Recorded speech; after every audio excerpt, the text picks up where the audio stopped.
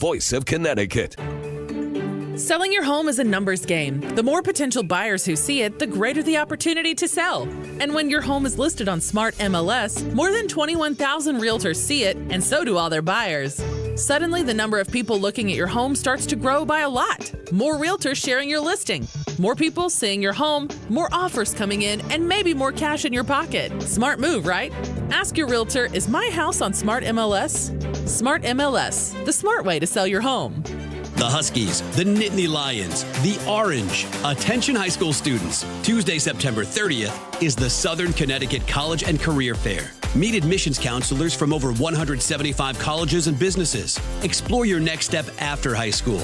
The Southern Connecticut College and Career Fair. Tuesday, September 30th from 4:30 to 7:30 p.m. at the Hartford Healthcare Amphitheater in Bridgeport. It's free and open to all students and families. Info at ctcollegefair.com. I'm still going for it, even with higher stroke risk from atrial fibrillation, an irregular heartbeat not caused by a heart valve problem. Over a 3-year study, Eliquis apixaban tablets reduced stroke risk better than warfarin, and over 97% of Eliquis patients did not experience a stroke. A first stroke occurred in 2.9% of warfarin patients versus 2.3% of Eliquis patients. Don't stop prescription Eliquis without asking your doctor. Stroke risk may increase. Eliquis can cause serious and potentially fatal bleeding. Don't take if you have an artificial heart valve, abnormal bleeding, or antiphospholipid syndrome. While taking, you may bruise more easily or bleed longer. A spinal injection increases blood clot risk, which may cause paralysis. Get medical help right away for unexpected bleeding or bruising, or back pain, tingling, numbness, muscle weakness, or incontinence. Aspirin products, NSAIDs, SSRIs, SNRIs, and blood thinners increase bleeding risk. Tell your doctor about planned medical or dental procedures. Learn more at Eliquis.com or call 1-855-ELIQUIS. This is WICC 695.9, the voice of Connecticut.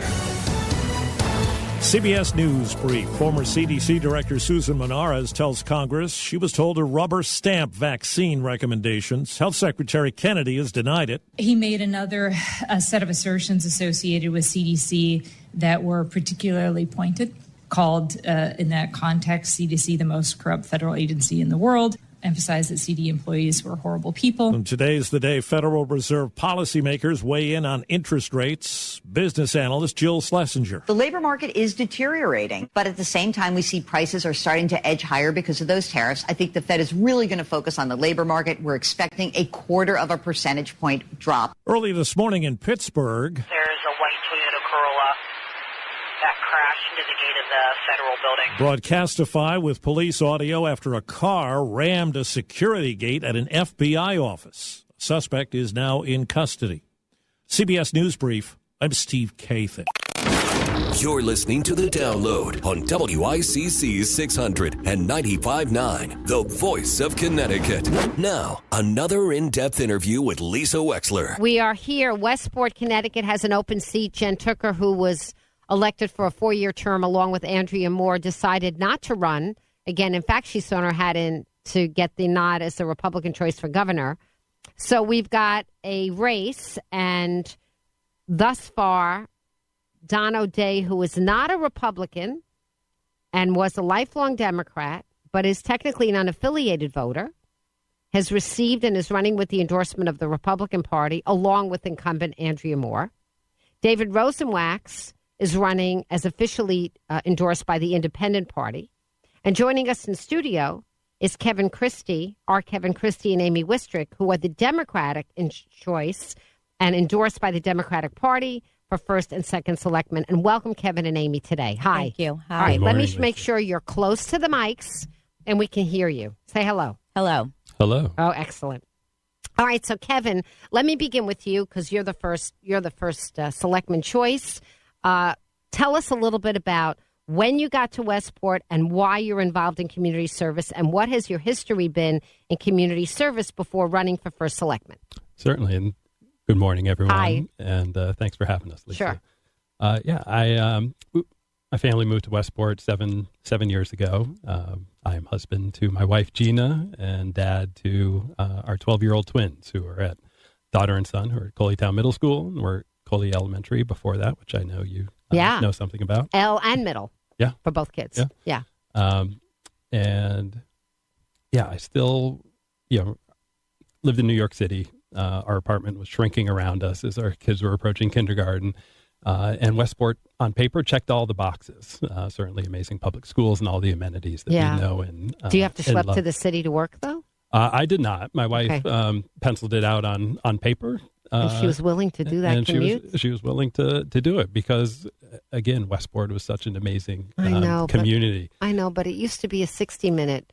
It's an 80-minute now. Yeah, she doesn't do it anymore. I'm happy for her. Post-COVID, she made a switch. Yeah. But what really brought us to Westport was the community and the people. And I still remember when our real estate agent took us down to Campo Beach and told us the playground had been built by the community. That playground is something else. Yeah, our twins were 4 years old at the time, and I can still see them at the top of the rope climb, looking around as if they were on top of the world. That playground's unbelievable. And that's when it hit us. Like, this is what we wanted in town: a community where people come together and build something lasting. And to be there this spring and to help rebuild it again, it was just a nice reminder of what we as a community can accomplish together. So when we moved to Westport, I dove right in. It was heavy PTA volunteering, youth sports coaching, PTA treasurer, then was elected to the Board of Education. Are there a lot of men doing PTA now? I would say no. Right, there certainly weren't when I was PTA world, but that's okay. Yeah, there's some of us. Okay, and it's just such a rewarding experience, especially in the elementary school when you just have the opportunity to be in school all the time, helping out with kindergarten lunches and Art Smart and library volunteering, helping with fundraisers. It's just an incredibly it's a beautiful engaging time and of rewarding life to be experience. there. Yeah. Oh yeah. Yeah. And so you got on the Board of Ed. I did 4 years ago. 2021. Who talked you into that thankless job? That's what I want to know. It was interesting. I was familiar with what was happening in town and on the board, just given my PTA involvement and interest. And some people started asking me about board service. And well, I've only been here three years. I don't know. He was like, yes, I've always been interested. And then as I spent more time thinking about it and talking to more people about it, I saw a great fit and opportunity with my my background professionally. Tell us about that. Sure. Spent my career in finance and banking and you're still doing that? Banking. I am not. No. I stopped working when my kids were 3. It was a lengthy conversation. My wife and I talked about it for about a year. Things were going great career-wise, and I was still having this itch to be more involved in my kids' lives and in their school community and our community. What does your wife do for a living? She's in advertising. She was on the agency side, and then she went corporate. Wow. Post-COVID to. Okay, so it's a little bit of a non-traditional role situation in your home, but not that unusual anymore. I see a lot of families doing it that way. Yeah, I mean it's totally like it worked for us. Yeah, it's beautiful. And to have that level of involvement in my kids' lives and in their school community, both in their preschool in the city and being on the admissions committee at their preschool and being classroom parent, and then evolving to Westport and getting the kids settled and getting comfortable around this idea of no longer being able to place one phone call to the front desk in an apartment building to get something fixed. Right. But really being in charge of everything for our family. And so how has the service been on the Board of Ed? What have been the highs and lows of being on the Board of Ed? We're chatting with Kevin Christie. Thanks, Lisa. Yeah, it's been incredibly rewarding. I do think Westporters are passionate about many things, and I think it'd be hard to find something that they're more passionate about than their children. Yeah. So what about the soccer controversy, Kevin? Yeah, it's... Tell us about that, because I haven't really covered it with any depth. So let me just give the 40,000 view, which is probably the wrong summary. Let me just say that. Certainly. My understanding is that there were a couple of soccer coaches who were let go by the school system, that the superintendent made a judgment that they should be let go, and that a lot of the families and the boys that played under these soccer coaches were really unhappy with these decisions. And so they went to the Board of Ed and asked the Board of Ed to reverse the decision of the administration. And in the hearing of that, they felt like the due process that they had was not heard well. And in the end, the Board of Ed decided to go along with agreeing with the administration and letting these soccer coaches go. And that you, Kevin Christie, took yourself out of it because you felt you needed to recuse yourself. Is that more or less accurate without going into too many of the facts of why these coaches were let go? Because I really don't know. Yeah. I'll say that the policy the coaches have, if a coach is non-renewed, they do have the right, if they have more than 3 years of tenure, to appeal a non-renewal. And the policy states that the board will uphold the decision of the superintendent unless the decision was deemed to be arbitrary and capricious. I got it. Okay, so with that standard in mind, they said it was not arbitrary or capricious. So for me, and I totally appreciate and understand the level of emotion involved for everyone. I totally understand that. And for me, I made the decision to recuse myself because of my personal connections, my family's connections, and including my kids' connections to the Westport and Staples soccer programs. So you felt that you, couldn't be an objective judge? Is that, in a sense, because it is a quasi-judicial decision you're making in terms of reviewing the administration? Yeah, I'll add a little more. It's not I took the decision and take the decision to recuse very seriously, and It's not an ordinary board vote or action and approving a set of minutes or adding a copier machine or something to the budget. To your point, it's the Board of Ed effectively serving as judge and jury in a non-renewal employment hearing. And if that were a traditional courtroom setting, given the connections that I do have to the programs, there's no way that I would be allowed to serve as a juror. And I think about last week, a few days before the hearing, in a local blog, the coach requested that I reverse my recusal. And due process doesn't allow for parties to pick their own specific jurors. So I wonder, why did he want me to reverse my recusal? And what would that mean for due process? So for me, I will not capitulate to external pressures that impact due process, my integrity, my family, or my decisions as a Board of Ed. So you feel, you had, in other words, you had, these people outside the way in which the facts were presented to you because you know them personally. Is that the bottom line? Yeah. And yes. And yeah, because I'm a judge. You guys know I'm the probate judge. Yes. So we have this as lawyers, and you're not lawyers. Amy Wistrick and Kevin Christie, neither one of you are lawyers, correct? Correct. You're not lawyers.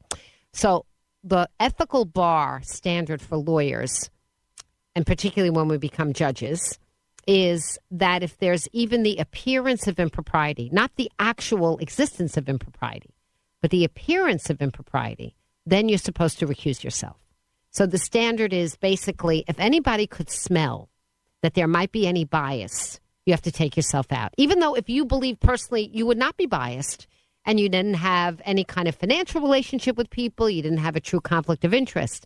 But if there might be a perception in the world that somehow your relationship was such that it would bias your decision, then that's an appearance of impropriety and you're supposed to take yourself out. So what I'm hearing from you, Kevin Christie, I don't want to put words in your mouth, but I'm hearing that you were going towards that. Not that there would have been per se a conflict of interest, but that you felt that it could look improper. Yes. And I think the coach's statement in the local blog post requesting to reverse my recusal, I wonder, why would someone want a particular person to serve on a jury?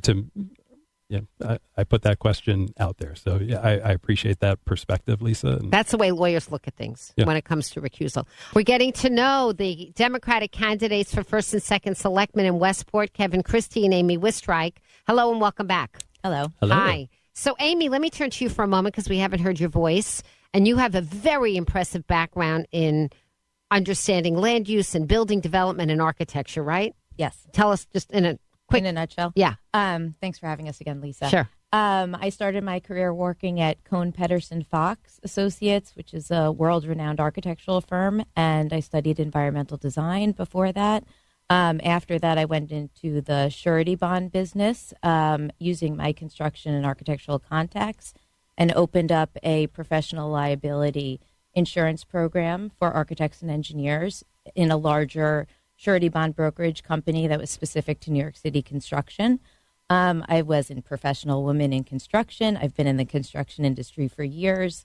After I left the insurance industry, I had my first child. I now have 3 lovely daughters in their 20s that I'm very proud of. And I did consulting work and owner's rep work after that, and a tremendous amount of community service work, which has been like the treasure of my life, along with raising my children. Where'd you grow up, Amy? I grew up in Purchase, New York. Oh, it's pretty there. And I raised my children a little bit in a different environment in Walpole, New Hampshire. Okay. I don't know it. Ken Burns' operation is there. You probably do know it. Okay. And, it's a very sleepy little rural town in New Hampshire, and it gave myself and my family a chance to do something a little different. We love to ski. We're very outdoorsy and mountain people, and we love sports. And so why Westport? How long are you here in Westport? So I've been in Westport for 7 years. My youngest daughter started high school in Westport actually 9 years ago. So I was commuting her for the first 2 years because, as you know, when you have 3 children in high school, it's hard to find the perfect time to move everybody. We moved down to Westport because my husband had a business partner in Westport that he was doing a lot of work with. And my husband and I, both being from Westchester County originally, it was kind of like coming back home after raising the children in Upper New England. Okay. And anyway, I have done a tremendous amount of community service work, which resulted in me becoming a Wexner Fellow before I turned 45, which is a recognition of Jewish leaders throughout the country who are educated and meet on a regular basis for leadership training. Within the Jewish community? Within the Jewish community. Oh, we'll have to have another interview about that. And at large, yeah, because I think there are only 2 Wexner Fellows in Fairfield County, actually. I don't know anything about the program, but I'm a pretty strong advocate for Jewish community. Yeah. So this is a very interesting program, and it takes lay leaders who have been doing board work and takes it to the next level to help them really be most successful in their board work. So it's a 2-year program, and it's very, and the whole thing was funded. And I traveled to Israel, traveled to Aspen for an institute, all over the place. It was an incredible opportunity. And my New England cohort is still very much together, and I'm very proud of that. Wow. Well, we'll have to talk about that off air. That sounds really cool. But that was really a result of, me being on the board of my synagogue, me being on the board of my children's school, me running a couple of capital campaigns, and it was a recognition of that work, and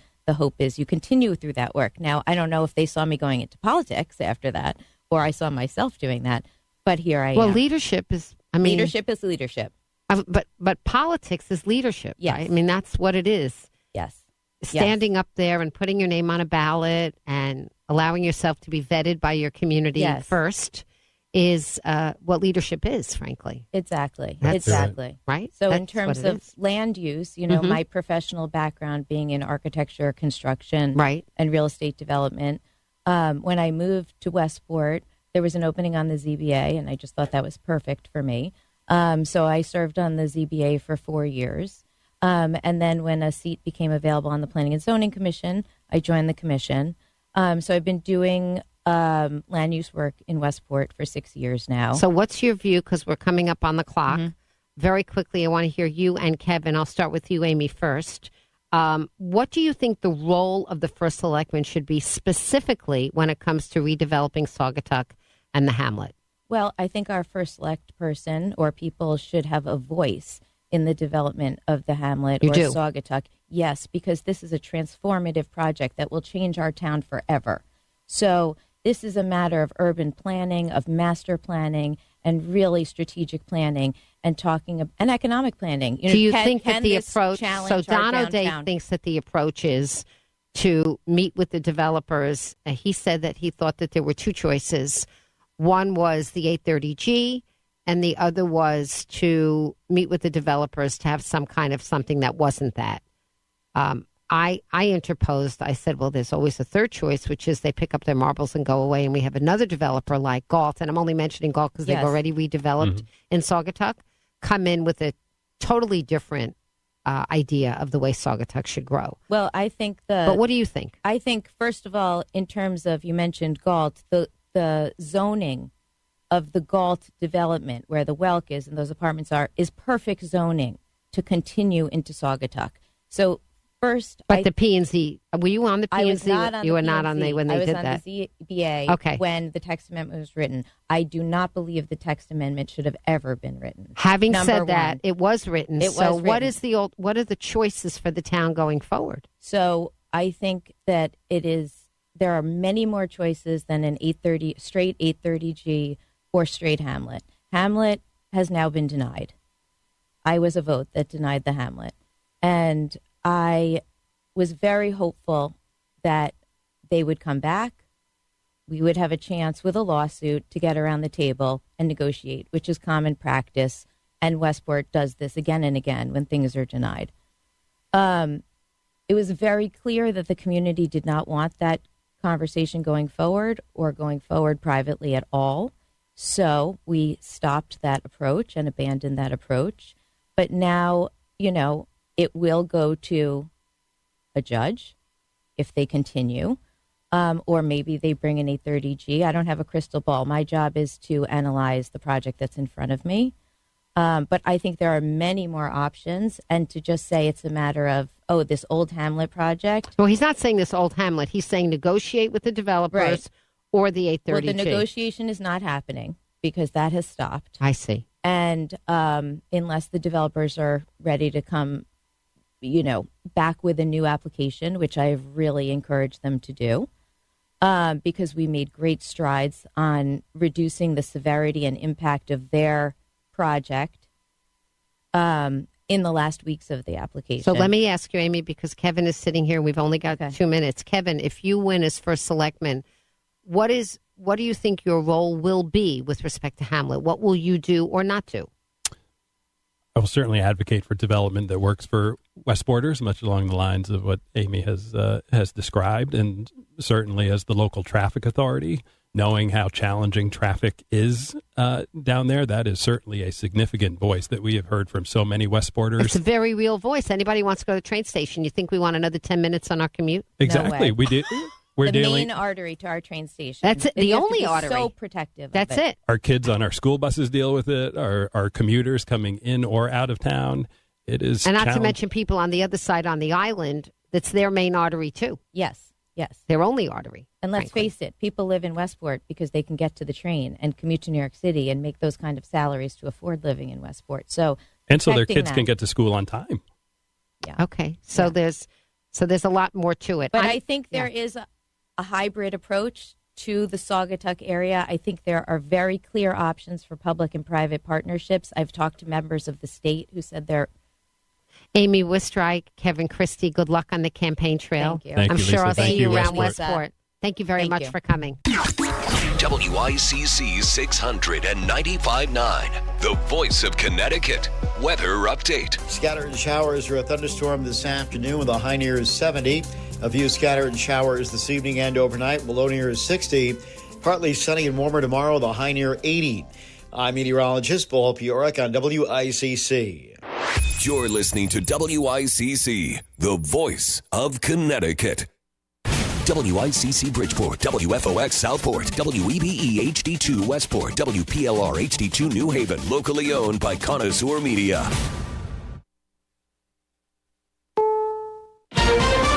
This is CBS News on the Hour, sponsored by Progressive Insurance. I'm Cammie McCormick. On Capitol Hill today, the ousted CDC director Susan Menares told the Senate Health Committee her version of why she was fired by Health Secretary Robert F. Kennedy. She said he demanded she pre-approve vaccine recommendations from a CDC panel. He said and elaborated on this for some period of time that there is no data and evidence. There is no science. The CDC has never collected the data, the evidence, and the science associated with the safety and efficacy of the vaccines, and that I needed to commit to signing off on each and every one of those recommendations. And if I could not commit to that, I needed to resign. Menarez says she was fired for maintaining scientific integrity. The panel is expected to vote this week on new vaccine guidelines. Also back on Capitol Hill, FBI Director Kash Patel grilled by Senator Jamie Raskin about the Epstein files. You're not keeping your word. You said that you would release all of the materials Has under your direct anyone released control. more information on Epstein than I have? Has anyone? Much more. Did Comey? Did Ray? Much more. Excuse me. Much more has come out in the days since the American people and Congress have been demanding it. But it's coming out in dribs and drabs. Why don't you just release the entire file as you promised to do? I literally just told you there are multiple federal court orders. I'm not going to break the law to satisfy your curiosity. All eyes are on the Federal Reserve's decision this hour on interest rates. Economist Dean Baker at the Center for Economic and Policy Research. What he's looking at is, on the one hand, the clear evidence of inflation. Inflation is accelerating moderately. The main factor here is, of course, the tariffs, probably also deportations pushing up farm prices in many items. But the other thing that he's looking at is the weakness of the labor market. The unemployment rate edged up slightly. I'm not going to say 4.3% is terrible historically, but it's going the wrong way. And this just in, the Fed has just announced it will lower interest rates by a 0.25 percentage point. In the Middle East, a Hamas official has appeared on television after surviving Israel's strikes in Qatar. The European Union's policy chief has announced proposed tariffs on some Israeli goods over the war in Gaza. Israel's push into Gaza City is a new escalation of the war and will further deepen the humanitarian crisis. As President Trump and the First Lady continue their state visit to the UK, protesters march through London. Donald Trump, you can't hide! We charge you with genocide! 1,600 police officers were deployed. On Wall Street, stocks are higher after the Fed's announcement. This is CBS News. Progressive Insurance, with insurance for cars, home, boat, motorcycles, RVs, and commercial vehicles at 1-800-PROGRESSIVE and Progressive.com.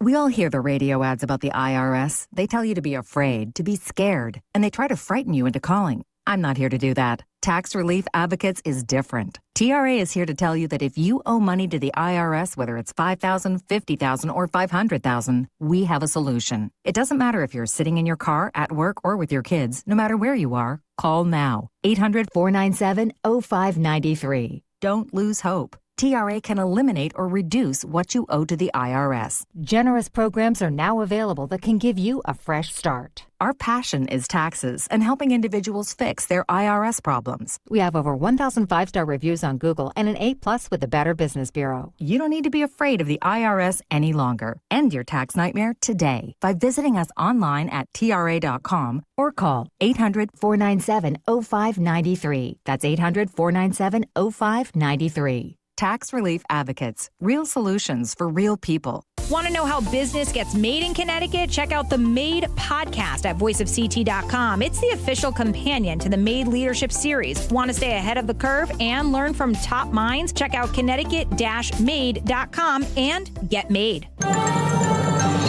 WICC 695.9. Voice of Connecticut Local News Update.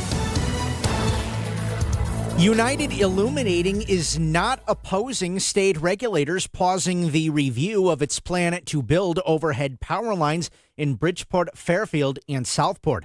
In a moment captured by WTNH-TV News 8, Governor Ned Lamont interrupted a protest of the power line plan being held outside the state capitol yesterday to inform the group of the decision. We'll be sitting down yet again on Friday to make sure we come up with all alternatives, what you can do in terms of undergrounding, rerouting, and other ways.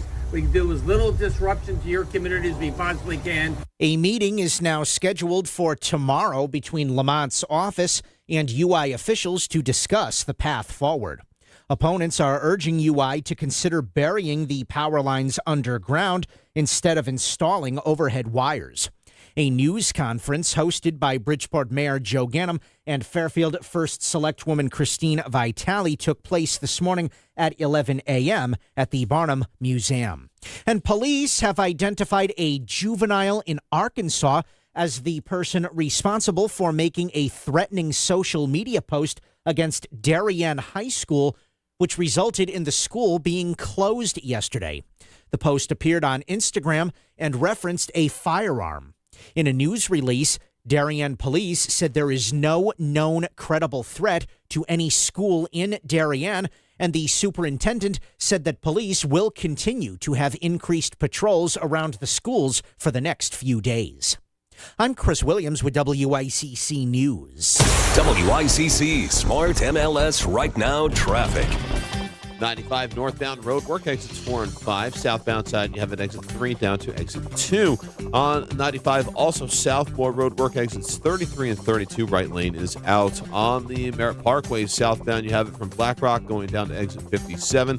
And on the Wilbur Cross southbound from exit 51 down to exit 46. Stay left to get through. On 91 southbound, more road work exits 13 and 12. Right lane is blocked. 8 and 25 connector southbound road work exits 2 through 1. 2 lanes are out, and on Route 8 northbound, you have it exits 14 through 17. Stay left to get through. 84 eastbound construction exits 3 and 4. Left lane is blocked. Traffic report is powered by Spectre Furniture. This September, make your home a haven with Spectre Furniture in Ansonia. Discover solid wood furniture, cozy recliners, and timeless sofas trusted for 135 years. SpectreFurniture.com. I'm Matt Krause, WICC Traffic. A few scattered showers this evening and overnight. Below near is 60. Partly sunny and warmer tomorrow with a high in the upper 70s to near 80. Friday, sunny with a high near 80. I'm meteorologist Paul Piorek on WICC.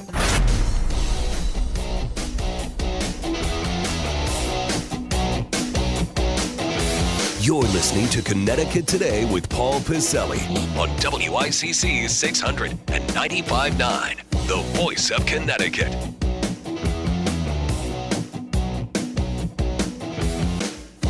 You know, when we were in school, from time to time, we'd be lazy, right? And invariably, we'd procrastinate on stuff. Oh, what? How come you're up so late tonight? Well, there's a paper due tomorrow. When did you get the paper assigned to you? Well, it was 2 weeks ago. And you're doing it now? Yes. We did that when we were kids for some, high school science paper or some middle school English paper. And, a lot of people work better under stress and pressure, or you're just lazy like me. And you waited till the very last minute, and somehow you squeaked through. You got it done. Okay, that's okay for term papers if you want. That's okay for stuff in school. We shouldn't make laws like that, okay? And right now, I'm telling you, read this story if you haven't seen it today. In Hearst, Alex Putterman's story that came out today in Hearst. Right now, you know what's going on in Hartford? Another clown car. You've got leadership in Hartford acting like the paper is due tomorrow. And they've been talking and arguing about this affordable housing crap, which is exactly what it is. Let's call it for what it is, folks. It's a bill with the crosshairs squarely on Fairfield County. They don't like that a lot of rich white people own really big houses in Fairfield County, and a lot of people can't afford to live there, all right? Look, I'm going to tell you because I don't care what people think. That's what this is about, all right? Now, is affordable housing a good thing? Of course it is. Then why is the process turning into Clown Car 101 here, which it is? Again, you shouldn't do stuff at the last minute like this. It's okay with your, sophomore year biology paper with Mr. Smith. Oh, darn, that's due in 2 days. All right, I'll be up all night writing it, handing it in, you go back home. Or in college, we went back to our dorm rooms and passed out. Okay, that's all right. In the grand scheme of things, you're being a jerk to yourself and your grades or whatever. You're not affecting other people's lives. But this is turning into, this is a clown car in Hartford right now. It is. Sad to say. And the governor is being led along, I don't know why, by the Democratic leadership in Hartford like a puppy on a leash. Ned, what are you doing? I'm reading this stuff today going, are you kidding me? Does the governor ever take these people into his office, shut the door, and ask them what the F is going on? Because I certainly hope he does. Lamont and legislators still lack a deal on a housing bill as the clock is ticking toward a possible special session. What are we rushing this for? Well, we know why. It's an election year next year. And all the Democrats in the state house and all the Democrats in the state senate and the governor want to come out and say, oh, look what we did for this housing bill. And 9/10 of Connecticut, you know how they're going to react to that? But the housing bill, oh, my God. Clown car, folks. Clown car. This happens every 2 years with the budget, and you see the garbage we end up with in that budget bill. I can only imagine what's going to be in this special session bill if it ever gets done. It is mind-boggling. We'll get into it momentarily, but what is the point here? Stop it. Everybody, the Democratic leadership in Hartford, stop it. You're acting like the kid whose paper is due tomorrow. You're going to screw this up. It's going to be a crappy piece of legislation, and you're going to F with people's lives and their house prices. Stop it. Oh, this is bad. Some of the stuff in this story, we'll go over that right now. But again, I start with this question today, and maybe it's rhetorical. I don't know, but I don't know what the hell else I can ask on this. So I simply ask, should the closed-door talks regarding a proposed affordable housing bill be scrapped? Is it an insult to voters? Folks, this is an insult. We have no idea what's going on. We don't. Now, will we? I have no idea. But this in Hartford is one big, throbbing, pulsating, stinking clown car. We'll talk more about that. 203-333-9422, 333-WICC. It's not a term paper. It's a bill that's going to affect people's lives. Stop being idiots about this, all right? All right, we're back with more after this. Did you run out of the house and miss breakfast? And now there's nothing in the office kitchen? Then you need the WICC City Line Florist Breakfast Brigade. We'll bring delicious treats from Cakes by Sonia and make our way around southern Connecticut until we reach your office. Sign up at voiceofct.com and a WICC City Line Florist Breakfast Brigade will be on the way. Looking for quality dental care close to home? Columbia Dental in Norwalk is here for you. As part of our robust network of 12 locations, we're open 6 days a week to fit your busy schedule. From routine cleanings and checkups to implants and oral surgery, Columbia Dental provides complete care for the whole family, all in one place. Call us today at 860-645-0111 or visit columbiadental.com. That's columbiadental.com. Your smile, our priority. Premier Concerts presents Herb Alpert and the Tijuana Brass, March 26th at New Haven's College Street Music Hall.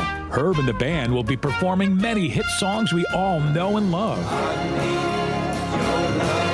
Herb Alpert and the Tijuana Brass in their final Connecticut appearance, as 2026 will be their last year of touring after over 30 years away from any extensive touring. Herb Alpert and the Tijuana Brass, March 26. Tickets at collegestreetmusichall.com.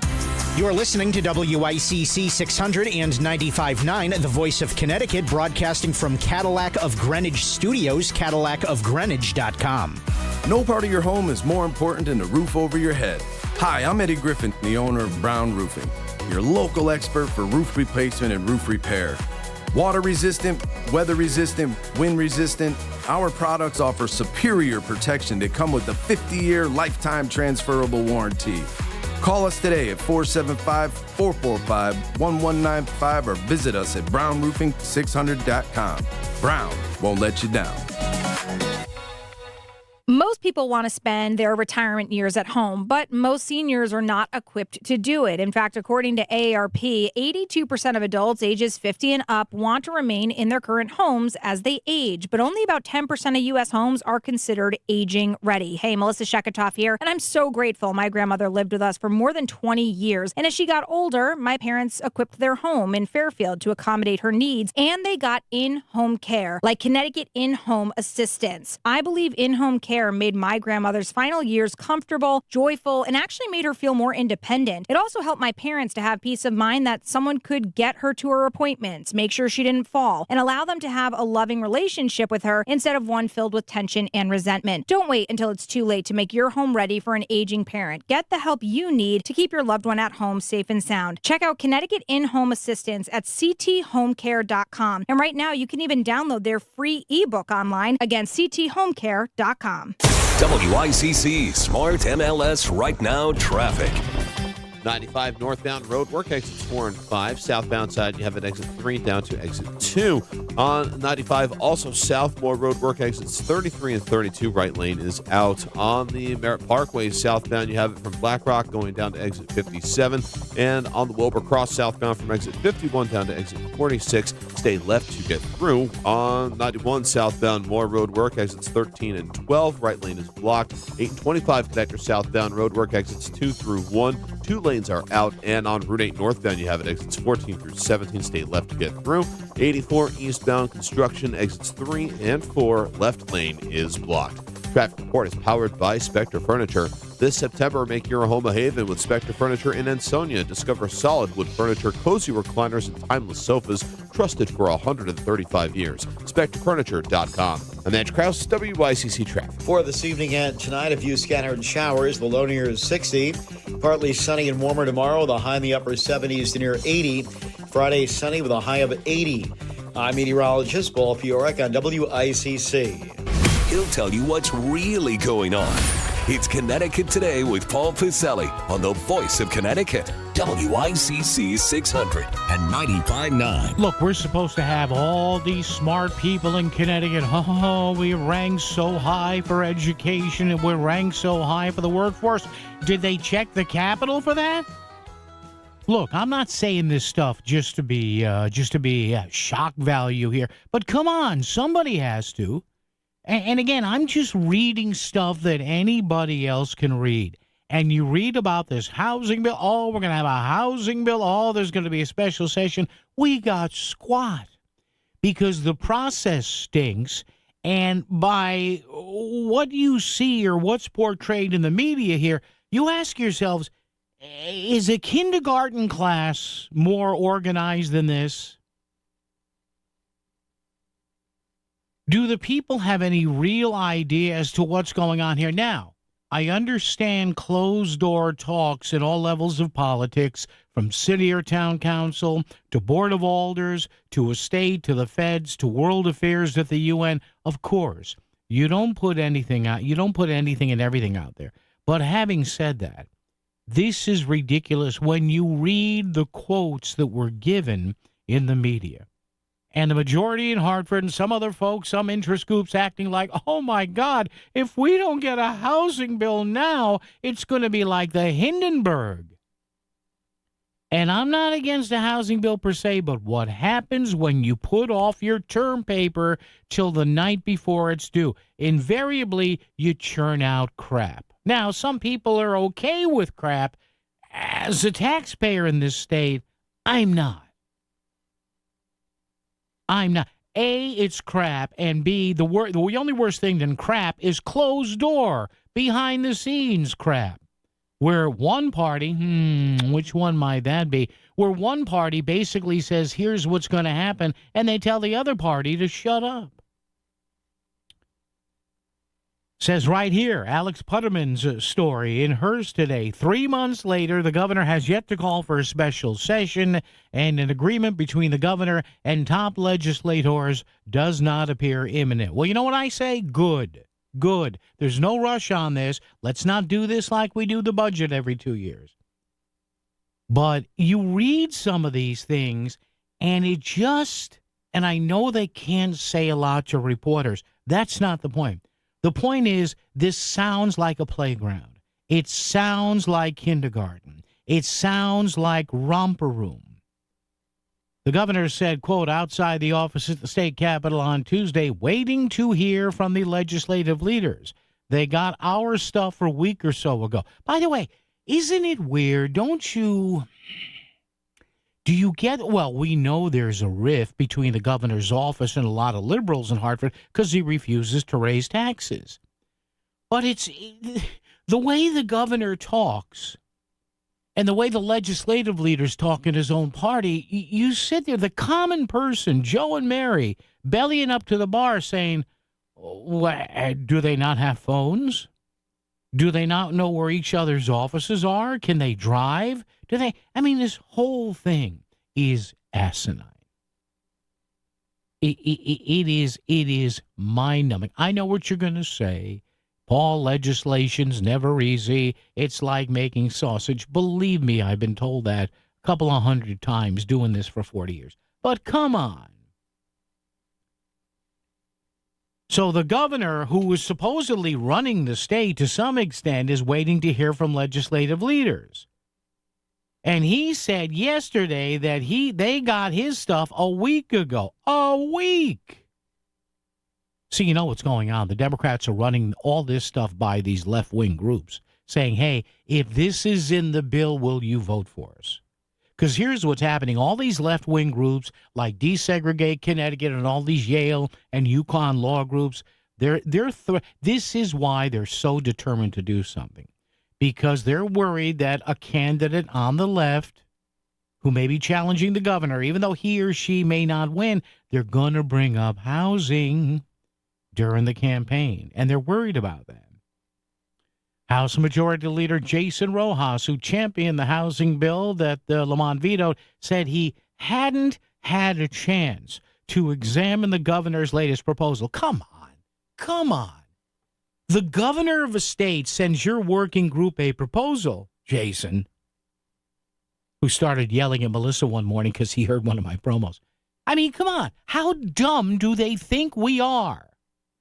Well, I haven't had a chance to look at what the governor sent over. Really? In a week.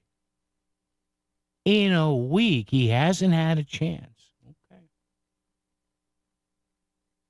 Rojas said, we have a draft back from the governor's office, and we're continuing to talk. That's the state of housing affairs. All right, I get. But see, here's my point, folks. This is a clown car now. They're racing against another deadline. What's the point? This reeks of just doing something because it's an election year coming out. For now, says here, it's uncertain whether the sides will reach an agreement on housing in time for that special session. Beyond housing, lawmakers are expected to use the session to respond to the changing federal landscape, and they want to tighten the Trust Act even more, which limits cooperation between local police and federal immigration authorities. Oh, got to have that in the special session, though. Yeah, orange man bad. Maybe if you folks had used your regular legislative time, I don't know, a little more competently. Well, Paul, what's your idea? I don't know. I'm not a lawmaker. But I do watch you people like I look at fish in a fish tank and I say, smart fish, dumb fish. One fish, two fish, blue fish, red fish. If Lamont and leaders don't find common ground on housing in the coming weeks, the governor could call a special session without the housing bill, which would then be pushed to a subsequent special session or the regular. Oh, my God, stop. Make it stop. Good God. children, albeit on the left, children. Asked Monday when he might call a special session on housing, the governor said that depends on Bob Duff, the Senate Majority Leader in Norwalk, who has led talks with the governor's office. And the governor said, get this, now, can you tell there's a little rough edge here? Good for the governor. He said, ask Bob first on how we're doing with the language. What's that mean? Bob Duff runs the state? This is just... Look, I know legislation is hard, but again, folks, this is clown car stuff. Duff, meanwhile, said Tuesday, he planned to look over the governor's proposal and continue working toward an agreement on something that'll work for both the legislative branch and the executive branch. How about the people, Senator Duff? Oh, we got to... Jesus H. We're moving forward on something that'll work for both the legislative branch and the executive branch. Okay. How about, Senator, we work on something for the people in the cities and the towns? Can't do that, though. 2 words, my friends. 2 words. 2 words. Clown car. WICC Smart MLS Right Now Traffic. 95 northbound road work exits 4 and 5. Southbound side, you have at exit 3 down to exit 2. On 95, also southbound road work exits 33 and 32. Right lane is out. On the Merritt Parkway southbound, you have it from Black Rock going down to exit 57. And on the Wilbur Cross southbound from exit 51 down to exit 46. Stay left to get through. On 91 southbound, more road work exits 13 and 12. Right lane is blocked. 8 and 25 connector southbound road work exits 2 through 1. 2 lanes are out, and on Route 8 northbound, you have it exits 14 through 17. Stay left to get through. 84 eastbound construction exits 3 and 4. Left lane is blocked. Traffic report is powered by Spectre Furniture. This September, make your home a haven with Spectre Furniture in Ansonia. Discover solid wood furniture, cozy recliners, and timeless sofas trusted for 135 years. SpectreFurniture.com. I'm Andrew Krause, WICC Traffic. A few scattered showers this evening and overnight. Below near 60. Partly sunny and warmer tomorrow with a high in the upper 70s to near 80. Friday, sunny with a high near 80. I'm meteorologist Paul Piorek on WICC. Forest Hills Milford, a brand new 55-plus community offering luxury rental units nestled on the north side of Milford, conveniently off the Merritt Exit 55, close to Milford's harbor, beaches, hiking, golfing, shopping, and more. Forest Hills Milford, now leasing gorgeous, spacious units with high-end appliances and finishes, reserved garages with storage units, fitness centers, clubhouse, and even a dog park. Check out Forest Hills Milford and elevate your lifestyle. See foresthillsmilford.com for more information or to set up a tour. That's foresthillsmilford.com. Finding great candidates to hire can be like, well, trying to find a needle in a haystack, but not with ZipRecruiter. Its powerful technology actively finds and invites qualified candidates to apply to your job. So while other companies might deliver a lot of hay, ZipRecruiter finds you the needle in the haystack. See why 4 out of 5 employers who post a job on ZipRecruiter get a quality candidate within the first day. Try ZipRecruiter for free at ZipRecruiter.com/free. That's ZipRecruiter.com/free. This is an ad by BetterHelp. We've all had that epic rideshare experience. Halfway through the trip, you know their heartbreak, their career path, and they know your aspirations to go find yourself in Portugal. It's human. We're all looking for connection, for someone to listen. But sometimes the people we spill our hearts to aren't exactly equipped to help us through it. With over a decade of data-backed experience from helping millions of people, BetterHelp matches you with a therapist based on your needs and goals. No asking for recommendations or endless scrolling through listings. Simply answer a few questions online and you'll be matched with a therapist, often in as little as 48 hours. Join over 5 million people worldwide who've trusted BetterHelp for their mental health and well-being. Get a therapist who gets you. Visit BetterHelp.com/ABC Radio to get 10% off your first month. That's BetterHelp.com/ABC Radio. Experience the range-topping, dual-motor, all-wheel drive sophistication of the Cadillac Lyriq at Cadillac of Greenwich. The Lyriq is the first American car to win the German Car of the Year and offers undeniable style and uncompromising comfort. or experience the first Lyric V, the fastest production Cadillac ever produced. Arrive in style with this pinnacle of modern automotive excellence. Visit CadillacofGreenwich.com today and elevate your driving experience with the iconic 2025 Cadillac Lyric. This is WICC 695.9, the voice of Connecticut. CBS News Brief. 2 heated hearings on Capitol Hill today. Senators are questioning fired CDC Director Susan Menares. Here with Senator Susan Collins. What are the implications for public health if important scientific decisions at the CDC are made by the political staff rather than the career scientists? It concerns me. And FBI Director Kash Patel up for a second day. Senator Pramila Jayapal on the Epstein files. Are these women credible? It's a yes or no answer. I have answered the question. Well, what is the answer? I'm telling you, I'm the only FBI director that has welcomed new information in this case. This administration is the only one that has welcomed any new information in this case. Is there a yes or no to present new credible information? Present new information. Are the victims credible or not? CBS News Brief, I'm Cammie McCormick. WICC 695.9, Voice of Connecticut Local News Update. Police have identified a juvenile in Arkansas as the person responsible for making a threatening social media post against Darien High School, which resulted in the school being closed yesterday. The post appeared on Instagram and referenced a firearm. In a news release, Darien police said there is no known credible threat to any school in Darien, and the superintendent said that police will continue to have increased patrols around the schools for the next few days.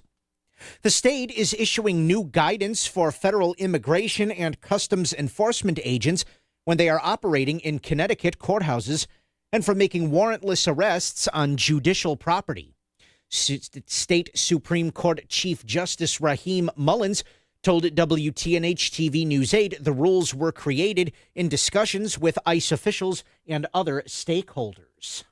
Policy itself simply prohibits warrantless arrest in the public spaces of our courthouses, and if law enforcement is to come in and conduct their activities, to be doing so without masks. Bridgeport Democratic State Representative Steve Staffstrom says it's important that people feel safe entering state courthouses, including illegal immigrants. You should be able to enter a courthouse in this state free of fear that when you try to achieve justice, a masked, unmarked individual is going to grab you and pull you out of the courthouse based on your perceived immigration status. That's what we're trying to stop today. A Stamford police officer has injuries after being involved in a 3-vehicle crash.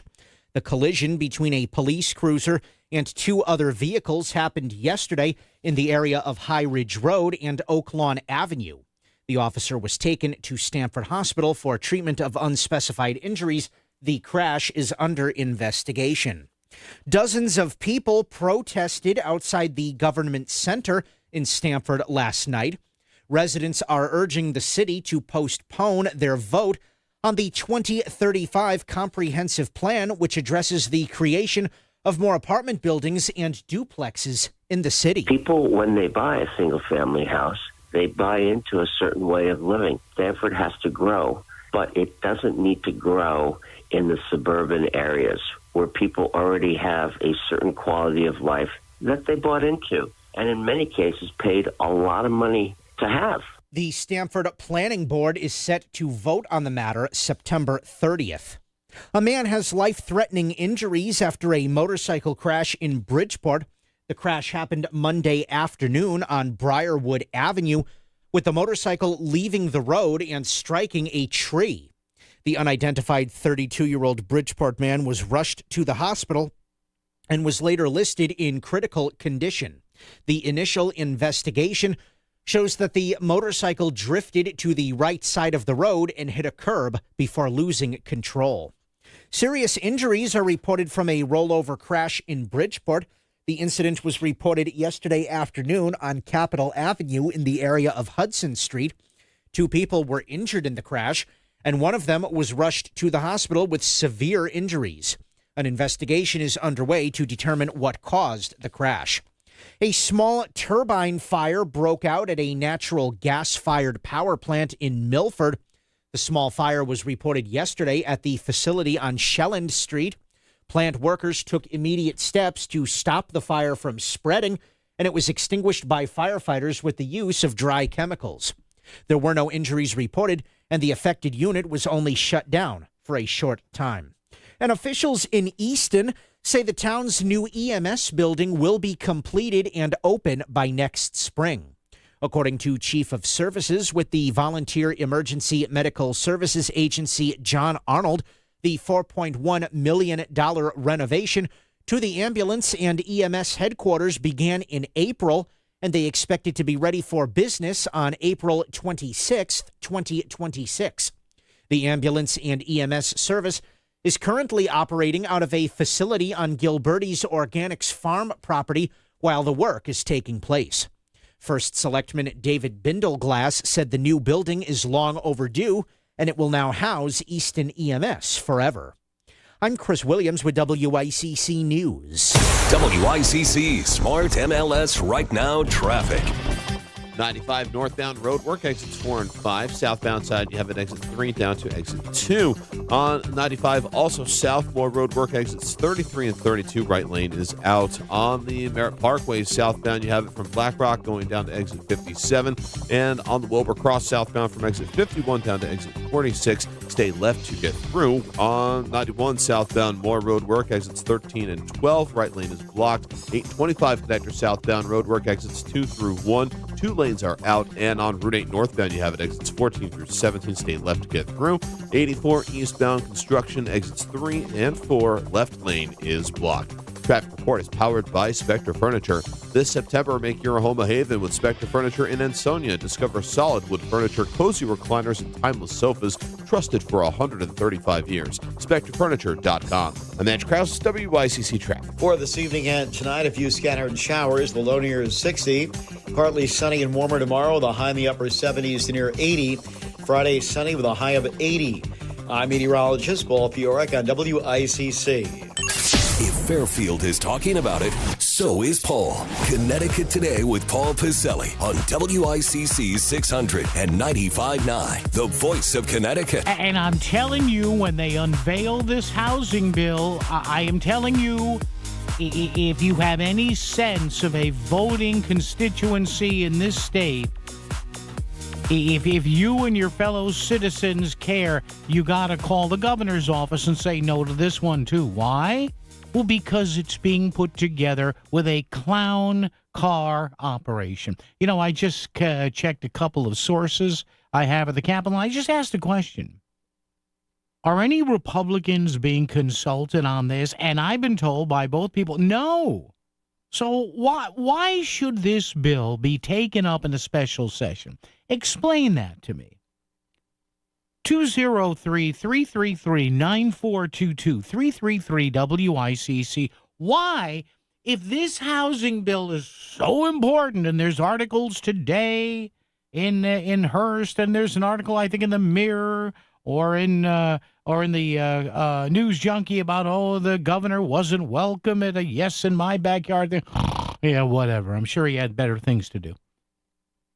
Well, if this is so important, then why aren't Republicans, rhetorical question, why aren't Republicans invited in on the discussions here? Why is everything Bob Duff, Ned Lamont, Jason Rojas? Where's the and yes, I hope the bill crashes. I do. Unless you're going to do this in a fair and open manner, and not that I don't think we have any need for housing availability in this state, so-called, and I say so-called because they make it sound like it's all low-income housing, and it's not even that. It's a little bit of affordable housing. The whole premise here is a joke. But if you want to pass it, fine. But what about the Republican involvement here?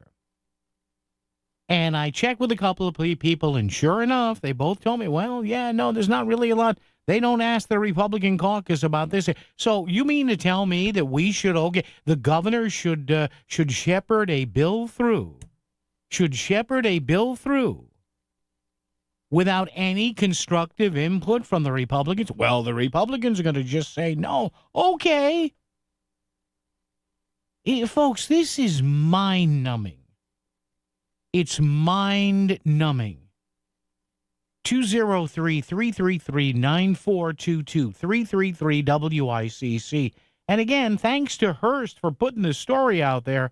Lamont legislators still lack a deal on the housing bill as the clock ticks toward a possible special session. Who cares?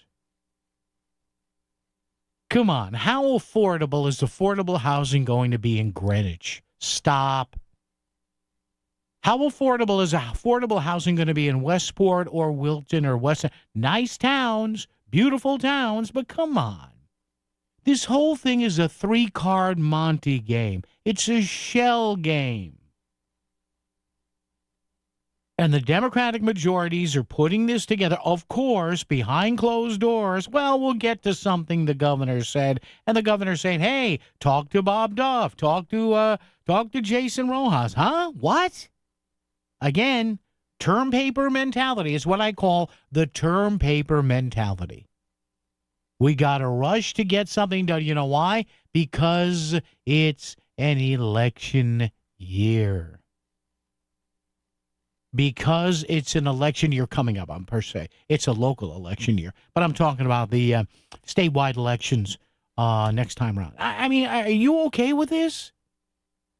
I mean, seriously, stop this affordable housing bill. Stop, unless you're going to do it in a free and open style and not do this thing behind closed doors. And I know you don't have to call me and tell me, well, this is how things are done. Yeah, and it sucks. But my God, you've got the governor here saying, well, I can't do anything unless Bob Duff does something, and then Jason Rojas, whatever. I mean, come on. Is this serious? It sounds like kindergarten. It sounds like kindergarten. All right, we'll hit the phones momentarily at 203-333-9422, 333-WICC. Hey, it's Steve Basso from Steve Basso Plumbing, Heating, and AC again. There's no better time than right now to service or repair that AC system. Even install new or replace your existing system. Did you know high-efficiency ductless systems use up to 50% less electricity? Call us today at 203-335-0224. That's 203-335-0224. On the web at BassoPHAC.com. And remember, everything's better with Basso. Who picks Post University? People who pick Post are people who believe in themselves and their potential. Post people want a school that helps them succeed on their terms, on their budget, and on their schedule. They want on-campus activities and online flexibility. Most of all, they want an education that could help prepare them for success in over 50 fields. Because when you're an Eagle, the sky's the limit. Are you a Post person? Find out now at post.edu. I'm still going for it, even with higher stroke risk from atrial fibrillation and a regular heartbeat not caused by a heart valve problem. Over a 3-year study, Eliquis apixaban tablets reduced stroke risk better than warfarin, and over 97% of Eliquis patients did not experience a stroke. A first stroke occurred in 2.9% of warfarin patients versus 2.3% of Eliquis patients. Don't stop prescription Eliquis without asking your doctor. Stroke risk may increase. Eliquis can cause serious and potentially fatal bleeding. Don't take if you have an artificial heart valve, abnormal bleeding, or antiphospholipid syndrome. While taking, you may bruise more easily or bleed longer. A spinal injection increases blood clot risk, which may cause paralysis. Get medical help right away for unexpected bleeding or bruising, or back pain, tingling, numbness, muscle weakness, or incontinence. Aspirin products, NSAIDs, SSRIs, SNRIs, and blood thinners increase bleeding risk. Tell your doctor about planned medical or dental procedures. Learn more at Eliquis.com or call 1-855-ELIQUIS. WICC Smart MLS Right Now Traffic. 95 north. work exits 4 and 5. Southbound side, you have an exit 3 down to exit 2. On 95, also Southmore Road work exits 33 and 32. Right lane is out. On the Merritt Parkway southbound, you have it from Black Rock going down to exit 57. And on the Wilbur Cross southbound from exit 51 down to exit 46. Stay left to get through. On 91 southbound, Moore Road work exits 13 and 12. Right lane is blocked. 8 and 25 connector southbound road work exits 2 through 1. 2 lanes are out. And on Route 8 northbound, you have it exits 14 through 17. Stay left to get through. 84 eastbound construction exits 3 and 4. Left lane is blocked. Traffic report is powered by Spectre Furniture. This September, make your home a haven with Spectre Furniture in Ansonia. Discover solid wood furniture, cozy recliners, and timeless sofas trusted for 135 years. SpectreFurniture.com. I'm Mitch Krause, WICC Traffic. A few scattered showers this evening and overnight. Below near is 60. Partly sunny and warmer tomorrow with a high in the upper 70s to near 80. Friday, sunny with a high near 80.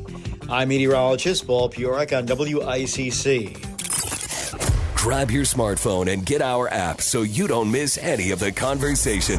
Connecticut Today with Paul Pacelli continues on WICC 600 and 95.9, the voice of Connecticut. I'm telling you, folks, whatever they come up with in Hartford for the housing bill, just get on the phone or do an email and say no, because it's going to suck. Why? Well, that's kind of harsh, Paul. Okay, then why is everything behind closed doors? Why aren't the Republicans involved? Well, no, I don't know. Tell me. Explain to me, Lucy. Tell me. But again, here you have this story in Hearst, and there was this big gathering in New Haven. The governor wasn't invited. And the big thing out of that is, take videos, post video. Go ahead, play with your videos. Go ahead, play with your cameras. God Almighty. Acting like children here at a major piece of legislation. This whole affordable housing thing is so misunderstood by people. And I've even had people come up to me and say, hey, this housing bill, like, where are they going to build this low-income house? I said, no. It's not low-income housing. It's a certain amount of housing units per development, big dollar developers who mainly want to come into Fairfield County and other exclusive parts of the state and say, hey, you have to let us build our full price units if we build quote unquote affordable units, affordable to still not a lot of people. And the majority Democrats in Hartford are taking this hook, line, and sinker backflips here. And you ask them, what's the governor going to do? I don't know. And you ask the governor, what's your caucus doing, governor? I don't know. And they're trying to jam this into a special session. Again, this is how, and I admit it, I did it sometimes. Last minute, the paper's due tomorrow. Let me have to handwrite or type 15 pages tonight. This is how lousy laws are made. Sorry, it's a no for me. It's just on principle. It's a no. It's a no. I don't care if it's the greatest bill on the planet. To me, it's a no. And I'm telling you, it should be a no, too. Unless the process is free and open. And, geez, I don't know, the other party in the state gets to do. And the thing is, though, this is what ticks off the Democratic majority, because they know the Republicans controlled a lot of towns that this would affect. And then they start, and then they get all mad at the NIMBYs, and they start screaming at Connecticut and 169, CT 169 strong. Well, maybe if you folks were a little more open with the process, we wouldn't have this problem now, would we? Jim in Newtown starts us off today. Jim, how are you, sir? What's up? Jim, you there? Jim, are you there? Jim going once. Jim going twice. Jim, call us back, sir. You started to talk and you bombed out there. Jim, give us a call. It sounds like he got swallowed up in the dark electronic hole somewhere on the Merritt Parkway. Jim in Newtown. Jim, call us back. I think you got half a word out, and then we went, as the folks in the military like to say, radio silent. 203-333-9422, 333-WICC. Story today again in Hearst. They're trying to hurry up and scramble to get the housing bill done. Why? You're looking at putting a bill together that has the capacity, if it's done wrong, now maybe it'll be done right, and I'll applaud them if it is. But you're rushing, scrambling to do a bill largely behind closed doors without any appreciable input from the Republicans in Hartford that has the capacity to, over the years, change fundamentally the makeup of a lot of cities and towns. And we're doing this in secret? And the Democrats are saying, well, we haven't heard from the governor's office. And the governor's saying, well, I sent over a proposal. What is this, secret decoder ring time? What are you guys all doing in the General Assembly? You cranking up your Britt Reed Green Hornet secret decoder rings? Where's Cato, by the way? Bob in Trumbull is here. Bob, how are you? Reverend Paul, you got me going. Well, that's good. I try, Bob. I try. Yeah, you woke me up. This housing bill is just bull Democrat. Yeah. But anyway. Yeah. If they're going to pass it, they should add to the bill that anyone who votes for it, their district must get the housing of the type in the bill. There you go. And those people who actually vote for it, there must be some of this housing built in their backyard and on both sides of them. Yeah, listen, and Bob, thank you for the call. And listen, and Bob is right. Listen, there's a fundamental misunderstanding of what this bill is. And again, I have people messaging me all the time and coming up to me here in the kitchen or the culinary center at the Connoisseur Media here in Milford saying, hey, this low-income housing. I say, no, don't miss. And a lot of people are confused here. It's not low-income housing. It's affordable, and the whole affordability line is computed by, I don't know, average income or what it is above the poverty level, whatever.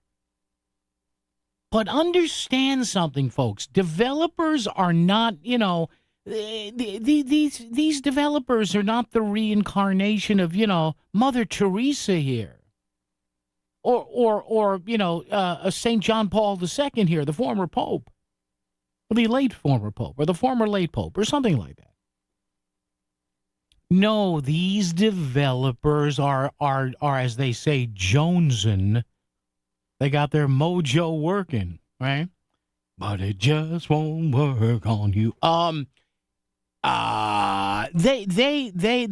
They are praying this thing passes, because then they can say, well, geez, if the Planning and Zoning Commission in XYZ town, if they just let us build the housing we want to, we're also going to build some affordable housing. Oh, you mean you're building all affordable housing? No, we're going to build some full price stuff. Oh, so you're not benevolent. Well, no, we're not. We're businesses, and I agree with him on that. But we're acting like this housing bill is going to be, as my uncle used to say, Jesus Christ. It's like Jesus Christ incarnate here. Stop it. And they're doing it behind closed doors with one-party rule and doing the worst thing you can do with a major piece of legislation. Jam it through. Hurry it up. When something like this that's got the profound capacity to change the makeup of cities and towns, maybe for the better, maybe for the worse, this should be done as slowly as possible. Well, we tried, Paul, and we didn't get it through. All those cities and towns don't want affordable housing. Okay, well, try again. Hey, listen, a Hall of Fame batter in Major League Baseball fails 7 out of every 10 times he swings. 3 out of 10 times for 20 years, you're in the Hall of Fame. Rich in Fairfield's here. Hello, Rich. How are you? I'm well, Paul. You're right on target. Got in the car a little while ago, put it on. I thought we addressed this and it would go away for a little while back a few weeks ago, but no, Rich, it never goes away, and it's not going to go away. No, not with those people up there, not with everybody on the left and the Democrats, and everything you say is correct. And, I had an amusing thought back a few weeks ago, and it's just to be, and they had that big lottery, which I never played. I'm thinking, if I won, the $1.7 billion, maybe I'd waltz on to Greenwich and Ned Lamont's neighborhood or Howard Duff's neighborhood in there and find the next door neighbors, 2 houses, and overpay those people. Yeah.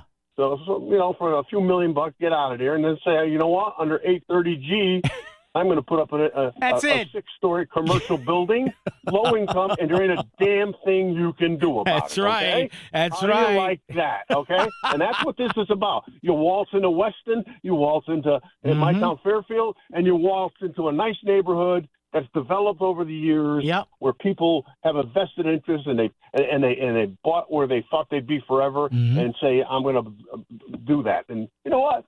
As absurd as that sounds, maybe there's somebody listening that's got a couple $100 million and what's good for the goose is good for the gander. And some of these houses they're living $1 million, 2 or 3. Oh yeah, well, hey, I'll give you $5 million. Get out, and now you can't stop me with the and you're a developer. I love it, Rich. I got to run, Rich. Thank you. Mother Teresa's, like you said, they're just giving to charity. Yeah, they don't want to make any money. Yeah, Mother Teresa. Thank you, Rich. Mother Teresa and St. John Paul II, for the late Pope John Paul II. He's a saint now. Did you know that? Oh man, what a clown car operation in Hartford. Folks on the phone, hang on, we'll get to you. Joanne and Andy, first traffic and weather together, WICC. WICC Smart MLS Right Now traffic. 95 northbound road work exits 4 and 5. Southbound side, you have an exit 3 down to exit 2. On 95, also southbound road work exits 33 and 32. Right lane is out. On the Merritt Parkway southbound, you have it from Black Rock going down to exit 57. And on the Wilbur Cross southbound from exit 51 down to exit 46. Stay left to get through. On 91 southbound, more road work exits 13 and 12. Right lane is blocked. 825 connector southbound road work exits 2 through 1. 2 lanes are out, and on Route 8 northbound, you have it exits 14 through 17. Stay left to get through. 84 eastbound construction exits 3 and 4. Left lane is blocked. I'm Matt Krause, WICC traffic. For this evening and tonight, a few scattered showers. The low near 60. Partly sunny and warmer tomorrow. The high in the upper 70s to near 80. Friday sunny with a high of 80. I'm meteorologist Paul Fiorek on WICC. Hey, it's Melissa Sheketoff, host of Melissa in the Morning here on The Voice of Connecticut. I want to tell you about MADE, a leadership series of events I've been hosting with the Department of Economic and Community Development and the Connecticut Business and Industry Association. MADE is designed to equip Connecticut's industry professionals with the connections, resources, and insights necessary to create opportunity in today's business landscape. Topics included so far: how to attract and keep top talent, and innovation, and the advancements right here in Connecticut. Don't worry, though, if you've missed it, check out what we've learned on the podcast at voiceofct.com. The next MADE series will focus on reputation and how your business can stand out. If you want to stay ahead of the curve in business and build game-changing connections, you need to listen to the podcast. It's on voiceofct.com, and join me at the next MADE event. Details coming soon at ConnecticutMade.com. Back to the news and talk, thanks to Smart MLS. Smart Sellers Ask, is my home on Smart MLS? The voice of Connecticut, WICC's 695.9. It's Connecticut Today with Paul Piselli. All right, big story in Hearst today. Democrats behind closed doors in Hartford determined to come up with some sort of a housing bill. Nobody really knows what's being discussed. And the Republicans, of course, not involved. And in Newtown, Andy, got about a minute. Go ahead, please. Hi. Yeah, I just have to wonder, why do they want to move people into the suburbs where there are no jobs to make sure that they get on the roads and drive back to the city? Why are they not concentrating on putting housing in more affordable areas closer to the jobs? That's the whole thought. Yeah, no, Ann, thank you. And part of that, and I'm glad you brought that up, and they have anticipated, and that argument. And what they're trying to do, and for anybody else wondering that, is they do this transit-oriented development. And the reason they anticipated Ann's question is, and how they want to deal with it, was basically they're trying to take areas, say, around mass transit, bus hubs, and Metro North, and and any other sort of future mass transit and say, well, we're going to have wider development there. So even if there are people, like Ann said, who have jobs that have to go to another city or town, they can just, hop on the train. WICC Bridgeport, WFOX Southport, WEBE HD2 Westport, WPLR HD2 New Haven, locally owned by Connoisseur Media.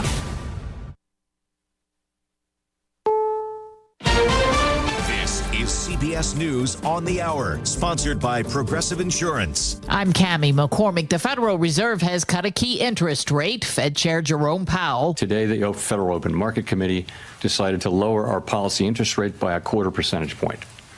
We also decided to continue to reduce our securities holdings. CBS's Jill Schlesinger. The Fed acknowledged that job gains have slowed and that the inflation rate has moved up and remains somewhat elevated, but really focused on that lower job growth instead of rising inflation to justify that 0.25 percentage point cut. Correspondent Ed O'Keefe is with President Trump in London, where the news will be welcome.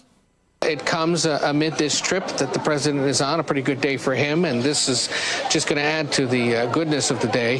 The White House has been calling for this. Of course, the Federal Reserve is independent from the White House, from any president, but the inevitable now has happened, at least the inevitable in the minds of the president, and again, likely to argue that it's too little too late. On Capitol Hill today, fired CDC Director Susan Menarez said Health Secretary Robert F. Kennedy gave her the boot because she wouldn't pre-approve vaccine recommendations from a CDC panel.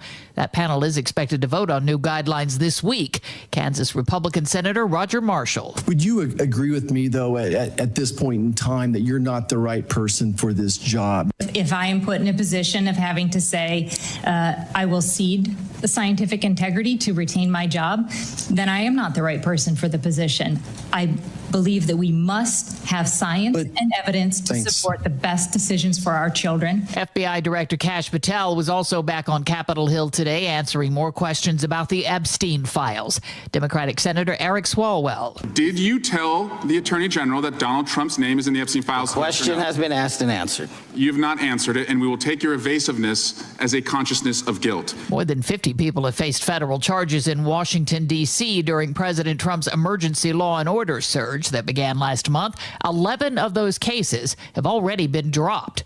Jim Krasula reports some federal immigration tactics are also under scrutiny. U.S. Customs and Immigration Enforcement put more than 10,500 people in solitary confinement from April of last year through May of this year. That's according to a new study from Physicians for Human Rights and the Harvard Law School. From February to May of this year, the number of individuals placed in solitary confinement by ICE increased by an average of nearly 7% per month. On Wall Street after the Fed decision, the Dow soared up 229 points. The Nasdaq and S&P are lower. This is CBS News.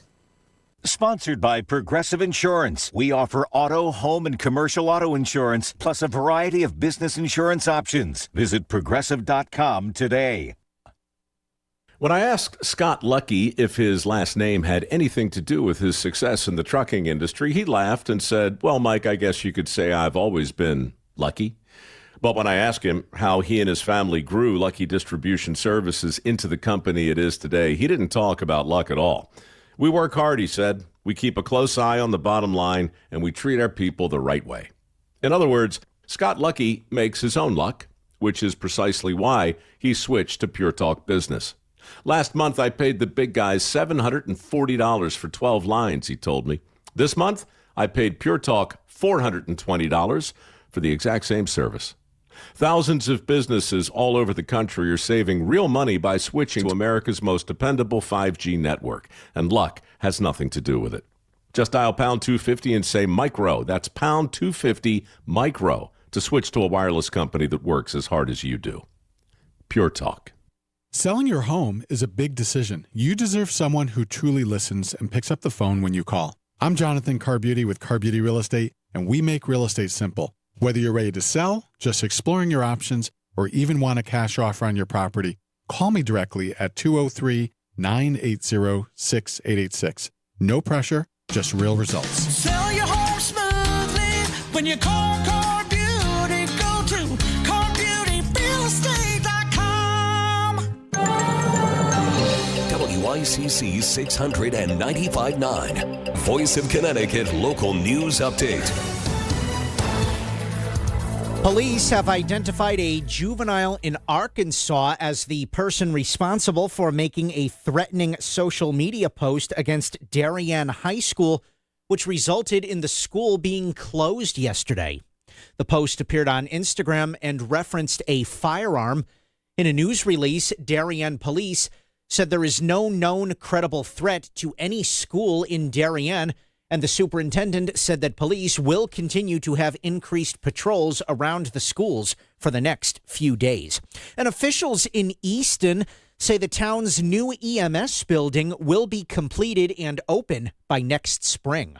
According to Chief of Services with the Volunteer Emergency Medical Services Agency, John Arnold, the $4.1 million renovation to the ambulance and EMS headquarters began in April, and they expect it to be ready for business on April 26th, 2026. The ambulance and EMS service is currently operating out of a facility on Gilberti's Organics Farm property while the work is taking place. First Selectman David Bindleglass said the new building is long overdue and it will now house Easton EMS forever. I'm Chris Williams with WICC News. WICC Smart MLS Right Now Traffic. 95 northbound, plan on an hour from Greenwich to Bridgeport. The Parkway northbound is a little bit easier. 84 eastbound, late running road work between exits 2 and 4. Traffic report powered by Courtesy Carpet Floor and Design Center. Now's the time for a fresh new look for your home. Sale on top flooring brands of Courtesy Carpet. No big box gimmicks, just fair, honest prices. Courtesy Carpet, Route 111 in Monroe.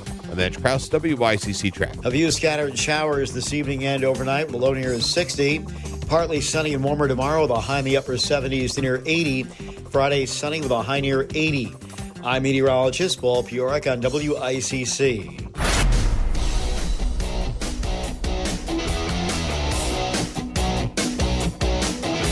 You're listening to Connecticut Today with Paul Piselli on WICC 695.9, the voice of Connecticut. And I am warning you today, and if you want to chime in on this, love to hear from you, 203-333-9422, 333-WICC. Folks, I am warning you, if you thought the first housing bill was bad, and some people thought it was, and some people thought it wasn't, and the governor's office got like 5,000 or 6,000 emails and phone calls, so he vetoed it and said, hey, we're going to try it again. Well, guess what? If you think that was going to be a cluster, this one is probably going to be that too. How do I know? Well, have you read the bill, Paul? No, I haven't read the bill, and that's the problem. And this is nothing I'm making up here. I urge you, I just point stuff out for you to see and to read. Go to today's story in Hearst, Alex Putterman's story, posted today, 17 September 2025.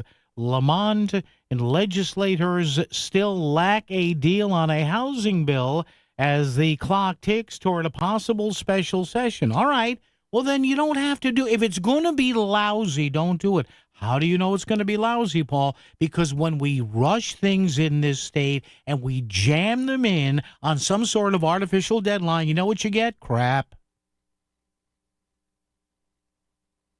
You get crap legislation, much the way that happens with the budget bill, where, of course, you know, the Democratic majority in Hartford, they put in what are called rats, little things that didn't get passed during the regular course of the General Assembly, and they get tucked in the back on page 790-something of a 940-something page bill. It happens every 2 years like clockwork.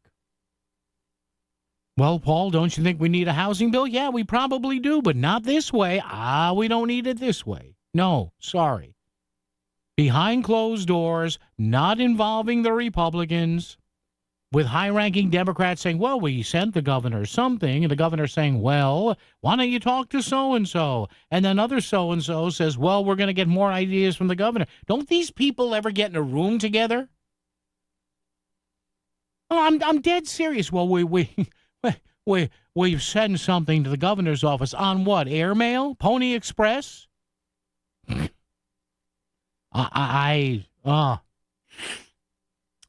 203-333-9422, 333-WICC. Question of the day. I have to ask this because I don't know, maybe I'm the lone wolf here. But again, should the closed door talks regarding a proposed affordable housing bill be scrapped? Is that an insult to voters? I understand this is how laws are made. I get it. The heavy lifting, the sausage, or as my people like to say, my tribe likes to say, the sausage. Oofa. Hey, God. That's how it's made, I guess. But is the, and here's the thing. A lot of the cities and towns that push back on this and told the governor, hey, don't sign this, a lot of them are Republican cities and towns. So you would think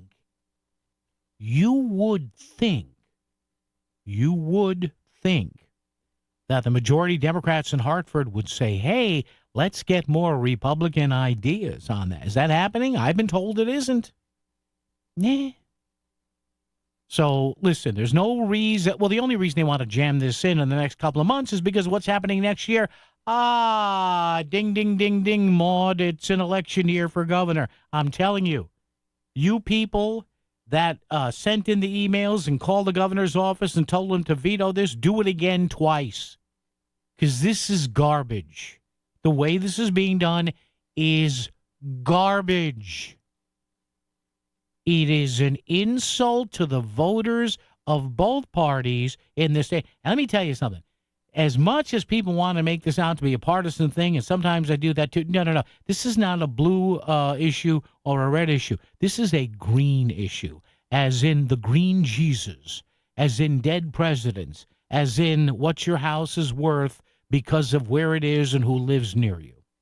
Let's just call it for what it is. Joe in Bridgeport's been hanging on. Hello, Joe. How are you?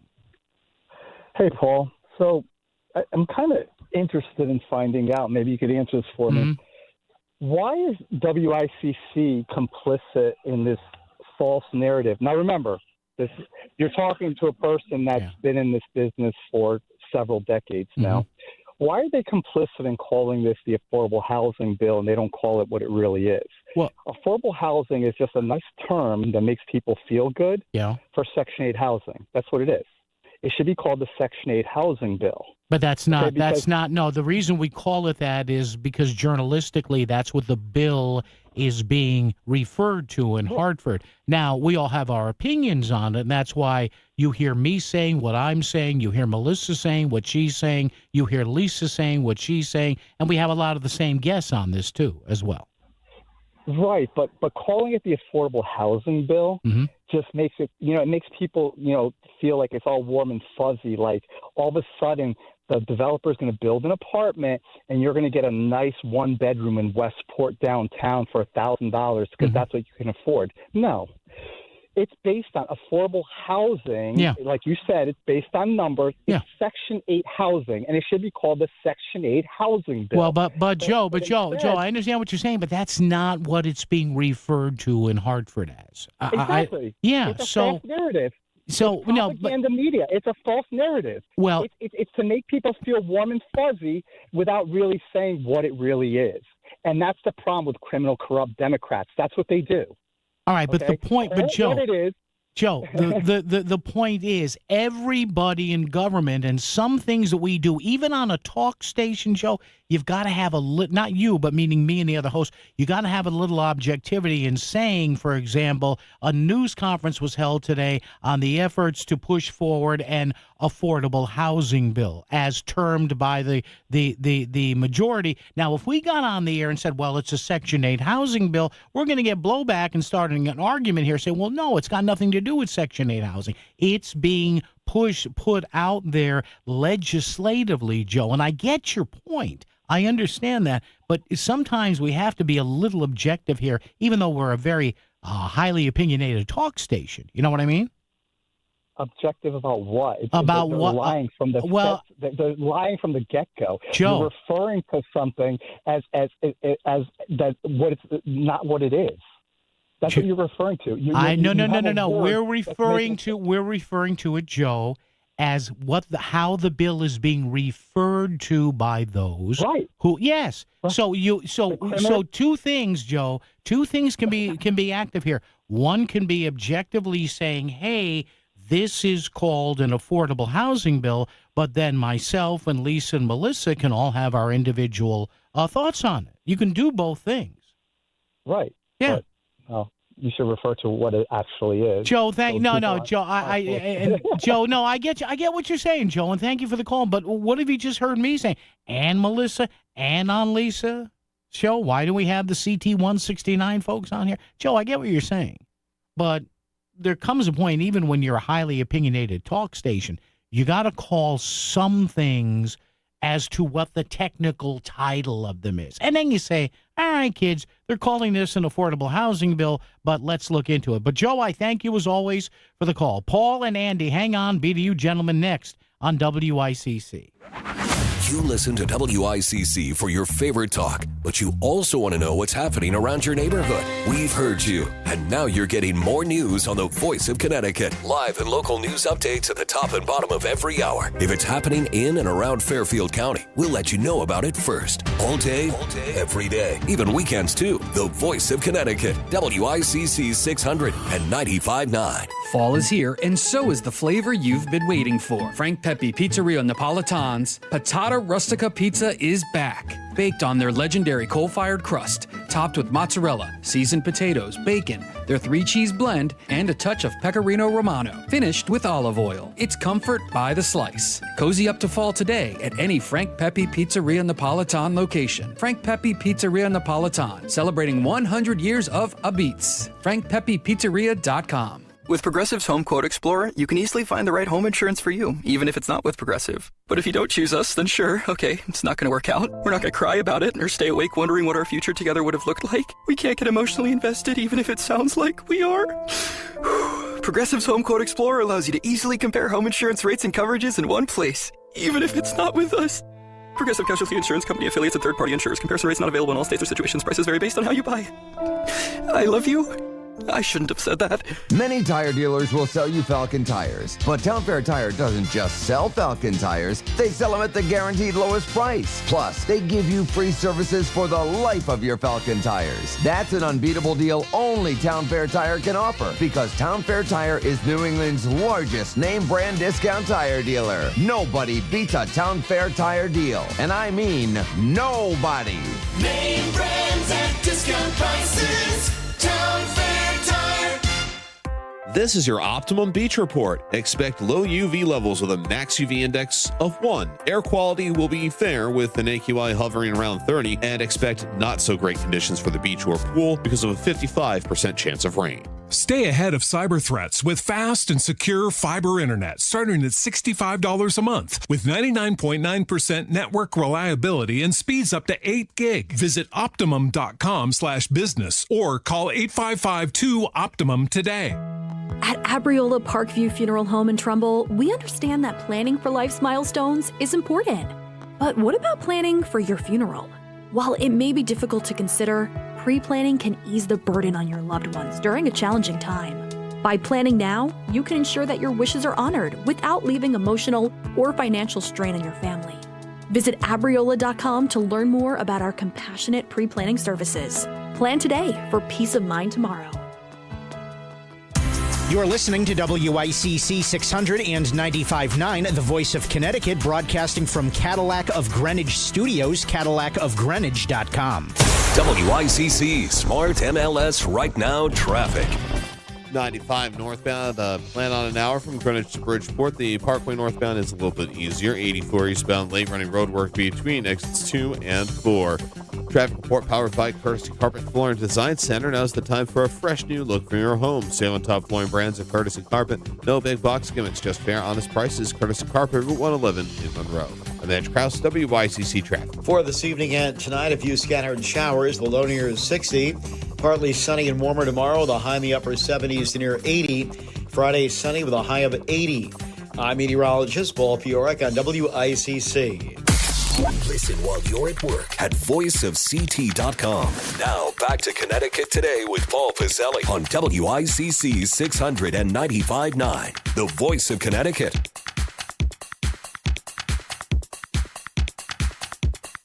All right, 203-333-9422, 333-WICC. Yes, the affordable housing bill, or some people would like to have it be known, the Section 8 housing bill, the low-income housing bill, whatever it is, just do it out in the open. Do it so people can at least have faith in the process. That's all I'm asking for here. But when you have this bill that could fundamentally, if it's not handled properly, reshape certain towns, and some people say that's a good thing, and some people say that's a bad thing, and a lot of this is done behind closed doors, and to make matters worse, you get these ubiquitous quotes from the governor and from these legislative leaders. I don't know, to me that, and maybe I'm wrong here, to me that kind of goes beyond the normal kind of legislative, we're just playing the game. We got to get, like, there's sometimes I'm like, if you want to engender faith in your voters here, is this really the way to do it? I don't know. Don't look at me. I'm just the dummy on the radio. Andy's been hanging on. Andy, how are you? I'm perplexed.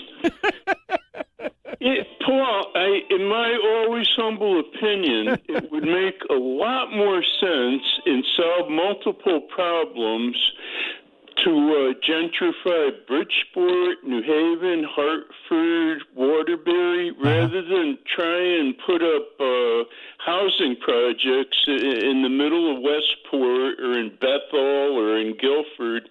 I just don't get the agenda. What do you mean gentrify? In other words, try to make neighborhoods more diverse in the cities? Is that what you're saying, Andy? If developers have money to spend, go into Bridgeport, and even in Derby and Sonia, there's plenty of empty factory space. Get that rebuilt. Transportation is right there. Jobs are right there. Restore, what already exists. When I grew up in Bridgeport in the 50s and 60s, that was glorious. Yeah. Until all the manufacturing moved out to China. And if we're bringing manufacturing back, restore all that property. There's available housing there. Fix it up. You don't have to worry about busing people from Greenwich to Bridgeport. They could walk to work. It's pretty local, and do it like that. And you'd also address the problem with crimes and blight in these urban centers. I just don't get why they want to do, what they want to do. I mean, putting up a project in Westport where there's no parking, no plumbing, no electrical grid just makes no sense. But that's, I guess, what we're faced with the Democrats, and people voting them in. And I guess, Andy, the thinking is here that because you're going to be relying on basically private developers to come in and do this, a private developer, Andy's going to look at, and I don't argue with you because there was an article to this end, Andy, a couple of days ago, I think in Hurston somewhere.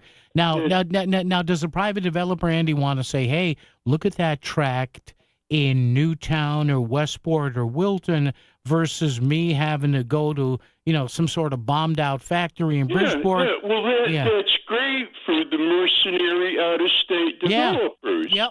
Is that who's writing checks to Ned and these other characters? Apparently, a lot of these developers are. They are. Yeah, Andy. You get a company somewhere in Tennessee. They're going to come in and make a quick buck. They're not interested in restoring Connecticut. They want to get their money and leave and leave us holding the bag. I like that, the Andy. Democrats are just smiling all their way to the bank. Yeah. And if there's not some kind of corruption going on, then my name isn't Big Andy. Come on, Andy. Corruption? Really? I know. That's oxymoronic. That's like saying false narrative in Democrat in the same system. These people are dirty, Paul. Well, I mean, like Charlie Kirk would say, hey, prove me wrong. Yeah. Hey, Andy, thank you. Appreciate the call. Yeah, folks, believe me, now, yes, there are local developers in the state, but you have to understand something, and maybe you're okay with this, but a lot of these developers who are pining for this affordable housing stuff, they're out of state. A lot of them are New York developers. Let's wrap up the half hour. Paul in Shelton. Hello, Paul. How are you? Hi, Paul. Thanks for taking my call. Yes, sir. affordable housing isn't truly affordable. One of my workers has it in Norwalk. Yeah. He's got a studio. Yeah. It is $2,200 a month. Plus he pays $60 parking, $60 for his dog, and he pays the utilities. He can no longer afford it, and he met the requirements for it. It is ridiculous, and that is right by the police station in Norwalk, in a new building. Yeah. And it is the size of 2 bowling lanes, and then cut the length in half. You can see his bed with a partition wall. That is it. There's no. And he's paying $2,200 a month for a studio. Affordable. He got the affordable one. It's the worst one in the building. It's by the elevator. There's a stairwell next to it and a door to the parking garage. Wow. With no view, a slider that looks out to nowhere, and that is the affordable one. Yeah. Affordable. They take the number of, let's say you have 100 rents in town. Yeah. You take all 100, the highest and lowest. Yeah. You divide it by 100. Yeah. That's the affordable price for that size unit. Wow. Because everybody's saying it's Section 8 or it's not. That's how they come up with it's the median of that size unit. Yeah. So, man. So that's why it's not affordable. No, it's not. You have the highest and the lowest in. It's not. It is ridiculous. He's paying more than my mortgage. My mortgage, Paul, and thank you for the call, Paul. Appreciate it. If you back my property taxes out, I have a 1,100 square foot condo, albeit it's not in Norwalk. I'm not enjoying the fast life of Lower Fairfield County, but my mortgage is like $875 for 1,100 square feet with parking and my property abuts a golf course. My God. Paul, thank you. Yes, good call there, folks. This is not low income housing. It's affordable housing, depending upon what affordable may mean to you and yours. News coming up on WICC. WICC Smart MLS Right Now Traffic. 95 northbound, plan on an hour from Greenwich to Bridgeport. The Parkway northbound is a little bit easier. 84 eastbound, late running road work between exits 2 and 4. Traffic report powered by Courtesy Carpet Flooring Design Center. Now's the time for a fresh new look for your home. Sale on top flooring brands of Courtesy Carpet. No big box gimmicks, just fair, honest prices. Courtesy Carpet, Route 111 in Monroe. I'm Edge Krause, WICC Traffic. A few scattered showers this evening and overnight. Below near 60. Partly sunny and warmer tomorrow with a high in the upper 70s to near 80. Friday sunny with a high near 80. I'm meteorologist Paul Piorek on WICC. Selling your home is a numbers game. The more potential buyers who see it, the greater the opportunity to sell. And when your home is listed on Smart MLS, more than 21,000 realtors see it, and so do all their buyers. Suddenly, the number of people looking at your home starts to grow by a lot. More realtors sharing your listing. More people seeing your home, more offers coming in, and maybe more cash in your pocket. Smart move, right? Ask your realtor, is my house on Smart MLS? Smart MLS, the smart way to sell your home. Who picks Post University? People who pick Post are people who believe in themselves and their potential. Post people want a school that helps them succeed on their terms, on their budget, and on their schedule. They want on-campus activities and online flexibility. Most of all, they want an education that could help prepare them for success in over 50 fields. Because when you're an Eagle, the sky's the limit. Are you a Post person? Find out now at post.edu. 1 in 4 Americans have a disability. I'm one of them. I'm also a working mom who cares deeply about making sure every child with a disability thrives by getting their access needs met. We've got a trusted ally by our side. Easter Seals provides children and families the foundation for lifelong success through early learning programs, skills training, and prep for college and career. That's my Easter Seals. Make it yours. Join us at easterseals.com. All right, the guys are at the game, so it's shopping time. Ugh, I hate them all. I mean JTV. Jewelry television? I'm obsessed with their jewelry. Have you seen their artisan collections? And the color gemstone jewelry, they have gemstones I've never seen anywhere else. Plus, they even have gifts for men. Right now, new customers receive 25% off their first purchase of $50 or more when they visit jtv.com/radio. Did you know they have more than 90,000 products? maybe the game will go into overtime. Want to know how business gets made in Connecticut? Check out the Made podcast at voiceofct.com. It's the official companion to the Made Leadership Series. Want to stay ahead of the curve and learn from top minds? Check out Connecticut-made.com and get made. Looking for complete dental care in one convenient location? Visit Columbia Dental in Norwalk. Their expert team includes a general dentist, periodontist, and oral surgeon. So whether you need a routine checkup and cleaning, dental implants, or wisdom teeth extraction, they've got you covered. Quality care all under one roof. Call Columbia Dental in Norwalk today at 203-299-0111 or visit columbiadental.com. This is WICC 695.9, the voice of Connecticut.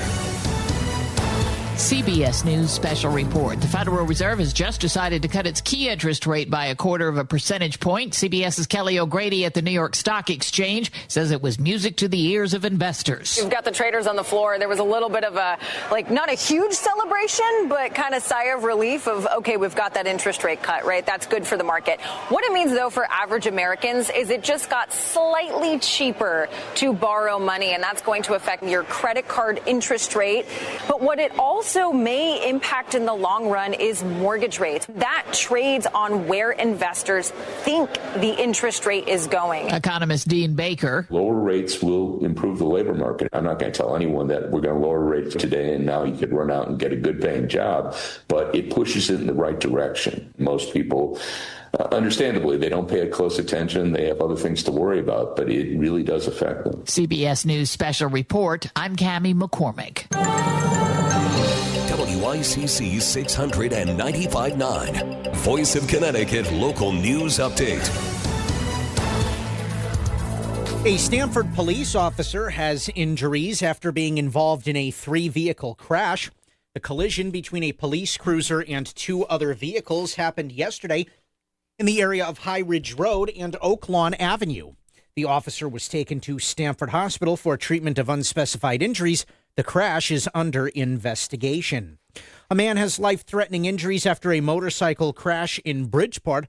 The crash happened Monday afternoon on Briarwood Avenue, with the motorcycle leaving the road and striking a tree. The unidentified 32-year-old Bridgeport man was rushed to the hospital and was later listed in critical condition. The initial investigation shows that the motorcycle drifted to the right side of the road and hit a curb before losing control. Serious injuries are reported from a rollover crash in Bridgeport. The incident was reported yesterday afternoon on Capitol Avenue in the area of Hudson Street. 2 people were injured in the crash, and one of them was rushed to the hospital with severe injuries. An investigation is underway to determine what caused the crash. Dozens of people protested outside the government center in Stamford last night. Residents are urging the city to postpone their vote on the 2035 Comprehensive Plan, which addresses the creation of more apartment buildings and duplexes in the city. The Stamford Planning Board is set to vote on the matter September 30th.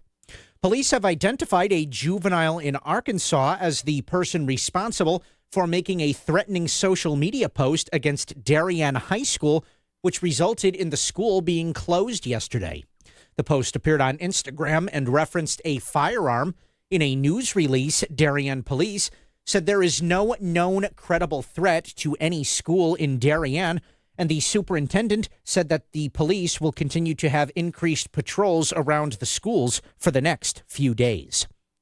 A small turbine fire broke out at a natural gas-fired power plant in Milford. The small fire was reported yesterday at the facility on Shelland Street. Plant workers took immediate steps to stop the fire from spreading, and it was extinguished by firefighters with the use of dry chemicals. There were no injuries reported, and the affected unit was only shut down for a short period of time. The state is issuing new guidance for federal immigration and customs enforcement agents when they are operating in Connecticut courthouses. The policy restricts agents from wearing masks in courthouses and from making warrantless arrests on judicial property.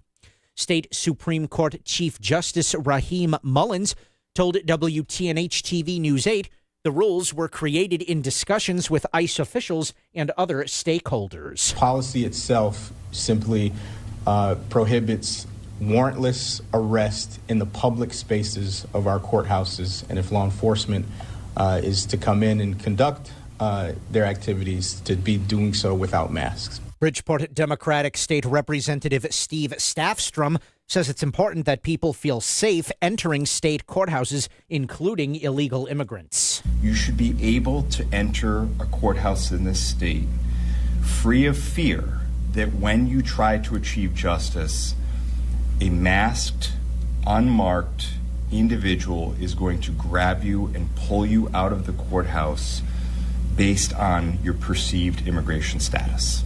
That's what we're trying to stop today. And United Illuminating is not opposing state regulators pausing the review of its plan to build overhead power lines in Bridgeport, Fairfield, and Southport.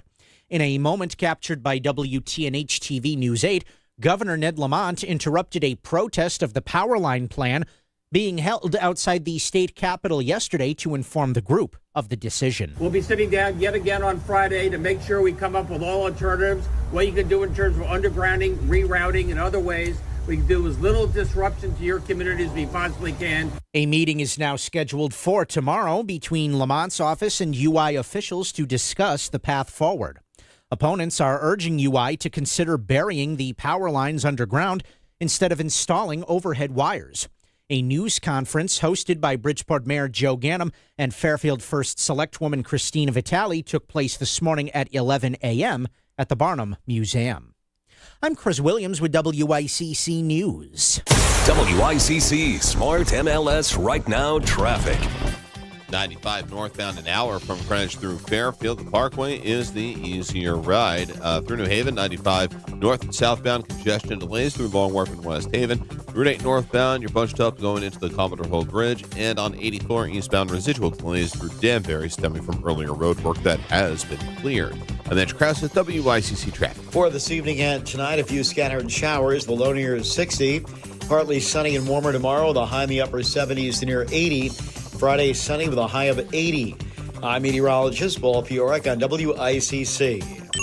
If Stratford is talking about it, so is Paul. Connecticut Today with Paul Piselli on WICC 600 and 95.9, the voice of Connecticut. And the numbers, of course, 203-333-9422, 333-WICC. Once again, 203-333-9422, 333-WICC. That's talk or text, by the way, if you want to get something to me, but you don't want your voice on the radio for whatever reason. Oh, so-and-so may hear me.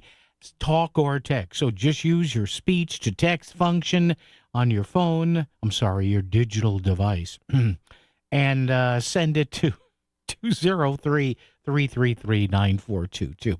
All right, we'll shift gears in just a minute. We'll be back to the housing thing momentarily. Wanted, though, to welcome back CBS News crime and public safety beat leader Anna Schechter for the latest on the investigation of the Charlie Kirk assassination. Anna, great to have you back. Thanks for joining us here. Anna, this case, a lot of people, I think, are tempted to say, well, you know, slam dunk here and there, but are any of these cases really slam dunks here, or are there still some intricacies we need to follow here?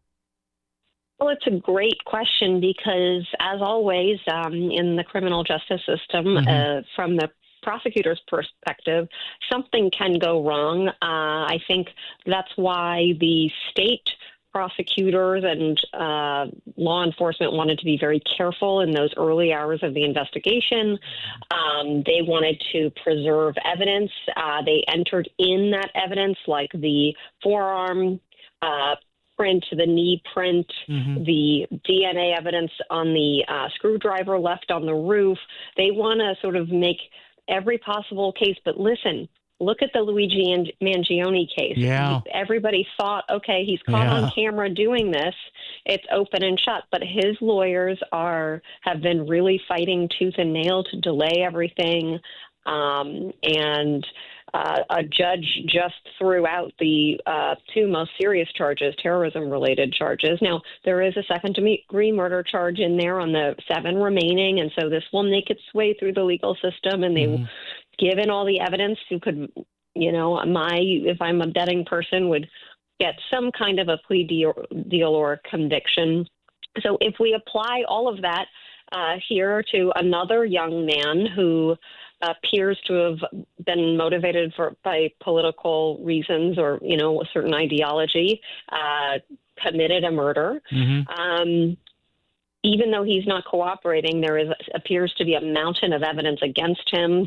Essentially the confession via text message to the roommate, the note that he wrote, the confession to the parents or verbal acknowledgement when he turned himself in, DNA, all of that.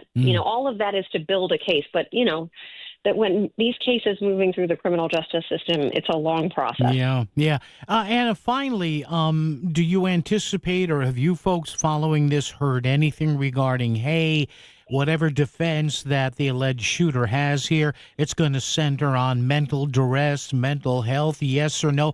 Is there an anticipation that's going to play a part in the defense of his case here? Well, his defense team would have to prove that, and thus far we haven't seen any indication that that was the case. Of course, they could go that route. Look, in the Luigi Mangione case, his defense lawyers have been filing motions saying they want more time to determine if they are going to go that way. So in this case with Tyler Robinson, it's like, we're so early in the process, we really have no idea. We don't even know, exactly who's going to be representing him. Wow, that's true. Anna Schechter, CBS News crime and public safety beat leader. Anna, thank you for the time. We appreciate it. Take care. Be good. Thank you. Thanks. Bye-bye. Appreciate it. Yeah, a lot going on here in that in the case here, Tyler Robinson. And the other thing, too, in this case, boy, now, if it goes to trial, and I'm sure it will, remember, Utah's got the death penalty in Utah. They don't play around out there. And I think, ironically, there's a couple of states that do firing squads or offer somebody who was convicted, hey, you can pick between. Now, I'm not joking here. There are a couple of states that actually brought back firing squads because, there are experts who say, well, if somebody is sentenced to capital punishment, maybe a gunshot is, without being macabre here, the easiest way to go. But can you imagine trying to pick a jury in this case? Now, again, and we'll get into the case once Tyler Robinson, if it even makes trial, which it likely will. You're not going to plea bargain a death penalty case. Although I guess you could do it. But having said that, remember, you don't have to find a completely neutral jury who never heard of the case. I mean, that would be scary in and of itself. Oh, you're trying to find 12 people plus a couple of alternates who didn't hear of the Charlie Kirk thing. No, that'd be frightening. But again, they're going to be very careful if this gets to a jury situation with the what they call the voir dire, the questioning of the potential jurors. And saying, hey, could you, render a free and fair verdict without any preconceived notions? So that will be interesting.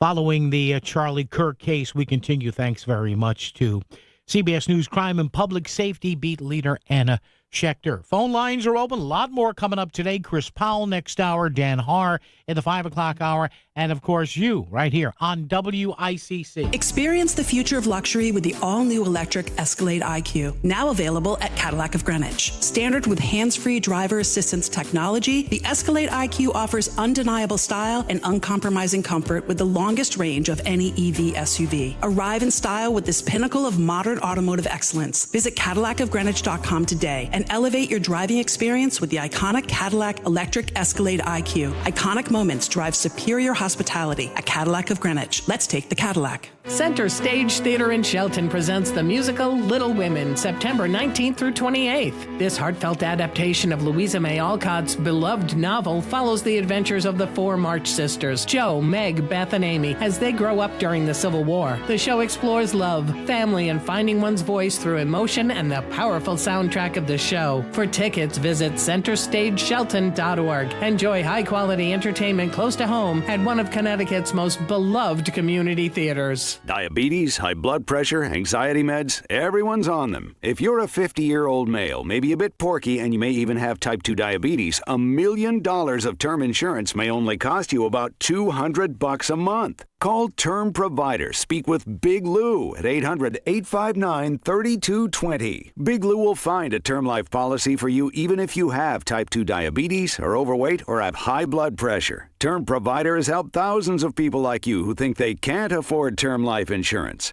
To buy $1 million of affordable term life for you, all you need to do is call Big Lou at 800-859-3220. Lou will make sure the scales are tipped in your favor. Call 800-859-3220. Big Lou will answer your call and work to fit you into a term life policy that you can afford. Remember, Big Lou's like you. He's on meds too. Call 800-859-3220 or biglou.com. WICC Smart MLS Right Now Traffic.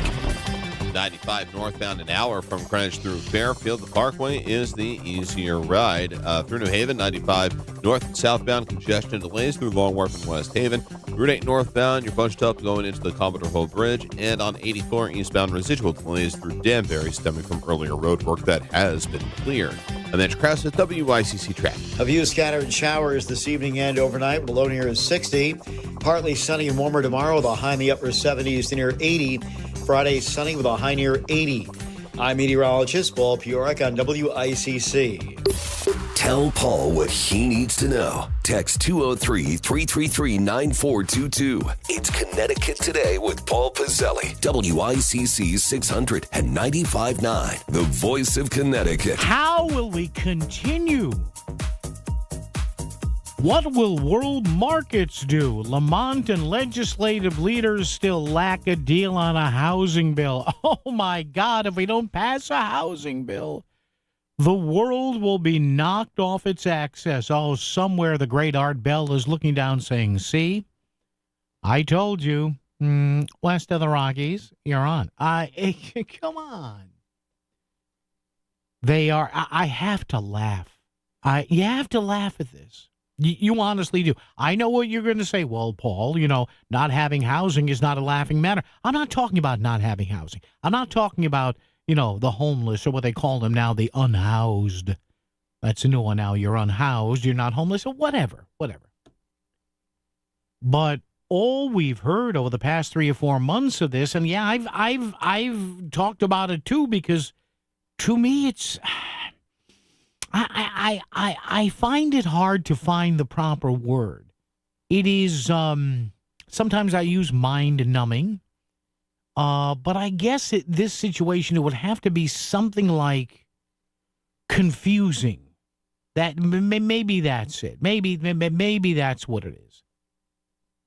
To me, it's confusing. As to now, do we need better housing policy in the state? I'm not going to say we don't.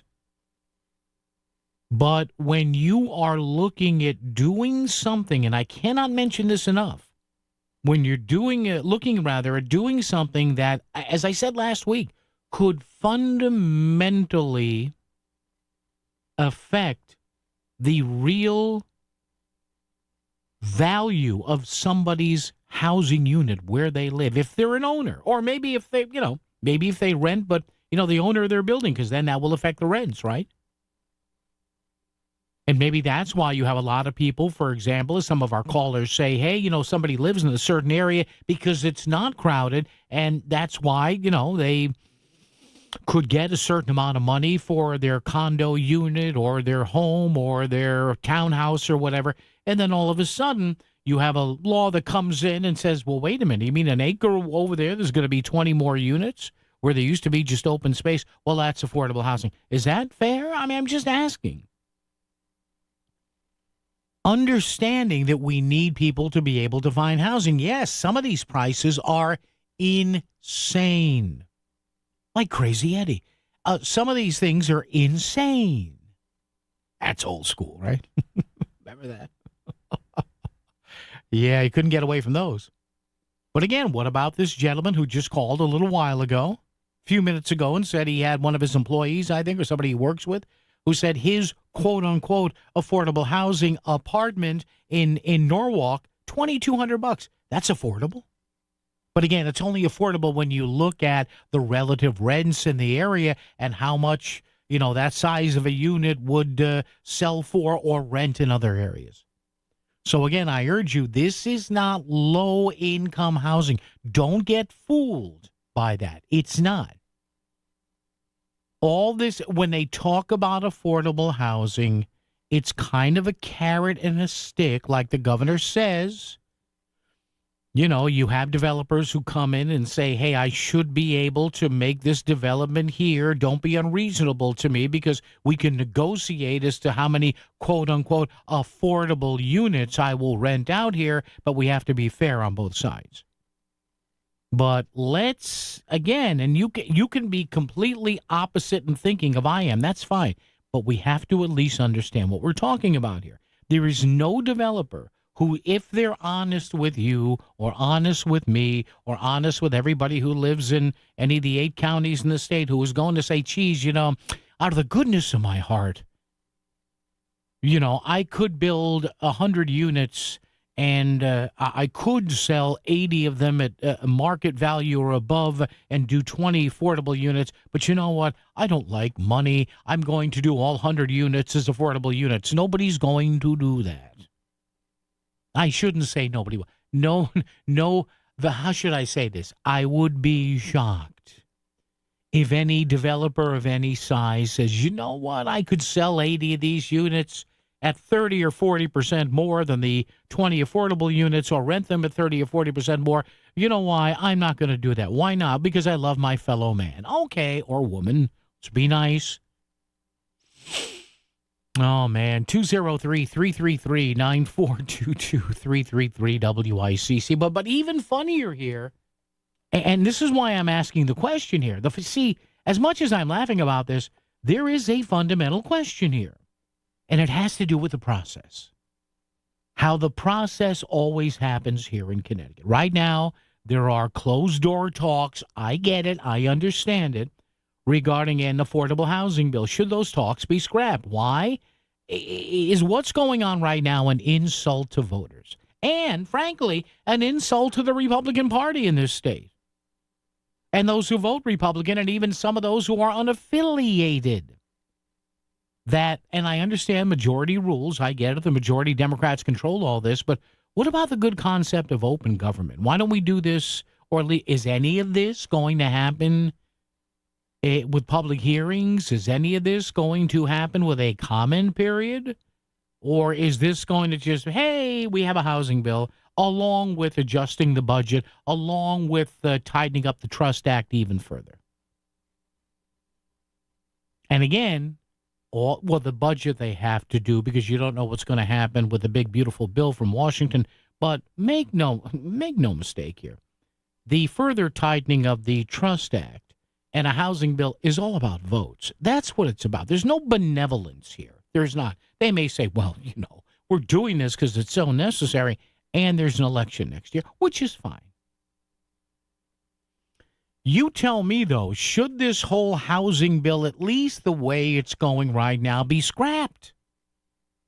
Enough with the behind the closed doors stuff, and the governor saying, well, geez, I sent them stuff. I haven't heard from them. And them being the Democratic majority saying, well, the governor, I think, did he send us anything? Yeah, I think he did. All right, we'll get around to looking at it. What?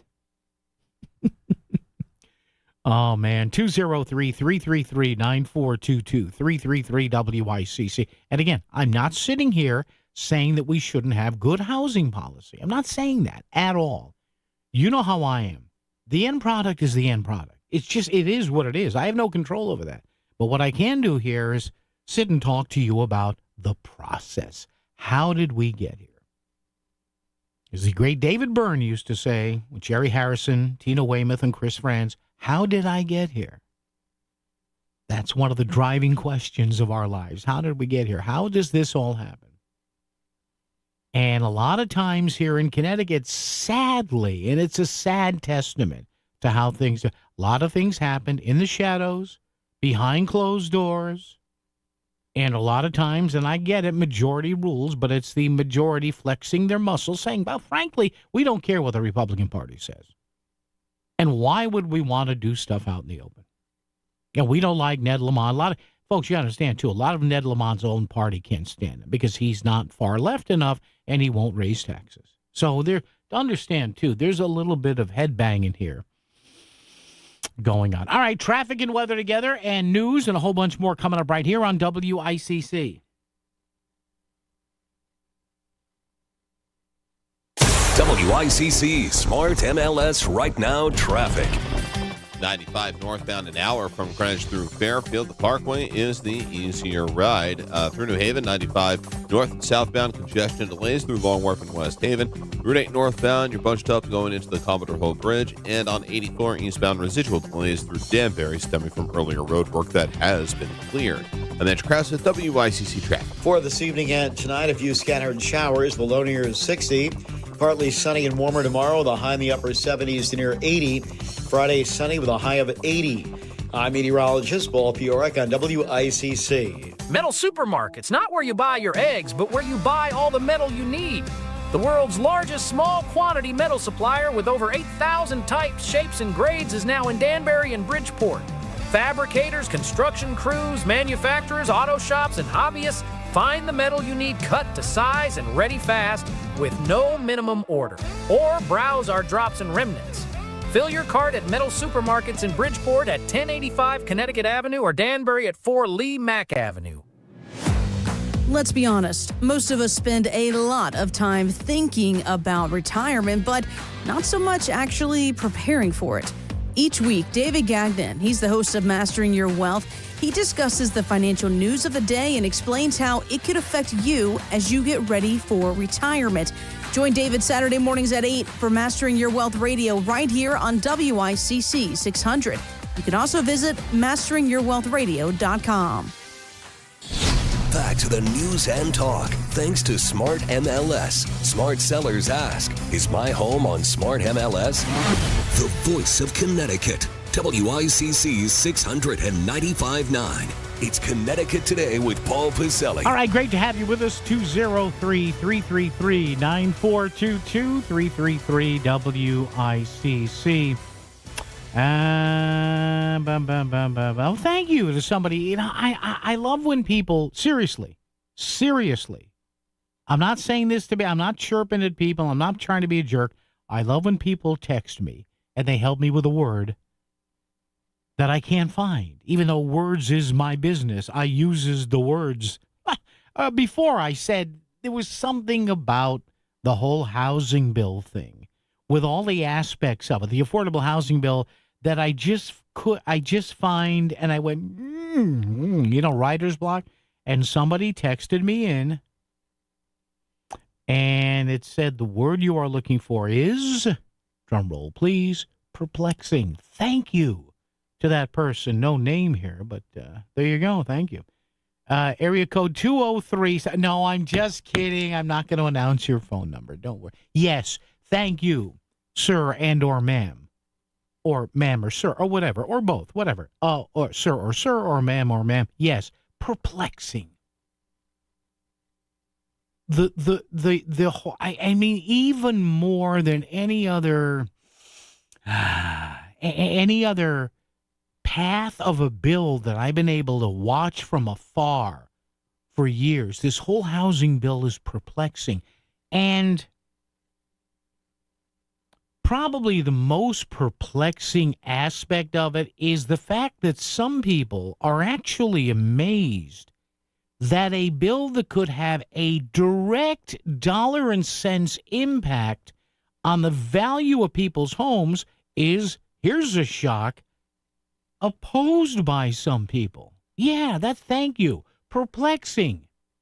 Well, these people that just don't want it. Well, again, as I said, if you have any realtors in the family or friends, what do they say? Location, location, location. Once you get into those city or town limits, where in that city or where in that town? Oh, it's on that side of the city or town. Nice and quiet there. And that's why that same house in 4 different places in town may have 4 different retail values there. So thank you. Yes, it's perplexing. And I listen. Some people are business owners. I get it. So for some people, a business may be the biggest part of their net worth or the biggest thing they worry about. But for a lot of us, and even for people who don't own homes, for people who rent, but their rent is controlled by somebody who does own a building. And maybe for a lot of people, this housing bill is not about, their opposition to it is not about hating people. It's about, hey, part of the reason that my condo or my townhouse or my A-frame or whatever sells, or I could sell it for what I could get for it here, is because of the location. WICC Bridgeport, WFOX Southport, WEBE HD2 Westport, WPLR HD2 New Haven, locally owned by Connoisseur Media. This is CBS News on the Hour, sponsored by Progressive Insurance. I'm Cammie McCormick. The Federal Reserve has cut a key interest rate. Jason Brooks reports. The Fed cut the federal funds rate for the first time since last December, lowering it by a quarter point to a range of 4 to 4.25%, and is indicating 2 more quarter-point cuts this year. The Fed says in the statement that while inflation has moved up and remains somewhat elevated, downside risks to employment have risen, with job growth substantially weakening in 2025. On Capitol Hill, FBI Director Kash Patel was back for more questioning by lawmakers, many focused on the Jeffrey Epstein files. Scott McFarland reports. Patel has been pressed several times today about why he hasn't released more of the Jeffrey Epstein case files, in part because Kash Patel was calling for just that before he became the FBI director and because the president campaigned on that. What Patel has argued is that he believes he is legally restricted from the release by court opinions. And the ranking member of this committee and this Democrat, Steve Cohen, have been pushing back on that, arguing that you called for the release of these records, knowing what courts had ruled, and that you're holding them back yourself. The ousted CDC director was also on Capitol Hill, as Allison Keyes reports. There were strong political headwinds as Republican Oklahoma Senator Markwayne Mullin accused fired CDC Director Susan Menares of lying about a conversation with Health Secretary Robert F. Kennedy Jr. He said he could not trust me. No, the answer, ma'am, it was a recorded meeting. But later, Republican Committee Chair Bill Cassidy said, it's just been reported that Senator Mullin told reporters that he was mistaken. The test to become an American citizen could be getting more difficult. Linda Kenyon has the story. The new civics test will require applicants to study 128 questions about U.S. history and politics. They'll be presented with 20 of those questions when they take the test, and they must answer 12 of them correctly. New applicants must also show they have lived in the U.S. as lawful permanent residents for at least 3 to 5 years, and that they can read, write, and speak English. The widow of Russian activist Alexei Navalny says she has more proof he was poisoned. Matt Piper reports. In a video she released, his wife Yulia says biological samples from Navalny's body had been taken out of Russia and tested at 2 laboratories abroad. Over the 3 years he spent behind bars, his conditions got worse and worse. They didn't just want to kill him, they tried to break him. Navalny, who was 47, was serving a 19-year sentence on a string of charges widely seen as retribution. The Kremlin has denied involvement in his death. On Wall Street, stocks finished mixed after the Fed's decision. The Dow was higher by 260. This is CBS News.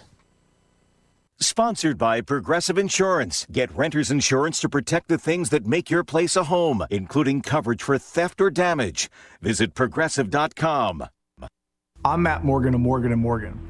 Your car steering wheel could be a ticking time bomb. At least 24 people have died and many more injured because their airbags fired shrapnel at them upon inflating. Tens of millions of cars have been recalled. If you suffered cuts that required stitches, hearing or vision loss, or broken bones, please contact us today. You could be owed money for medical bills and other damages. Morgan & Morgan. Visit us at badairbags.com for an office near you. Prior results do not guarantee a similar outcome. Are you having trouble hearing? Hearing loss can devastate the quality of your life. Now, there's an affordable fix for you or your loved one. Rated the best hearing aids of 2025 by Forbes Health, Audion Hearing has the highest quality hearing aids at the lowest prices, starting at just $98 a pair. I actually like them better than my old $5,000 hearing aid. I could not believe how my hearing and life changed. Join over 1 million happy customers by going to audionhearing.com. That's AUDIEN hearing.com. Need metal? Metal Supermarkets, the world's largest small quantity metal supplier, is open in Bridgeport. The metal you need, cut to size and ready fast. Call or visit at 1085 Connecticut Avenue and ask about the other metal services we provide.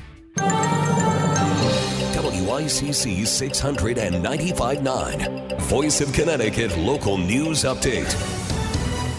Police have identified a juvenile in Arkansas as the person responsible for making a threatening social media post against Darien High School, which resulted in the school being closed yesterday.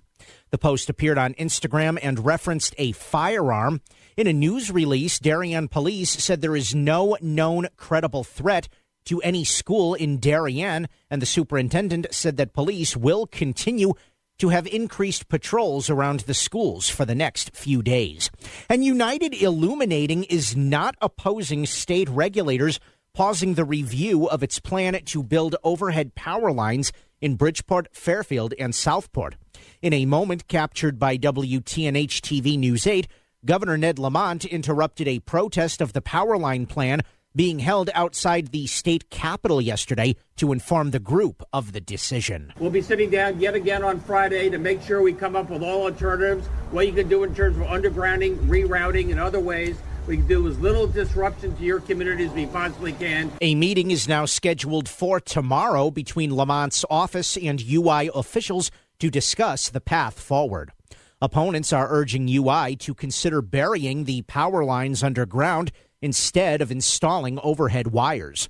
A news conference hosted by Bridgeport Mayor Joe Ganim and Fairfield First Selectwoman Christine Vitale took place this morning at 11 a.m. at the Barnum Museum. I'm Chris Williams with WICC News. WICC Smart MLS Right Now Traffic.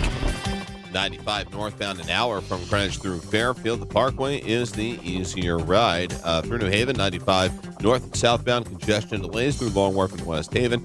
Route 8 northbound, you're bunched up going into the Commodore Hall Bridge. And on 84 eastbound, residual delays through Danbury stemming from earlier road work that has been cleared. And then Krause with WICC traffic. A few scattered showers this evening and overnight. Below near 60. Partly sunny and warmer tomorrow with a high in the upper 70s to near 80. Friday, sunny with a high near 80. I'm meteorologist Paul Piorek on WICC.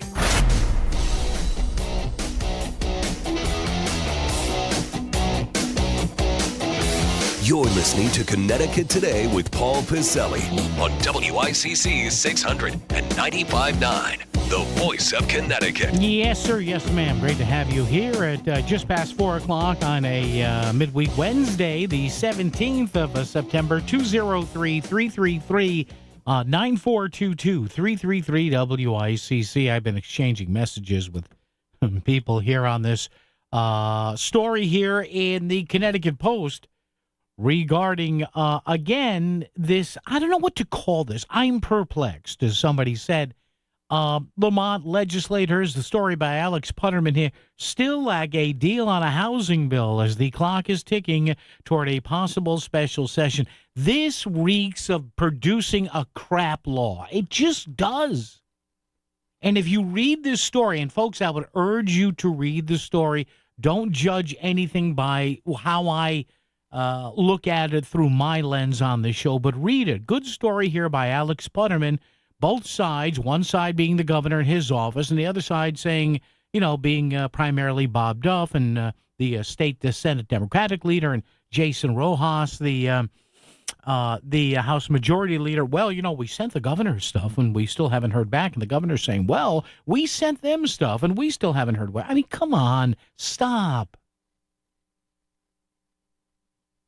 Do they not understand that this is the kind of stuff, and I understand it's how politics is, but when you're dealing with a bill that potentially, not in every sense, But when you're dealing with a bill that could potentially, or have the potential, I should say, to affect the real dollar and cents value of somebody's home, people look at this and they throw their arms up in the air and hands and anything that's not connected.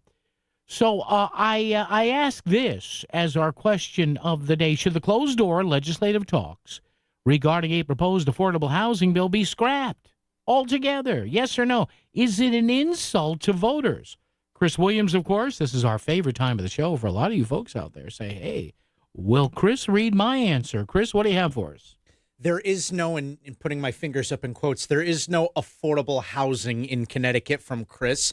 Carl says, regardless of the problem, the more you help, the public taxes have to be raised to pay for it. Kieran said people need to know the Connecticut definition of affordable housing is not based on actual affordability. It's based on whether the cost of living in that unit is government assisted, either state or federal. Paul said no, an affordable housing bill concerning Fairfield County won't happen without a closed-door session. Secretive meetings precede the kind of radical change needed to upset the status quo. Vincent said closed-door discussion needs to be scrapped, and yes, that is an insult to the taxpayers of Connecticut. And John said only communists do things behind closed doors. Wow, John went the communist route here. Full commie. All right. 203-333-9422, 333-WICC. We talk to this gentleman about once a month or so for a palate cleansing of what's going on. And, of course, we will talk to the one and only Chris Powell coming up straight ahead right here on WICC. Getting through your work week is tough, but the weekend means one thing: football. And all the best action is heard live on WICC. Every Sunday at 11, the Rudin Report presents Sunday Morning Quarterback, recapping the week of high school football.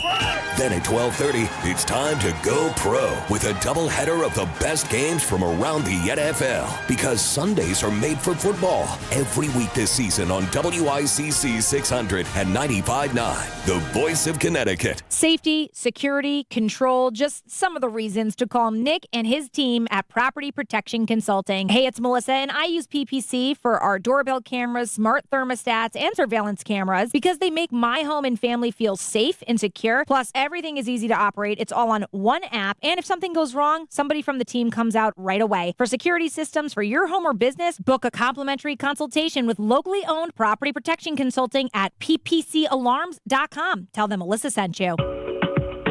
Looking for complete dental care in one convenient location? Visit Columbia Dental in Norwalk.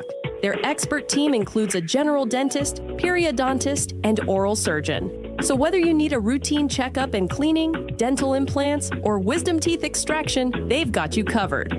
Quality care all under one roof. Call Columbia Dental in Norwalk today at 203-299-0111 or visit columbiadental.com. The following message is brought to you by the Fairfield Law Offices of Estate, Trust, and Probate Attorneys Eliafson and Tenor, online at ConnecticutElderLaw.com. Here is attorney Christine Tenor. If you are suddenly hurt or seriously ill and can't speak for yourself, what could happen to you and your family and all you care about? Will life-changing decisions be made by strangers? We all face legal, financial, and physical challenges every day at all stages of life.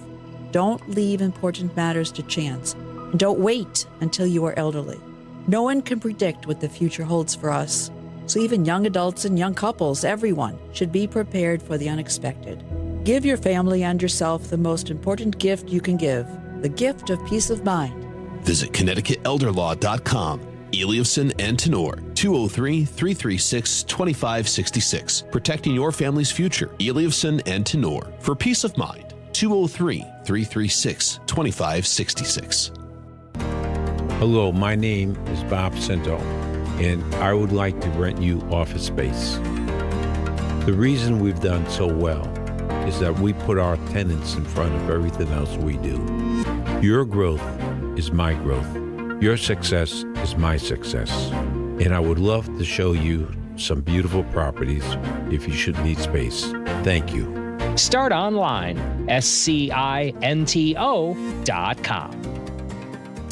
You're listening to WICC 600 and 95.9, the voice of Connecticut, broadcasting from Cadillac of Greenwich Studios, CadillacofGreenwich.com. WICC Smart MLS Right Now traffic. 95 northbound crash between exit 15 and 16. Left lane is blocked. Further ahead on 95 north in Milford, accident between exit 40 and exit 41. Congestion follows you head into West Haven as well. Overall, the Merritt and Wilbur Cross Parkways are your best bet right now. Traffic report is powered by Brown Roofing, Fairfield County's premier roofing replacement repair and gutter contractor. Contact Brown Roofing today at brownroofing600.com. Brown won't let you down. And then Krause with WICC traffic. For this evening and tonight, a few scattered showers. The low near 60. Partly sunny and warmer tomorrow. The high in the upper 70s to near 80. Friday, sunny with a high of 80. I'm meteorologist Paul Piorek on WICC. Crazy ideas, madness, opinions, ranting, and or raving. Phones are open. 203-333-9422. Connecticut Today with Paul Pacelli, the voice of Connecticut. WICC 600 and 95.9. You know, the ranting and raving part, I got to get my attorneys to contact Connoisseur here. When do I rant and rave? All right, fine. You don't have to tell me. Chris Powell standing by to give us his thoughts on all things current in Connecticut. Before Chris and his monthly check-in with us, let's go to Dave real quickly in Branford. Dave, good afternoon. How was sunny Branford today? Yeah, we're doing pretty good. My brief points would be those towns with the best business model for housing, which kind of interprets to be the most desirable and the most stable or increasing values. We are the enemy. We are presented as, being in defiance of good housing programs for the state. And so it's kind of a cabal of big city Democrats trying to put the arm on all these suburbs to take care of their problem. And the thing that offends me the most is there's never anybody who puts their money on the line. There is no landlord cabal that is involved in the discussion. It's all about the politics of what we can force a lesser town to do who can't fight back. And therefore, I agree with you. Whatever they come up with, it's going to be a horse that turns out to be a real ugly camel. Yeah, and again, and Dave, thank you for the call. Yeah, I mean, whenever we impose these artificial deadlines, we have to have this because we have the special session. What no, you want this because it's an election year next year. And you want to be able to go out there and tout something if perchance the nominee is maybe Ryan Fazio or Aaron Stewart, and suddenly the Democratic majority goes, oh boy, he's pretty good on the stump, or she's pretty good on the stump. What can we tell them? The goodness we have rained down on them. All right, our pal Chris Powell here joins us once a month for his thoughts on all the goodness and the ugliness here in the state. Check out his works, ChrisPowellColumn.com, ChrisPowellColumn.com. Mr. Powell, good afternoon, sir. How are you? Well, it's after 4 and I'm still sober, so it's a good day. We've had, and I don't know whether you saw this story, Chris. I'll lead into you with this. Hearst had a pretty good story today about basically you've got the governor and the legislative Democrats pointing fingers at each other. Oh, we got to have that housing bill, and you're the problem, Chris, not you. But they're all. I mean, what? I'll say it so you don't have to. What a clown car exhibit here, Chris. I don't get this, or maybe I do. I don't know. Yeah, I don't think the housing bill at issue here, the one that the governor wouldn't sign, is terribly productive, and I agree with you that the whole issue ought to be put off until the regular session, so it's got a better chance of being done in the open, and the public has a chance of participating, and there's less chance of rats being stuffed into the bill at the last minute, and legislators having to vote on something they haven't read. Look, I have been writing against exclusive zoning in the suburbs for, I think, about 45 years, and it really, aggravates me. On the other hand, I understand why many people in the suburbs, don't want more housing construction, don't want especially affordable housing construction. In the first place, they associate affordable housing with poor people in the cities who don't know how to behave, and they've seen what the Democrats have the mess the Democrats have made on the cities, and many of them are in the suburbs, escaped the cities to the suburbs, and they don't want the social disintegration of Democratic policy following them.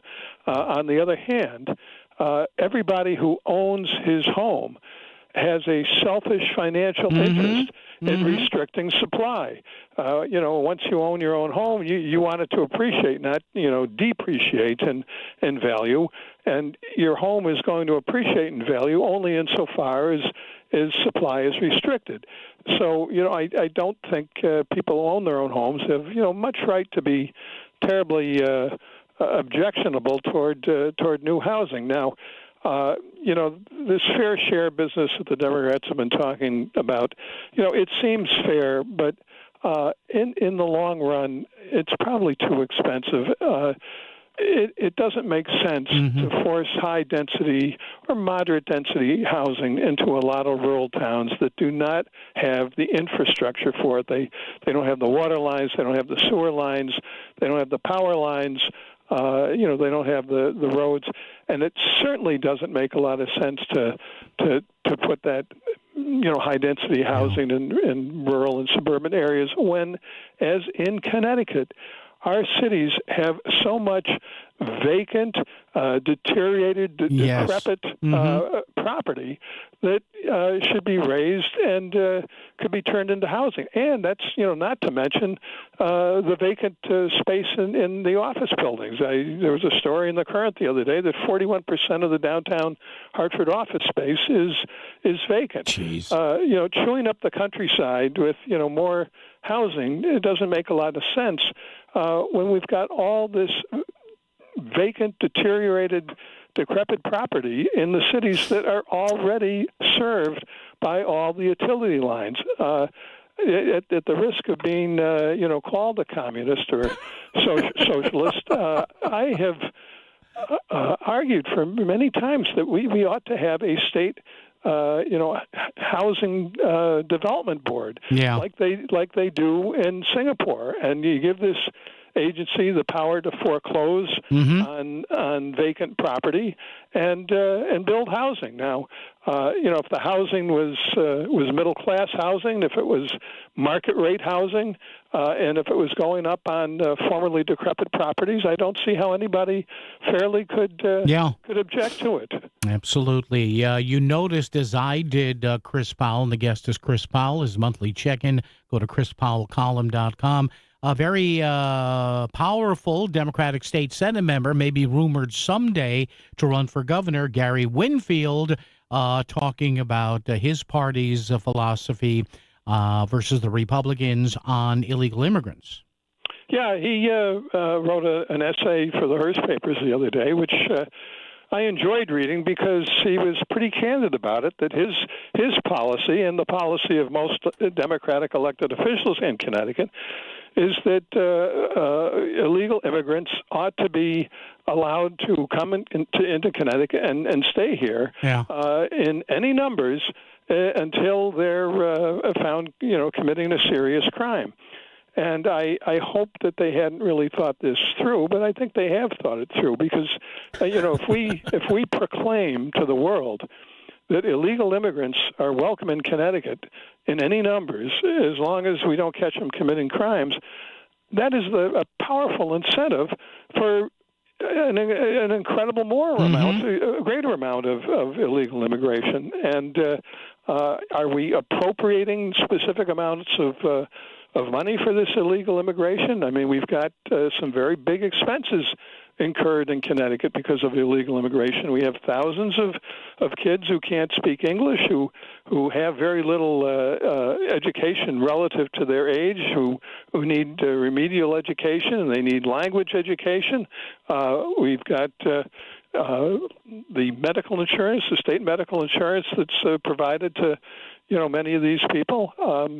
And then we've got, this terrible housing shortage in Connecticut. Have we provided for the housing for all these illegal immigrants that Senator Winfield and the Democrats want to admit? We don't have enough housing for our legal residents. None of this position by Senator Winfield and the Democrats makes sense unless they don't really care about humane values and all that.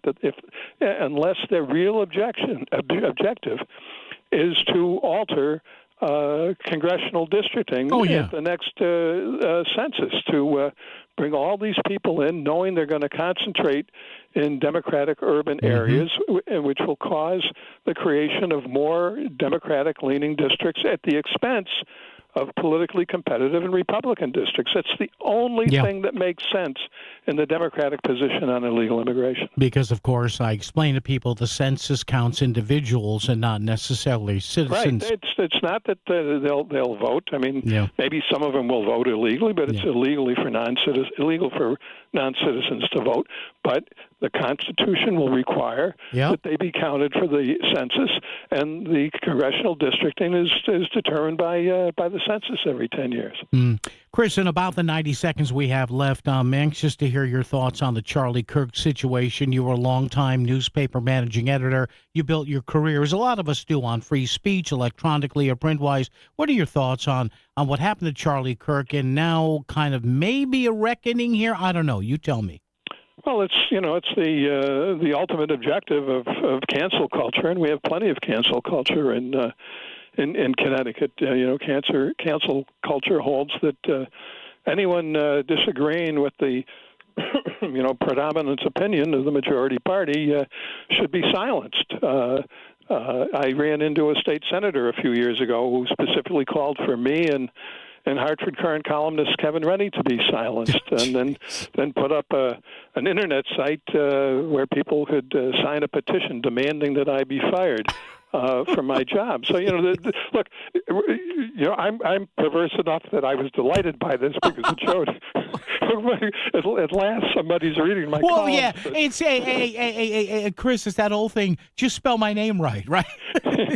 But this has been a liberal phenomenon. This cancel culture, silence people, get them out of their jobs for political incorrectness. This was exactly what the conservatives did in the 1920s and the 1950s with the Red Scare. I mean, we would blacklist people, we'd deport them, we even put some of them in jail for politically incorrect opinions. That's what the conservatives did decades ago. That's what liberals want to do today. Yeah, I mean, back then when people accused Lucille Ball of being a communist, that was tough. That was tough. Chris Powell, check out his stuff, chrispowellcolumn.com. Chris, thank you. Be good, and we'll chat down the road. Thank you, sir. Thank you, Paul. Bye-bye. All right, appreciate it. Good stuff there. Check out his columns, folks. Sometimes they're picked up by local papers, sometimes they're not. chrispowellcolumn.com. He publishes like 2 or 3 times a week at least, so something's in the news. Chris will have an opinion on that story. WICC Smart MLS Right Now Traffic. 95 northbound crash between exit 15 and 16. Left lane is blocked. Further ahead on 95 north in Milford, accident between exit 40 and exit 41. Congestion follows you head into West Haven as well. Overall, the Merritt and Wilbur Cross Parkways are your best bet right now. Traffic report is powered by Brown Roofing, Fairfield County's premier roofing replacement repair and gutter contractor. Contact Brown Roofing today at brownroofing600.com. Brown won't let you down. I'm Mitch Krause with WICC Traffic. A few scattered showers this evening and overnight. Below near 60. Partly sunny and warmer tomorrow with a high in the upper 70s to near 80. Friday sunny with a high near 80. I'm meteorologist Paul Piorek on WICC. I'm Barbara from Trumbull, and I've used Steve Basso Plumbing, Heating, and Air Conditioning since 2012 when he diagnosed the source of a carbon monoxide problem when no one else could. I use him for maintenance and emergency situations for that reason. He has always been able to fix any problem in my home. There's no one better than Steve Basso. Looking for a reliable plumbing or HVAC company? Steve Basso Plumbing, Heating, and AC has proven customer satisfaction since 1974. Go to BassoPHAC.com. That's BassoPHAC.com. At Goodwill of Western and Northern Connecticut, our mission is to eliminate barriers to employment. However, some barriers are greater than we can conquer alone. September 8th through the 22nd, Goodwill stores are asking you to round up for the Bridgeport Rescue Mission. 100% of proceeds will go to providing meals as well as help relaunch their mobile food truck. Goodwill, a proud supporter of the Bridgeport Rescue Mission. They're feeding families, we're getting people to work. Together, we're empowering communities to thrive. I'm still going for it, even with higher stroke risk from atrial fibrillation, an irregular heartbeat not caused by a heart valve problem. Over a 3-year study, Eliquis apixaban tablets reduce stroke risk better than warfarin, and over 97% of Eliquis patients did not experience a stroke. A first stroke occurred in 2.9% of warfarin patients versus 2.3% of Eliquis patients. Don't stop prescription Eliquis without asking your doctor. Stroke risk may increase. Eliquis can cause serious and potentially fatal bleeding. Don't take if you have an artificial heart valve, abnormal bleeding, or antiphospholipid syndrome. While taking, you may bruise more easily or bleed longer. A spinal injection increases blood clot risk, which may cause paralysis. Get medical help right away for unexpected bleeding or bruising, or back pain, tingling, numbness, muscle weakness, or incontinence. Aspirin products, NSAIDs, SSRIs, SNRIs, and blood thinners increase bleeding risk. Tell your doctor about planned medical or dental procedures. Learn more at Eliquis.com or call 1-855-ELIQUIS. The Connecticut Lottery reminds you that gambling can be a fun form of entertainment, but it's not risk-free, so it's important to play responsibly. Make sure you understand how the games work. Know the odds, set time limits, and take breaks. To find out more, visit ctlottery.org or responsibleplayct.org. Must be 18 or older to purchase lottery and 21 or older to place sports wagers. Help is available for problem gambling. Call 888-789-7777 or visit ccpg.org. Fall is the season for fresh starts, so why not start with your smile? At Downtown Dental, transform your look with Invisalign or veneers. The best quality at the lowest price. I lost a tooth from an accident, but Downtown Dental gave me my smile back with same-day implants. Just $999. It was easy, painless, and affordable. Now I'm smiling brighter than ever, thanks to Downtown Dental. 3 convenient offices in Bridgeport, Norwalk, and West Haven. Call Downtown Dental today or visit downtowndentalct.com. This is WICC 695.9, the voice of Connecticut. CBS News special report. The Federal Reserve lowered a key interest rate by a quarter point. Fed Chair Jerome Powell citing inflation and jobs numbers. Job gains have slowed and downside risks to employment have risen. At the same time, inflation has risen recently and remains somewhat elevated. Correspondent Ed O'Keefe is in London with President Trump. It will be seen as significant, but the president is likely to say in the coming hours or days that it is too late. And that is, of course, what he calls Chairman Jerome Powell. Jerome Too Late Powell, because he's been too late to cut these rates. CBS's Jill Schlesinger reports more could be coming. In the Federal Reserve's economic projections, it appears that officials think that there will be 2 more cuts before the end of the year. There's another meeting in October, and then the final one of 2025 is in December. Checking the numbers on Wall Street, the NASDAQ and S&P are lower. The Dow is up 276. CBS News special report. I'm Cammie McCormick. WICC 695.9, Voice of Connecticut local news update. Police have identified a juvenile in Arkansas as the person responsible for making a threatening social media post against Darien High School, which resulted in the school being closed yesterday. The post appeared on Instagram and referenced a firearm. In a news release, Darien police said there is no known credible threat to any school in Darien, and the superintendent said that police will continue to have increased patrols around the schools for the next few days. Serious injuries are reported from a rollover crash in Bridgeport. The incident was reported yesterday afternoon on Capitol Avenue in the area of Hudson Street. 2 people were injured in the crash, and one of them was rushed to the hospital with severe injuries. An investigation is underway to determine what caused the crash. A man has life-threatening injuries after a motorcycle crash in Bridgeport. The crash happened Monday afternoon on Briarwood Avenue, with the motorcycle leaving the road and striking a tree. The unidentified 32-year-old Bridgeport man was rushed to the hospital and was later listed in critical condition. The initial investigation shows that the motorcycle drifted to the right side of the road and hit a curb before losing control. A Stamford police officer has injuries after being involved in a 3-vehicle crash. The collision between a police cruiser and 2 other vehicles happened yesterday in the area of High Ridge Road and Oak Lawn Avenue. The officer was taken to Stamford Hospital for treatment of unspecified injuries. The crash is under investigation. The state is issuing new guidance for federal immigration and customs enforcement agents when they are operating in Connecticut courthouses. The policy restricts agents from wearing masks in courthouses and from making warrantless arrests on judicial property. State Supreme Court Chief Justice Raheem Mullins told WTNH-TV News 8 the rules were created in discussions with ICE officials and other stakeholders. Policy itself simply prohibits warrantless arrest in the public spaces of our courthouses, and if law enforcement is to come in and conduct their activities, to be doing so without masks. Bridgeport Democratic State Representative Steve Staffstrom says it's important that people feel safe entering state courthouses, including illegal immigrants. You should be able to enter a courthouse in this state free of fear that when you try to achieve justice, a masked, unmarked individual is going to grab you and pull you out of the courthouse based on your perceived immigration status. That's what we're trying to stop today. A small turbine fire broke out at a natural gas-fired power plant in Milford. The small fire was reported yesterday at the facility on Shelland Street. Plant workers took immediate steps to stop the fire from spreading, and it was extinguished by firefighters with the use of dry chemicals. There were no injuries reported, and the affected unit was only shut down for a short time. Dozens of people protested outside the government center in Stamford last night.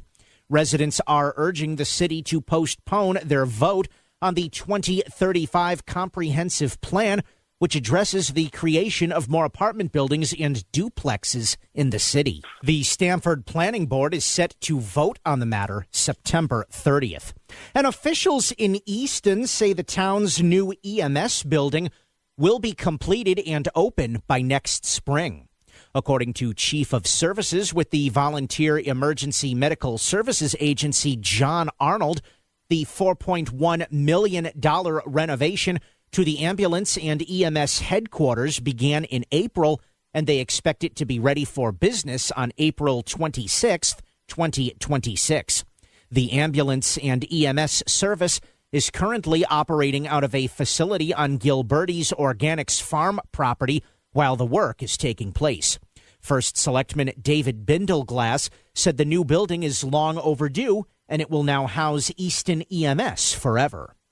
I'm Chris Williams with WICC News. WICC Smart MLS Right Now traffic. 95 northbound crash between exit 15 and 16. Left lane is blocked. Further ahead on 95 north in Milford, accident between exit 40 and exit 41. Congestion follows you head into West Haven as well. Overall, the Merritt and Wilbur Cross Parkways are your best bet right now. Traffic report is powered by Brown Roofing, Fairfield County's premier roofing replacement repair and gutter contractor. Contact Brown Roofing today at brownroofing600.com. Brown won't let you down. I'm Andrew Krause with WICC Traffic. For this evening and tonight, a few scattered showers. The low near 60. Partly sunny and warmer tomorrow. The high in the upper 70s to near 80. Friday sunny with a high of 80. I'm meteorologist Paul Piorek on WICC. You've got thoughts. Share them with Paul. Text 203-333-9422. Connecticut Today with Paul Pacelli is back on WICC 600 and 95.9, the voice of Connecticut. All right, talking a lot of things here. Thanks to our buddy, our pal, Chris Powell. Check his stuff out, chrispowellcolumn.com. And Chris has been, was explaining to some people around here who were chatting about his last appearance with us a few minutes ago. Chris, you may recognize the name. For years, he was the managing editor of the Manchester Journal-Inquirer, which is still around, and a JI. You may have heard of it. Oh, yeah, that's that paper in Manchester. Back then, they did great work, and they still do. I think Hearst owns it now. What a surprise. But, yeah, Chris was with the JI for years. Dan Haar coming up next hour at 5:15, 203-333-9422, 333-WICC. And if you notice, Chris mentioned something in there that our pal Andy mentioned earlier in the show. Why is it and see, this is what leads me, and I'm not putting words in Chris's mouth here, but this is what leads a lot of people to say, hey, this is just a leftist push to tell people, as Chris said, agreeing with my point. I love when people agree with me. No, but seriously, people saying, hey, you know what? Yeah, we know your home is your biggest part of your personal holdings, your net worth. So, yeah, we don't care if we pack in more housing next to your home and knock down your home's value a few dollars. And Chris's point was something Andy brought up earlier. What is, and I've mentioned this too, you have all this open office space, a lot of it in Hartford. There's some in the other cities too. Why doesn't anybody do anything with that? You know why? I'll tell you why. Because you can't social engineer blue cities.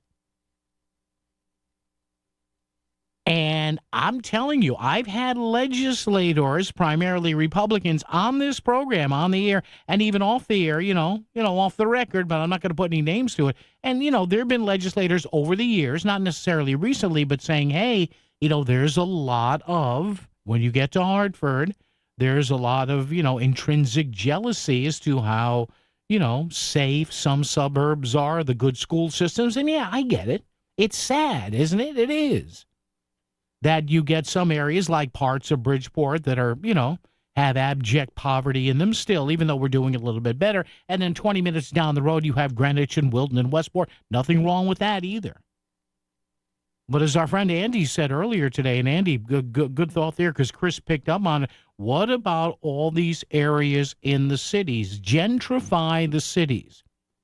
And what did Chris mention? There was a figure, 41% in Hartford of office space is empty. Now, having said that, you don't want to overdo eminent domain here. Lord knows we've been through that with Kilo v. New London and all that. But again, this is the kind of thing that frustrates me here because common sense in this state always takes a back seat to partisan politics. What is going to keep blue cities and blue areas blue?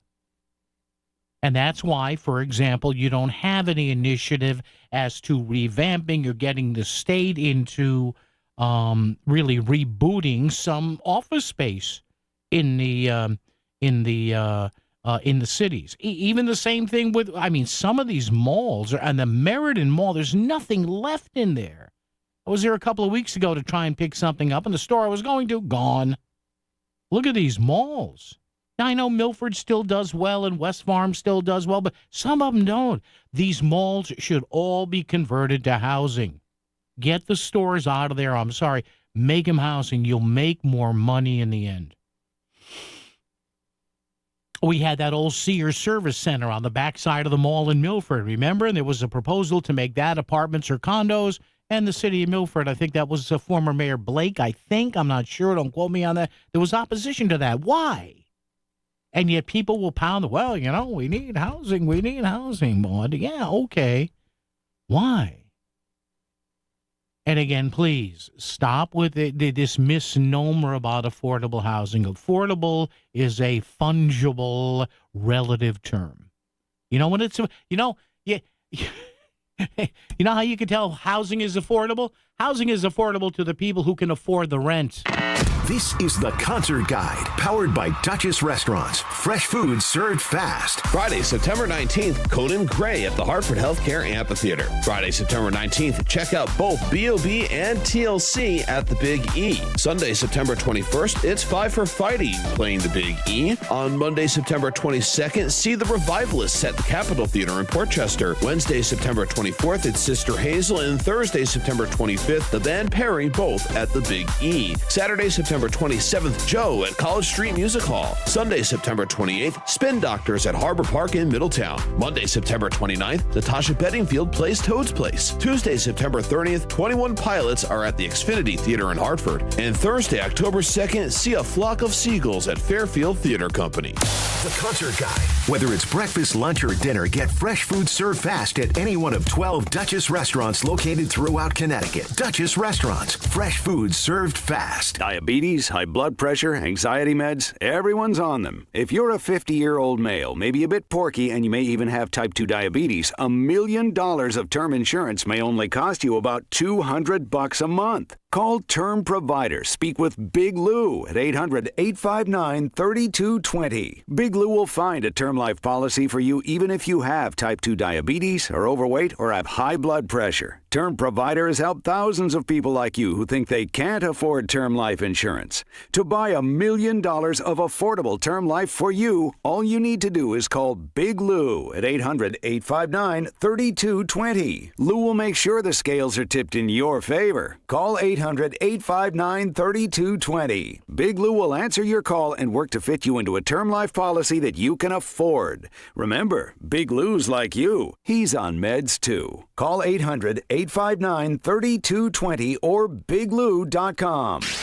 It's time for the Market Scoreboard Report with Ron and Sana. Now on WICC's 695.9, the voice of Connecticut. Stocks closed mixed in a rather volatile session despite the fact that the Federal Reserve, as expected, cut interest rates by a quarter point. Federal Reserve Chair Jay Powell saying it was a risk management move to help the weaker labor market recover, even though inflation is still above the Fed's target. Now, the markets moved in strange directions today. The Dow was up, the S&P and NASDAQ were down, and long-term interest rates actually rose as the market's trying to figure out whether this is the start of easy money policy from the Fed or just a one-off or maybe couple-time move by the central bank. The Dow was up 260 points at 46,018. The S&P and the NASDAQ pulled back by 6 and 72 points respectively, while 10-year note yields rose to 4.08%. That was unexpected. The dollar also firmed. Interest rates pushed down gold prices, which were off $31 to $36.93 the ounce, and oil slipped 46 cents to $64.06 the barrel. We'll probably get a reinterpretation of the move come tomorrow as they sift through all the various details. What are you doing every day to support your liver? If you enjoy sweets, fast food, alcohol, or take any medications, that's a vital question to ask. Hi, I'm Sherry Torkas, pharmacist and health author. For over 30 years, I've helped people make informed decisions about their health, especially concerning prevention and long-term wellness. Supporting your liver isn't just a wellness trend, it's a daily essential. That's why I recommend Active Liver by New Nordic. It's made with plant-based ingredients like milk thistle, turmeric, and globe artichoke, herbs clinically studied for their protective and restorative effects on the liver. Active Liver blends traditional herbal wisdom with modern scientific research. Not all supplements are created equal. I trust Active Liver because it's backed by science, meets strict quality standards, and delivers true daily liver support. Protect your liver and give it the support it deserves. Make Active Liver from New Nordic part of your daily wellness routine. Active Liver is available online at Amazon or find it in stores at CVS, Meijer, and now available at ShopRite. WICC Smart MLS Right Now traffic. 95 northbound, at least an hour frontage through Fairfield. The Parkway is a little bit easier. Further ahead on 95 north and southbound, jamming through Long Wharf, West Haven, and Milford. On the Wilbur Cross north and southbound, plenty of company on either side going into the West Rock Tunnel. Mitch Krause at WICC traffic. A few scattered showers this evening and overnight. Below near is 60. Partly sunny and warmer tomorrow with a high in the upper 70s to near 80. Friday sunny with a high near 80. I'm meteorologist Paul Piorek on WICC. He's here every afternoon to give it to you straight. Back to Connecticut Today with Paul Piselli on the voice of Connecticut, WICC 600 and 95.9. All right, 203-333-9422, 333 WICC. By the way, that's talk or text. I know some of you want to get to me and give me something, but you don't want to come on the radio, and I understand that. So again, that is talk or text. Same number. We kept it easy here because you got to keep it simple, especially for me, your dopey host. 203-333-9422, 333 WICC. Anne Marie is here in Stratford. Anne Marie, good afternoon. How are you?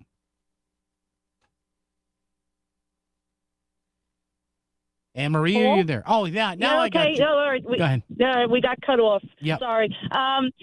In a prior life, when I was living in Brooklyn, I was part of a rezoning task force. Yeah. So I got to learn a little bit. Several reasons why you may not be able to build, or convert some things into housing. Number one are the materials used. Sometimes the materials used for malls and also office buildings are different as to standards as for living. Sure. And the second reason, which could be remedied, are zoning codes. Mm-hmm.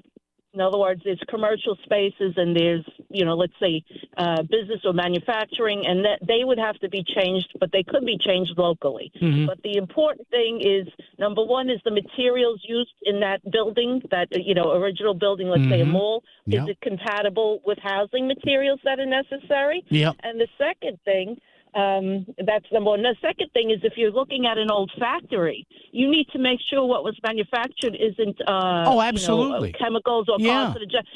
It can be done, but there's a lot. I'm not saying it can't be done, but there's a lot of more. I'm getting lost for words too now. There are Yeah. additional costs and additional right. considerations. No, I'm saying there's like, I want to say like acrobatics. You have to do, to get through hoops. Hoops. I had to think for a minute what I wanted to say. No, I know what you're saying, but you know what, Anne-Marie, the thing, and I'm not, and you bring up a great point, but here's the problem I have with people who would tell you and me, well, you can't do this, you can't do that. Like we never, whether it's this, Anne-Marie, whether it's the power grid, whether it's other stuff, like we never. Now I may be wrong here, but I hate the fact that we never seem to think outside the box here in this state.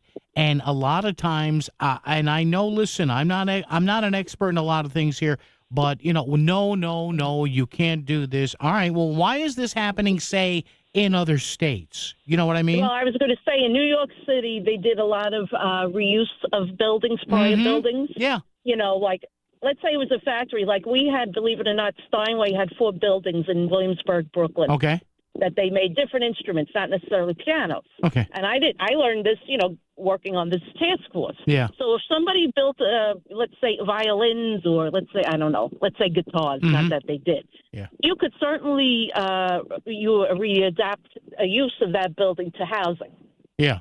Because Sure. there wasn't, maybe terrible chemicals or maybe waste on the site. You could reuse even, factory buildings. I mean, you could do a lot if the local government is willing to do that. Well, yeah. And look into it. Yeah. Anne-Marie, thank you. I appreciate the and thank you for your the input there and your previous experience there. Yeah. If there's now again, as Anne-Marie points out, if the area needs remediation that just doesn't make sense. And you know what? Even if you remediate a piece of property, I mean, we got rid of all the tainted soil. Well, did you really? And again, I know remediation is a science here, but again, there are see, this is what bothers me about this state. There is a myopic view in this state that there's stuff we just can't try. And 99% of the time, we can't try it because politics is involved, and it drives me nuts. It drives me nuts. Couple of examples, which I bring up over and over again, and the reason I bring them up over and over again is because people have to understand. Now, again, we are, concerned about dwindling gas tax revenues and all this, yet we allow electric vehicles that use no gas and pay no gas taxes to drive freely around the state. Okay, I have nothing against EVs, but other states, a mix of blue and red states, have said, well, geez, you got to pay us something. You're not paying the gasoline tax. So you got to pay us a yearly tax. Different states do it a different way, $100 a year, $200 a year. So, and I've talked about this. Why doesn't Connecticut do this? Well, they're too afraid of the environmental lobby, right? Can't do that. No, you'll discourage people from buying EVs. So what's more important? You get your green cars out there, or we actually have money to fix the roads. Again, other states are doing this, blue and red. Why don't we?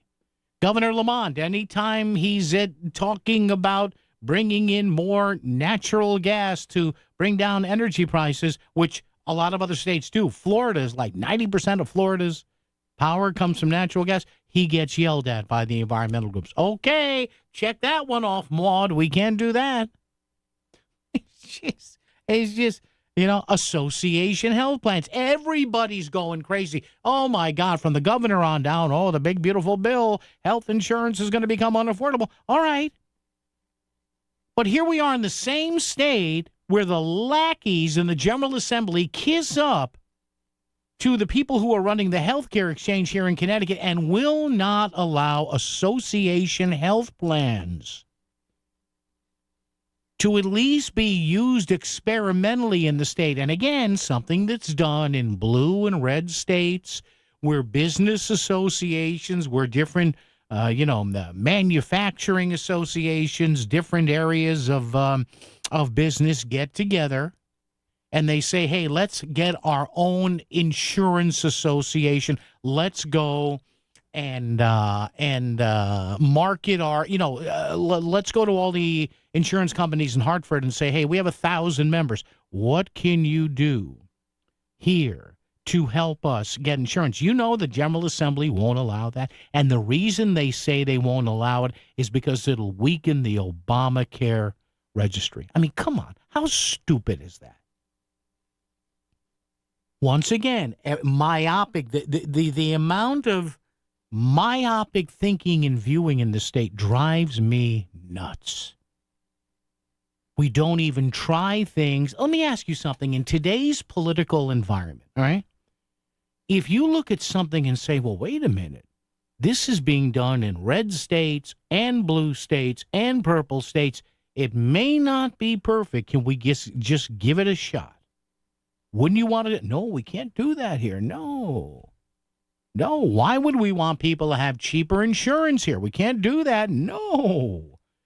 Because it gets shot down by the majority Democrats in the General Assembly. And if you don't believe me, you know what I say? Look it up. Before news, Anne Marie in West Haven. Anne Marie, what's up? How are you?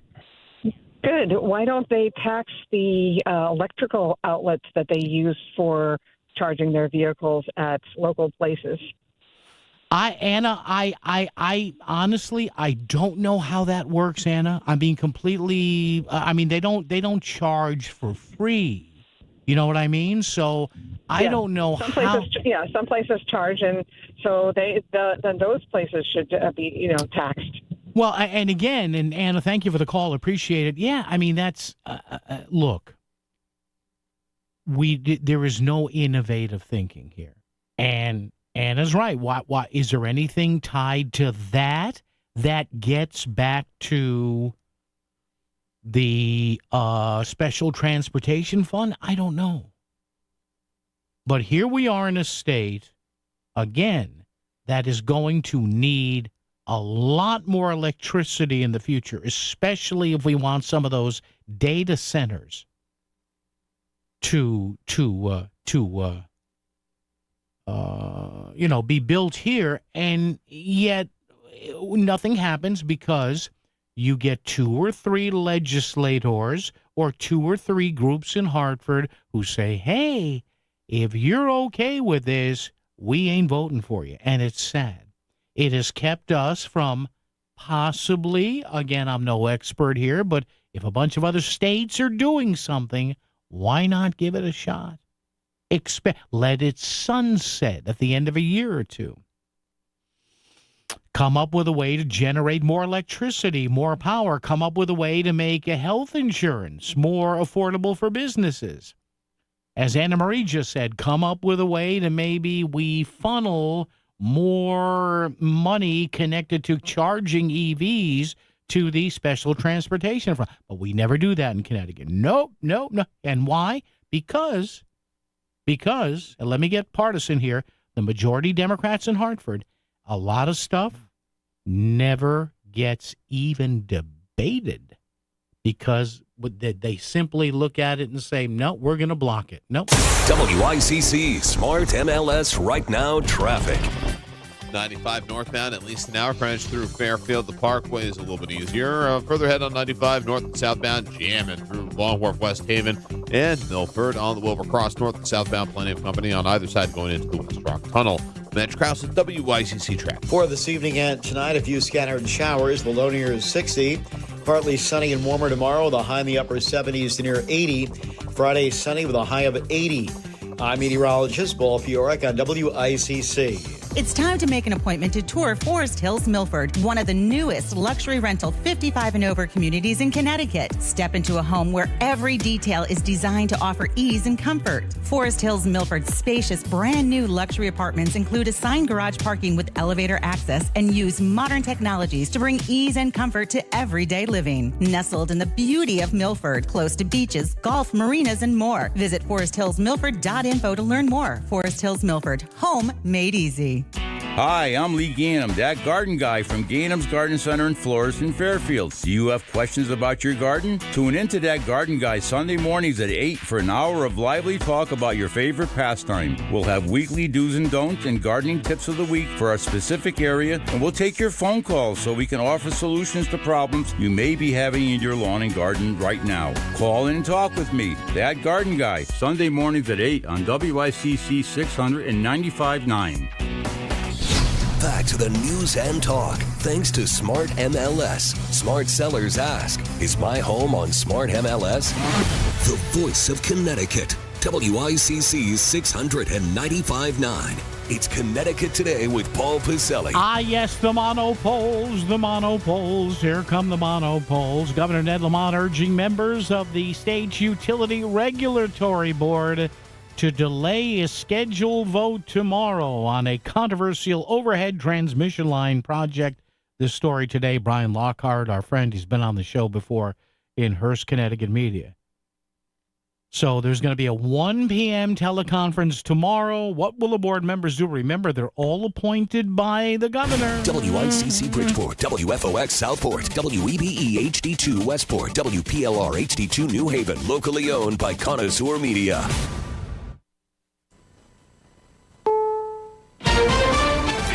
CBS News on the Hour, sponsored by Progressive Insurance.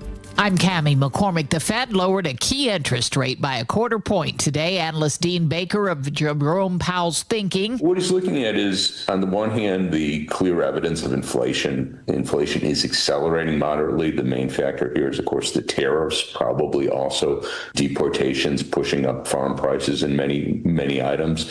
But the other thing that he's looking at is the weakness of the labor market. It was the first cut this year. The Fed indicated 2 more cuts could be coming. Fired CDC Director Susan Menares was on Capitol Hill today explaining things to lawmakers. It lasted 29 days. Since my removal, several explanations have been offered. That I told the secretary I would resign, that I was not aligned with the administration priorities, or that I was untrustworthy. None of those reflect what actually happened. She said she was ordered by Health Secretary Robert F. Kennedy to resign if she didn't sign off on new vaccine recommendations that are expected to be released later this week. FBI Director Kash Patel was also back on the Hill for a second day. Senator Pramila Jayapal questioned him about the Epstein files. Are these women credible? It's a yes or no answer. I have answered the question. Well, what is the answer? I'm telling you, I'm the only FBI director that has welcomed new information in this case. This administration is the only one that has welcomed any new information in this case. Is there a yes or no to present new credible information? Present new information. Are the victims credible or not? Patel argues he can't release more of the files because of court opinions. There has been a lot of accusation about who is behind political violence since the assassination of Charlie Kirk. Scott McFarland reports. A 2024 report funded by the National Institutes of Justice, part of the U.S. Department of Justice, said the number of far-right attacks continues to outpace all other types of terrorism. But that report has recently been removed from a Department of Justice website. Democrats at a U.S. House committee showed the change in an exhibit released at a hearing today, but the department is not commenting. The European Union's announced its toughest plan yet to pressure Israel to end the war in Gaza. Tariffs could be increased on Israeli goods, that according to the EU's foreign policy chief. The aim is not to punish Israel. The aim is to improve the humanitarian situation in Gaza. The 27-nation EU has been split over the war, and it's unclear whether a majority will agree to the new measures. On Wall Street, stocks finished mixed. This is CBS News. Progressive Insurance, with insurance for cars, home, boat, motorcycles, RVs, and commercial vehicles at 1-800-PROGRESSIVE and Progressive.com. Let's see, if something costs less, a lot less, but people are actually happier with it, that sounds like something to look into, and that's MediShare. Maybe you've heard joining MediShare can save you or your family up to $500 a month, and that's huge, but it's also true. People are just happier with it. They love being part of something that reflects and promotes their values and what they believe in. MediShare works, too. It's been around for 30 years now, and members have shared more than $7 billion of each other's bills. People love having telehealth and a huge nationwide PPO network, so yeah, really, you can save a ton and like it better. Imagine being happy with how you're taking care of your health care, whether you're self-employed or part of the gig economy, or you just want a plan that you're happy with. Here you go. You can call right now and get a price within 2 minutes. A very, very smart use of 2 minutes. Here's the number you need. It's 877-26-BIBLE. That's 877-26-BIBLE. 877-26-BIBLE. Discover the finest flooring in Southern Connecticut at Courtesy Carpet. With over 50 years experience, from intricate area rugs and durable vinyl to elegant stair runners, they have it all. Shop anywhere, but see them before you buy. Visit L&J and their team on Route 111 in Monroe or at courtesycarpet.com. Financing is available, so you can get the floors you love today. Trust the experts in quality flooring, because at Courtesy Carpet, your satisfaction is their courtesy. WICC 695.9, Voice of Connecticut Local News Update. Police have identified a juvenile in Arkansas as the person responsible for making a threatening social media post against Darien High School, which resulted in the school being closed yesterday. The post appeared on Instagram and referenced a firearm.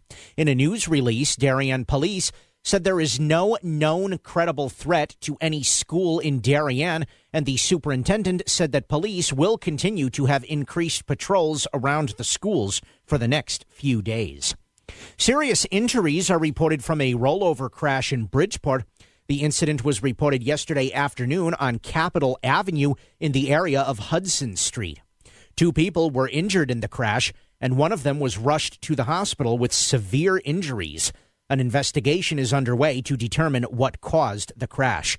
And a man has life-threatening injuries after a motorcycle crash in Bridgeport. The crash happened Monday afternoon on Briarwood Avenue, with the motorcycle leaving the road and striking a tree. The unidentified 32-year-old Bridgeport man was rushed to the hospital and was later listed in critical condition. The initial investigation shows that the motorcycle drifted to the right side of the road and hit a curb before losing control. I'm Chris Williams with WICC News. WICC Smart MLS Right Now Traffic. 95 northbound, at least an hour. Frontage through Fairfield. The Parkway is a little bit easier. Further ahead on 95 north and southbound, jamming through Long Wharf, West Haven, and Milford. On the Wilbur Cross north and southbound, plenty of company on either side going into the West Rock Tunnel. Mitch Krause at WICC Traffic. A few scattered showers this evening and overnight. Below near is 60. Partly sunny and warmer tomorrow with a high in the upper 70s to near 80. Friday sunny with a high near 80. I'm meteorologist Paul Piorek on WICC.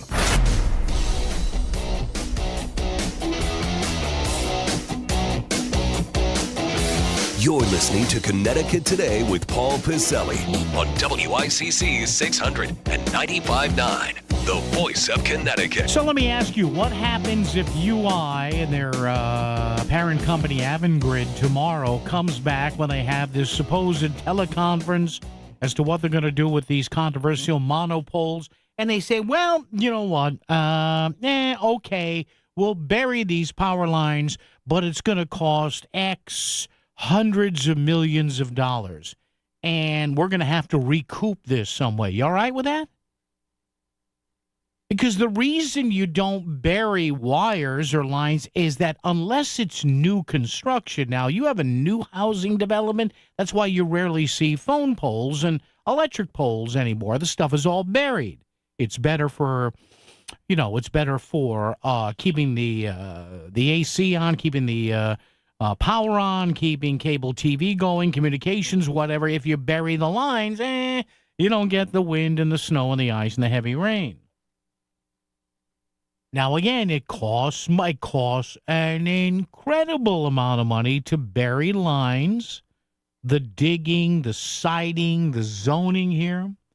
So, again, the governor, according to this story by our friend Brian Lockhart, that went up today in Hearst, Connecticut media,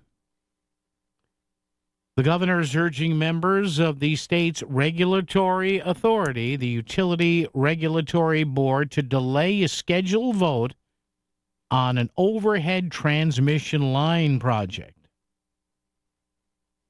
So how will the Connecticut Siting Council respond when it convenes in its 1 p.m. teleconference tomorrow? Now, remember, and as Brian points out here, these are gubernatorial appointees. All right. There was a rally Wednesday morning outside the Barnum Museum in Bridgeport. Elected officials, says here, and community leaders from the city in Fairfield thanked the non-President Lamont for his direct intervention on Tuesday, and you've heard some of that today in the news here on WICC, and strongly urged the council to comply. As of mid-Wednesday afternoon today, UI's proposals still appeared on the council's 13-item agenda that was posted. The intrigue continues. And the Siting Council Executive Director, Melanie Bachman, did not respond to requests for comment. Rob Blanchard, the governor's spokesperson, the communications director, wrote in an email, "We have not received a response back yet, and they are independent, so we do not have a sense of how the vote will go." All right, there you go. Do they bury the power lines or not? You tell me. 203-333-9422, 333-WICC. Otis, he have a lot to talk about. He, being Dan Harr from Hearst, Connecticut Media, will talk with Dan coming up. For the latest news in Southern Connecticut, WICC is where you turn first on 600 AM and now 95.9 on FM. Hear your favorite live and local shows during the week. Melissa in the Morning, The Lisa Wexler Show, Connecticut Today with Paul Piselli on both 600 and 95.9. Plus more live and local news updates on weekends to keep you informed. You found the voice of Connecticut. WICC 600 and 95.9.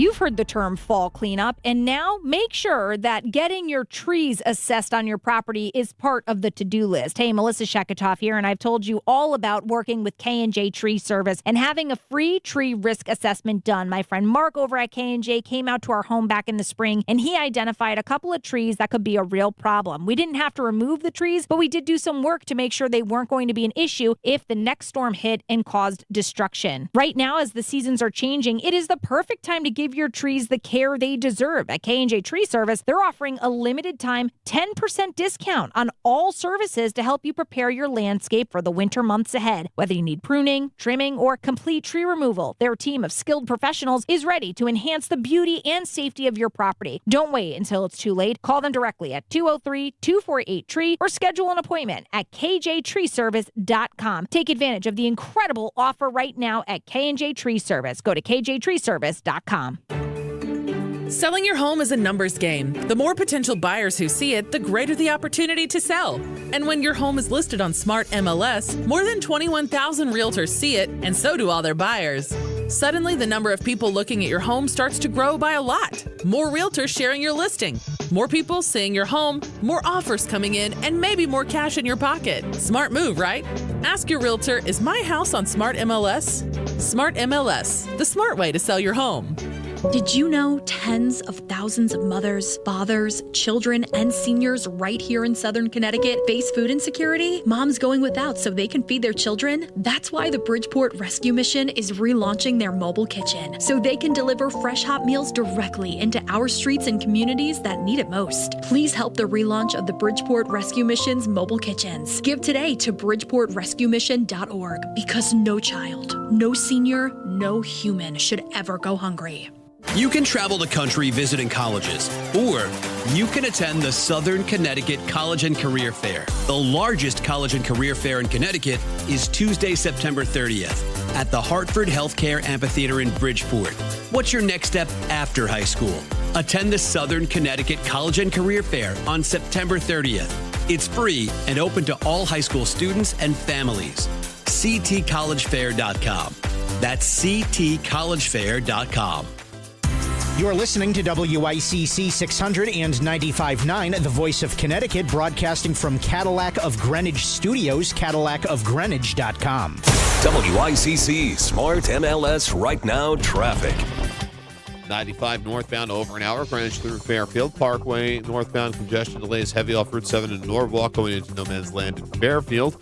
Out of New Haven, 95 south, jamming through Long Wharf into West Haven. Wilbur Cross north and southbound, more congestion delays going into the West Rock Tunnel. And 84 eastbound, busy but moving through Danbury and Newtown. Traffic report is powered by Optimum Business. Stay ahead of cyber threats with fast and secure fiber internet starting at $65 a month with 99.9% network reliability. Visit Optimum.com/business today. And that's Kraus, WICC traffic. For this evening and tonight, a few scattered showers. The low near is 60. Partly sunny and warmer tomorrow, the high in the upper 70s to near 80. Friday, sunny with a high of 80. I'm meteorologist Paul Fiorek on WICC. Voice your opinion on the voice of Connecticut. 203-333-9422. Back to Connecticut Today with Paul Pacelli. WICC 600 and 95.9.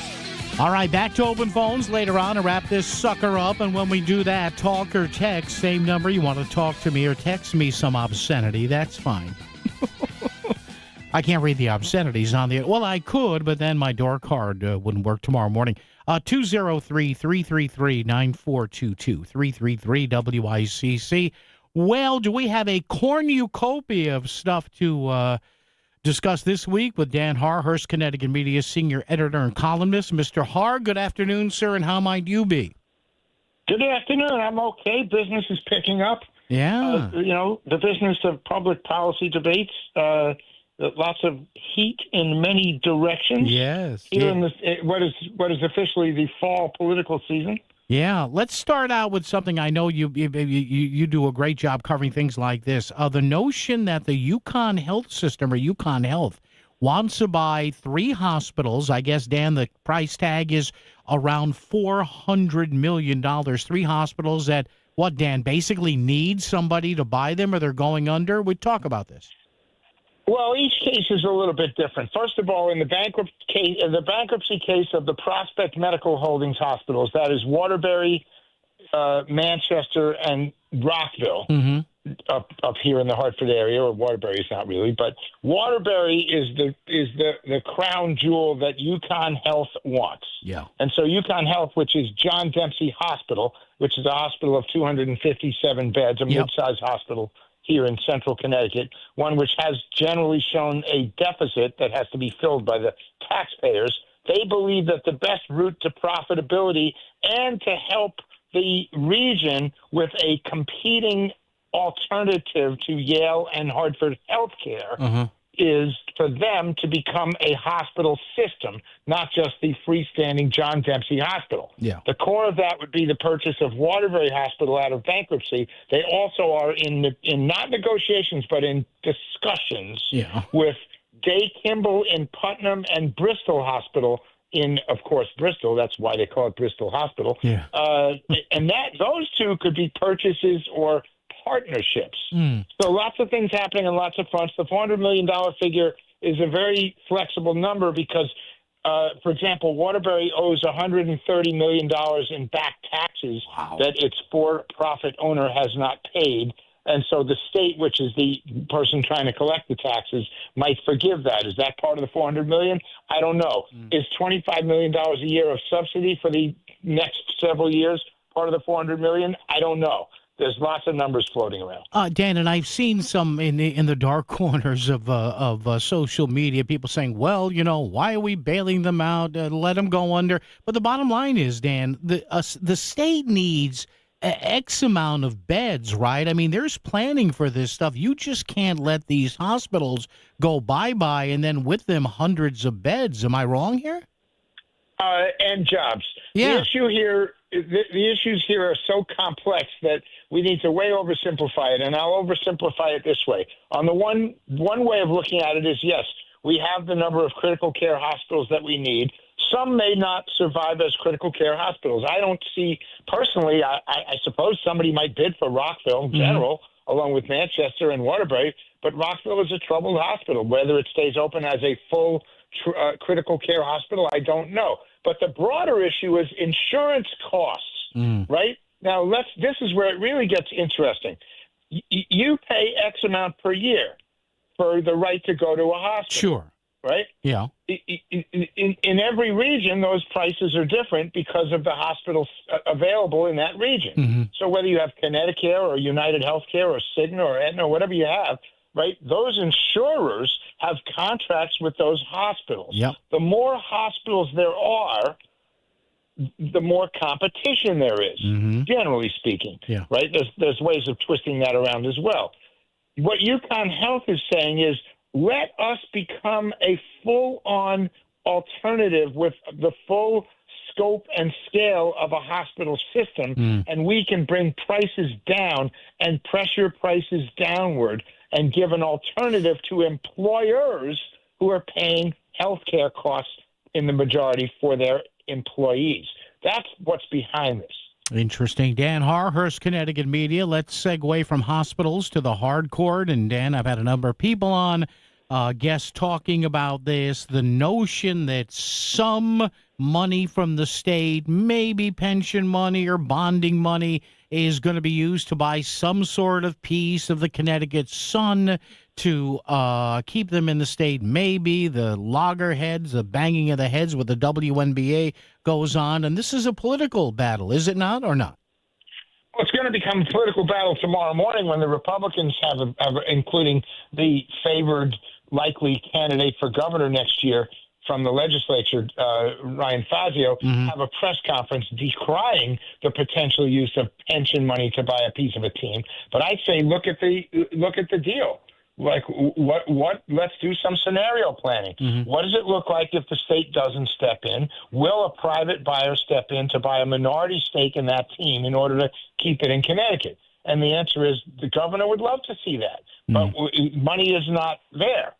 Right, we got a guy, Mark Lasry, who's a billionaire down your way there, who grew up in West Hartford, who would like to buy all of the team and move it to Hartford. Yeah. The league won't let that happen. The NBA, Adam Silver, we've already reported this.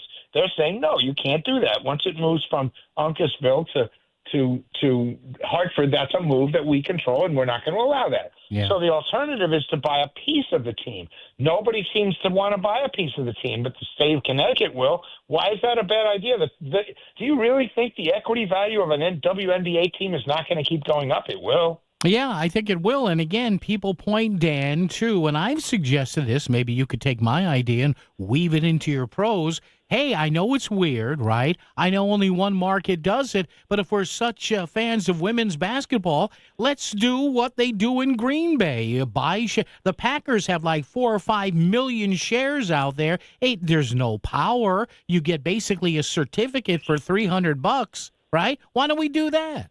What do you think? Whose beer is better, theirs or ours? I think we have better pizza and they have better beer. I'm not sure, but we got some good beer. We got some good beer here. Yeah. In any case, yeah, that's an option. I have not actually heard of the share ownership option floated. Yeah. It's probably a good idea, but the problem with that is that you would then you're complexifying it even further than you already are now. Right now, the Mohegan Tribe owns 100% of that team, and if they sell a piece of it, right, can the owner of a piece of it sell shares in that piece? And the answer is not under current U.S. security law. You have to, the owner, it has to be the whole entity that sells shares. So it adds, you're adding a layer of complexity that may not be necessary. Yeah, but you could get so many good columns out of it. Dan Harhurst, Connecticut Media, final issue. Dan, I got about 2 hours of calls on this earlier from your publications today. This story regarding, you and I talk about the vaunted special session, what's going to be in there. And it certainly looks like there's no, I don't know, Dan, there's no warmth yet between the governor and some legislators on this housing bill. Hey, we're waiting for him. Hey, I'm waiting for him. What are your thoughts? What are you hearing? As far as I know, there are 3 potential issues that have been talked about for the special session. Yeah. One is the housing bill. Let's fix it. Well, they ain't fixing it. They've had all summer, and there's no movement on that I can tell. So that ain't happening. The other is Medicaid and food funding from the federal government. That's in flux and will remain in flux until at least after the October 1st federal shutdown deadline, so we can't know what's going to happen with that. We hope the Democrats extract promises from the Republicans in exchange for funding the government. Hey, let's not do these cuts to Medicaid. The hope for that is low, but it's possible. And the third thing is the Trust Act, tightening the Trust Act. The governor doesn't have as much enthusiasm for tightening the Trust Act as some Democratic legislators. What we're trying to do, what they are trying, not we, I'm not doing it. What they're trying to do is, as you saw yesterday with the press conference with Chief Justice Mullins of Connecticut Supreme Court, is to say, let's have a policy that prevents ICE from coming in massed to state courthouses. Yeah. Does that need to be codified in law? Does ICE care whether we have a law or a policy or nothing at all? Those are questions that may lead to the decision that a special session is not needed. Dan, purely your opinion as a final thought here, purely on the opinion side, do you think if given his druthers, the governor would just like to push this housing thing till after the election next year? I mean, how can he be, is he really enthused to do this, or is he looking at, maybe a Republican candidate that goes out there and hammers him for 4 or 5 months on that? What are your thoughts on that from a political point of view? I think at this point he has to realize that he screwed up by leading the Democrats to think that he was on board with that bill that passed, and he got a black eye or egg on his face or whatever the analogy you want to use by having to veto a bill that was produced apparently with his consent but not with his consent. And so at this point it's a political problem. It's not a policy problem. Yeah. You can't solve political problems in an election year. He's not going to send his Democrats to their political deaths by passing a bill on housing that has teeth in an election year. That's not going to happen. He had hoped to do it before the election year in October. We may be looking at another 2 more years before this gets done. Finally, what are you working on? Any columns, pieces that we should look at over the next couple of days? What are you working on? Looking at the Connecticut economy. Okay, good. Dan Harhurst, Connecticut Media. Dan, have a happy weekend. We'll talk to you down the road. Thank you, sir. What's your one word on the economy? How is it? As my relatives, my tribe usually says, I'm going to go with med some eds. How's that? Half and half. You like All right, it? good. All right, Dan, Get thanks. later. Dan Harhurst, Connecticut Media. See, it's my tribe. Med some eds. Ufa. Kefai. Start the born. All right, traffic and weather together, and we got half an hour of open phones coming up. What's on your mind? What are you thinking today? How was work today? WICC Smart MLS Right Now Traffic.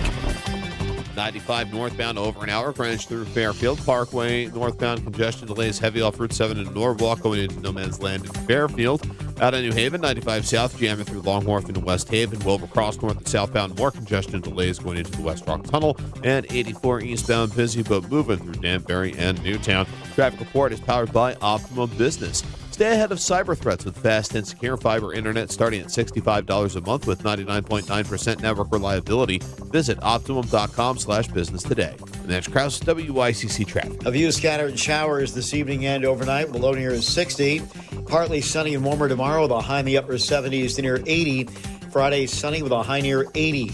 I'm meteorologist Paul Piorek on WICC. Hi, this is David from Standard Oil. If you use propane to heat your home, now is the right time to sign up for automatic delivery and our award-winning service. We deliver propane for heating your home, propane for your cooktop, propane for your pool heater, and propane for your generator. We can even install a new propane fireplace in time for the holiday festivities. Most importantly, our technicians work 24/7 to provide you with the absolute best service possible. So for all your heating oil, air conditioning, and propane needs, call Standard Oil today or visit us online at standardoil.com. Here at Stamford Health, expert care begins with a conversation where big innovations are helping the tiniest patients in our NICU, and mental health means community health. Here, we're collaborating with world-class partners like Columbia University Irving Medical Center, Dana-Farber Brigham Cancer Center, and HSS to redefine cardiac, neurological, cancer, and orthopedic care. From the everyday to the complex, Stamford Health. Care.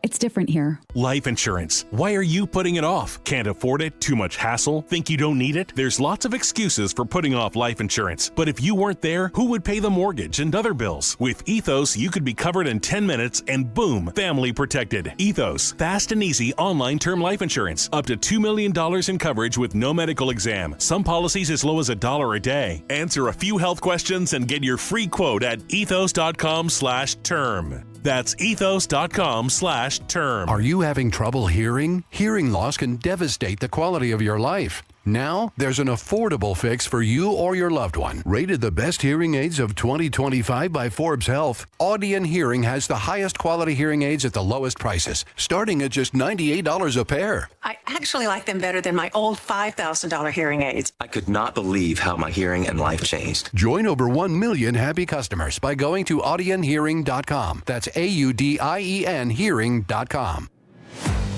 Let's be honest, most of us spend a lot of time thinking about retirement, but not so much actually preparing for it.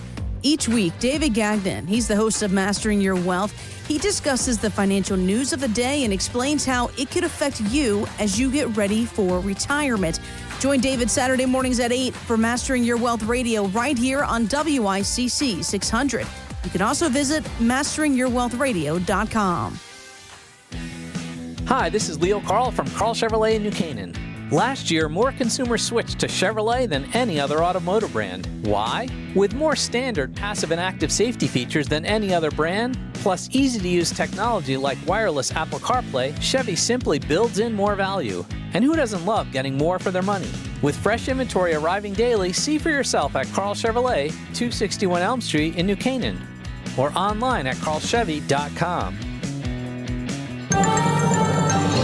This is WICC 695.9, the voice of Connecticut. CBS News Brief. The Fed has cut its key interest rate by 1/4 point. It was not the half-point cut many hoped for, analyst Stephen Cates. This singular event is not going to make an enormous difference for individual borrowers in their lives. You know, credit card rates, mortgage rates, home equity, they're not just suddenly going to step change down. Fired CDC Director Susan Minara has told lawmakers today the nation's public health system is headed to a dangerous place under Health Secretary Robert F. Kennedy. I believe preventable diseases will return, and I believe that we will have our children harmed for things that we know they do not need to be harmed by. FBI Director Kash Patel back before Congress and questioned again about the Jeffrey Epstein files. Any allegations that I'm a part of a cover-up to protect child sexual trafficking and victims of human trafficking and sexual crimes is patently and categorically false. CBS News Brief. I'm Cammie McCormick. WICC 695.9, Voice of Connecticut Local News Update. Police have identified a juvenile in Arkansas as the person responsible for making a threatening social media post against Darien High School, which resulted in the school being closed yesterday. The post appeared on Instagram and referenced a firearm. In a news release, Darien police said there is no known credible threat to any school in Darien, and the superintendent said that police will continue to have increased patrols around the schools for the next few days. United Illuminating is not opposing state regulators pausing the review of its plan to build overhead power lines in Bridgeport, Fairfield, and Southport. In a moment captured by WTNH TV News 8, Governor Ned Lamont interrupted a protest of the power line plan being held outside the state capitol yesterday to inform the group of the decision. We'll be sitting down yet again on Friday to make sure we come up with all alternatives, what you can do in terms of undergrounding, rerouting, and other ways. We can do as little disruption to your community as we possibly can. A meeting is now scheduled for tomorrow between Lamont's office and UI officials to discuss the path forward. Opponents are urging UI to consider burying the power lines underground instead of installing overhead wires. A news conference hosted by Bridgeport Mayor Joe Ganim and Fairfield First Selectwoman Christine Vitale took place this morning at 11 a.m. at the Barnum Museum. A Stamford police officer has injuries after being involved in a 3-vehicle crash. The collision between a police cruiser and 2 other vehicles happened yesterday in the area of High Ridge Road and Oak Lawn Avenue. The officer was taken to Stamford Hospital for treatment of unspecified injuries. The crash is under investigation. A small turbine fire broke out at a natural gas-fired power plant in Milford. The small fire was reported yesterday at the facility on Shellen Street. Plant workers took immediate steps to stop the fire from spreading, and it was extinguished by firefighters with the use of dry chemicals. There were no injuries reported, and the affected unit was only shut down for a short time. Officials in Easton say the town's new EMS building will be completed and open by next spring. According to Chief of Services with the Volunteer Emergency Medical Services Agency, John Arnold, the $4.1 million renovation to the ambulance and EMS headquarters began in April, and they expect it to be ready for business on April 26, 2026. The ambulance and EMS service is currently operating out of a facility on Gilberti's Organics Farm property while the work is taking place. First Selectman David Bindleglass said the new building is long overdue, and it will now house Easton EMS forever. Dozens of people protested outside the government center in Stamford last night. Residents are urging the city to postpone their vote on the 2035 comprehensive plan, which addresses the creation of more apartment buildings and duplexes in the city. People, when they buy a single-family house, they buy into a certain way of living. Stamford has to grow, but it doesn't need to grow in the suburban areas where people already have a certain quality of life that they bought into, and in many cases paid a lot of money to have. The Stamford Planning Board is set to vote on the matter September 30th. And the state is issuing new guidance for federal immigration and customs enforcement agents when they are operating in Connecticut courthouses. The policy restricts agents from wearing masks in courthouses and from making warrantless arrests on judicial property.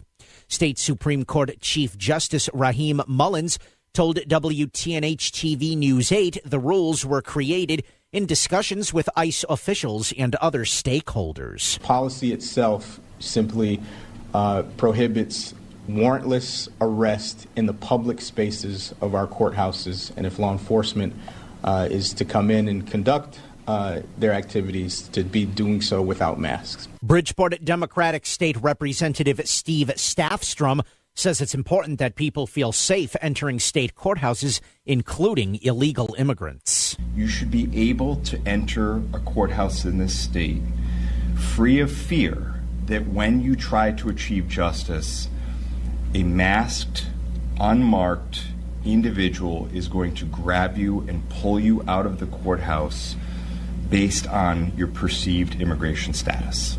That's what we're trying to stop today. I'm Chris Williams with WICC News. WICC Smart MLS Right Now Traffic.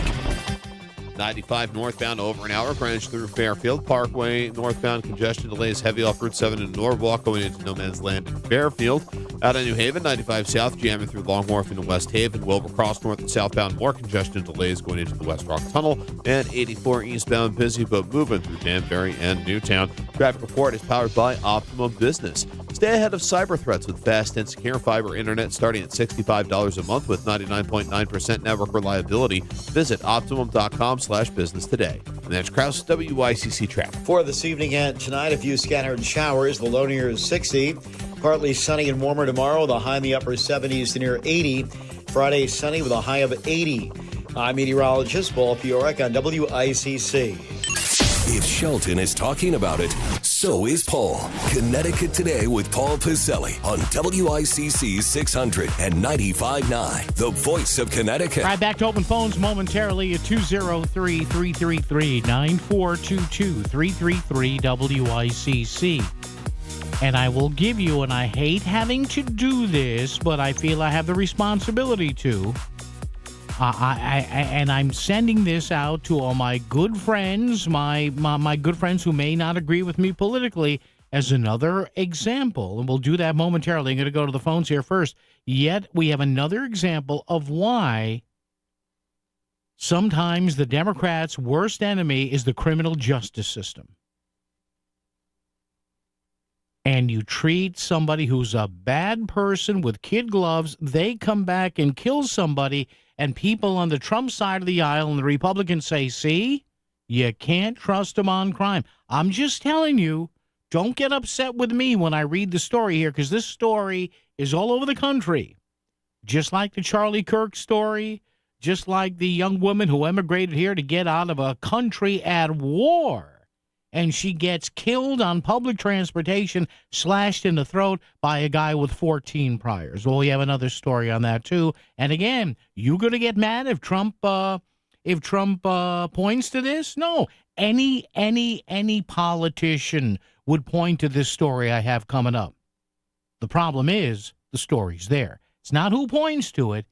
It's at the story's there. Before we do that, though, Gene in Stratford is here. Hello, Gene. How are you, sir? Good afternoon, Paul. How's it going today? Gene, I'm living the dream, buddy. How are you? Good. You're living the dream because you're not a UI customer. Wallingford Electric. That's all I got to say. Yeah. Gene. Wallingford, Southington, Norwich. A lot. It's all over today. Melissa and in the middle of the day, Lisa about the monopoles and stuff. And it's just I got a element of frustration with the whole thing. I know nobody wants to see these poles up in the air, but they've really got to report this whole picture there. The alternative to bury it underground, if you Google it, their estimate for the 7 miles would be almost $1 billion. Yeah, and I got to believe that it's a reasonably accurate estimate because they did this project that was called the 345 kVW. They ran from like Middletown to Greenwich. Okay. They know what's involved in it, and frankly, it leaves a lousy piece of infrastructure. It goes through our city streets, and it's a big concrete duct bank. People that had to connect to the sewer, water, gas, get into conflicts with this. It's got to be. I don't know what the easy solution is, but I really don't feel like paying for part of that $1 billion when it doesn't service me at all. It only services that lower Fairfield County. Critical infrastructure. We need more power, but step back a minute and weigh out the consequences here before we have another charge on our electric bill. Oh, and Gene, listen, you're in the business. You're a hard hat. You know what a monstrous project this will be. I mean, people, Gene, and I'm sure you must shake your head, and all your guys and gals you work with. Just bury the lines. Do you know? How, and you're like, right? How much? And the money, the time, the right of way you need to do. You've got a permitting process. You've got environmental issues. Connecticut, you go through Bridgeport and these cities, and you dig in the ground. You've got contaminated soil. You've got rock. You've got groundwater. You've got to be safe. A lot of the construction gets done at night because it goes through a congested area. Yeah, it's not like digging a hole out in the Midwest and just burying a cable in the desert. And I'm on edge because I think maybe in Lower Fairfield County, money's no object, but I don't have a voice in, and I'm going to pay for it, unfortunately. And I got the feeling that's where it's going. I really think that the Siting Commission might have considered the whole package when in making their decision. I'm sure they made some comments about these decisions in a smoky back room. Well, rest assured, as we speak here today, the opposing people are squeezing and pushing this Siting Commission to check it out and rethink it and everything. So it's going to be a big kind of almost a political tug of war. But we're the poor ones that have to pay for it. Yeah, and Gene, here's I had the story up here on my screen. This is from the Connecticut Post story. UI has said burying those power lines would increase the project's estimated budget from $300 million to $800 million, and that difference would, under federal law, be borne by Connecticut ratepayers. Yeah. There you go.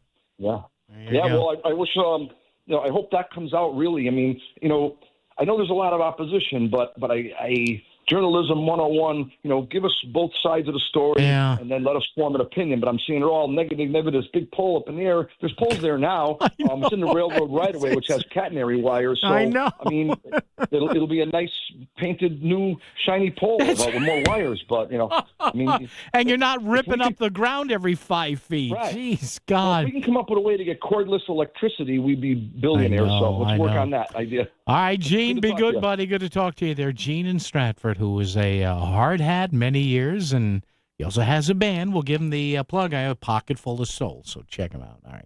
Gene's a drummer. He's a good – don't laugh. I know he's probably heard all the drummer jokes. Stop. All right, Jack and Stanford, stand by. We'll get to you before we wrap it up here. But coming back, I have another story, and let's put this story under the heading of This is Why Trump Won. Who picks Post University? People who pick Post are people who believe in themselves and their potential. Post people want a school that helps them succeed on their terms, on their budget, and on their schedule. They want on-campus activities and online flexibility. Most of all, they want an education that could help prepare them for success in over 50 fields. Because when you're an Eagle, the sky's the limit. Are you a Post person? Find out now at post.edu. If you're looking for a great price on Falcon tires, there's only one place to go, Town Fair Tire, where you always get the guaranteed lowest price on Falcon tires. But it doesn't end there, because Town Fair Tire gives you free services for the life of your Falcon tires. More free services than any other tire dealer. That's why we say nobody beats a Town Fair Tire deal, and I mean nobody. Name brands at discount prices. Town Fair Tire.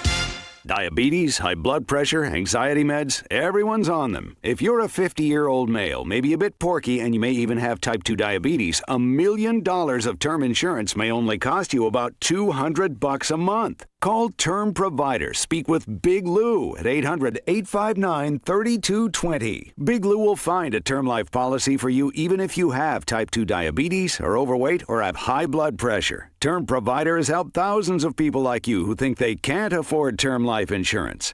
To buy $1 million of affordable term life for you, all you need to do is call Big Lou at 800-859-3220. Lou will make sure the scales are tipped in your favor. Call 800-859-3220. Big Lou will answer your call and work to fit you into a term life policy that you can afford. Remember, Big Lou's like you. He's on meds too. Call 800-859-3220 or biglou.com. WICC Smart MLS Right Now Traffic. 95 northbound, solid hour. Stanford through Fairfield. The Parkway northbound is better, but you have heavy congestion off Route 7 in Norwalk going into No Man's Land in Fairfield. New Haven, 95 southbound, busy but moving through Long Wharf and into West Haven. And on the Wilbur Cross southbound side, crawling through Hamden down into the West Rock Tunnel. Route 8 northbound, you're on the brakes through Shelton going up to the bridge. I'm Andrew Krause, WICC Traffic. A few scattered showers this evening and overnight. Below near 60. Partly sunny and warmer tomorrow with a high in the upper 70s to near 80. Friday sunny with a high near 80. I'm meteorologist Paul Piorek on WICC.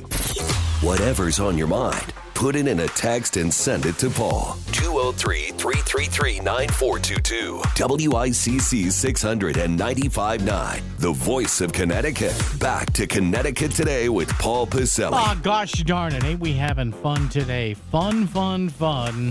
Till our daddy takes our T-bird away. All right, 203-333-9422, 333-WICC. Here he is. He calls us late in the day to just relax after seeing millions of dollars come across his desk on a given day with his clientele, Jack in Stamford. Jack, how are you? Well, They don't come across my desk. I just see the numbers that represent. Well, that's what I mean. amounts. Yeah, It's, okay. I know. Trust me, these come across. Although I have had clients come back and I'm not able to take the checks, but they're like, "Hey, can we not just send the check to you?" I said, "Yeah, you can send it to me." Yeah, no problem. Do they really? I mean, listen, let me ask you something. If you have a big dollar client that's got to pay a bunch of taxes or whatever, and it's a big nut, do you guys do wire transfers, or does somebody write you out a check for millions of bucks?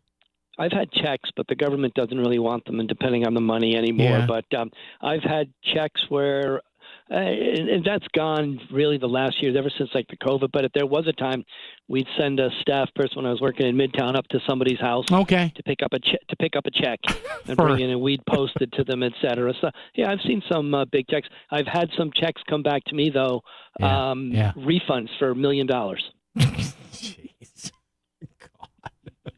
Get mailed to me because the person doesn't, the person doesn't live in the country and stuff, but they had $1 million refund. So check comes to me. Okay. Them and their whole family, so it was multiples. Yeah. And Excellent. I never think of it. It's like Well, after a while, I would imagine. Yeah, it's just how many zeros. Where's the decimal point? I get it. I got it. I mean, it just wouldn't be worth it. But yeah, you see some of them, et cetera. But so what's on your mind, Jack? What do you got today? I'm telling you, we got to get these polls up because it doesn't matter to me because I'm going to move out of Connecticut. Well, you don't give a damn. Get the polls up. I think we could put one of them up in front of Lamont's front yard and Blumenthal's front yard and Murphy's front yard. And I got to go over it. I was looking at my electric bill. Yeah. And there's whatever the public service charge or something. Public benefits, yeah. Whatever. That's more than something I get now for the transmission. Yes. Yeah, that's the problem. This thing, throw $1 or $2 to help your fellow man out, and you would do it. Now they're jamming me up, and I'm like, that's more than I'm paying for my own, for that own transmission there. So I don't know. All these knuckleheads in the legislature, they really dropped the ball when they sold CL&P and Yankee Gas and everything, all to EverSource.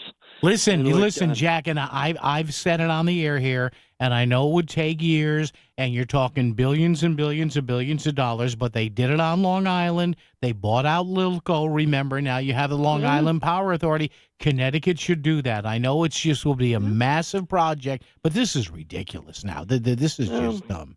It's just unreal. I had an IRS agent show up one time looking to verify a client of mine, and they came in, and he says, you owe us $150,000. I said, "Oh no! I thought you were here with my check for $1 million." That agent's face went ashen and his jaw dropped to his knees, and he reviewed the read. I said, "You owe me $1 million."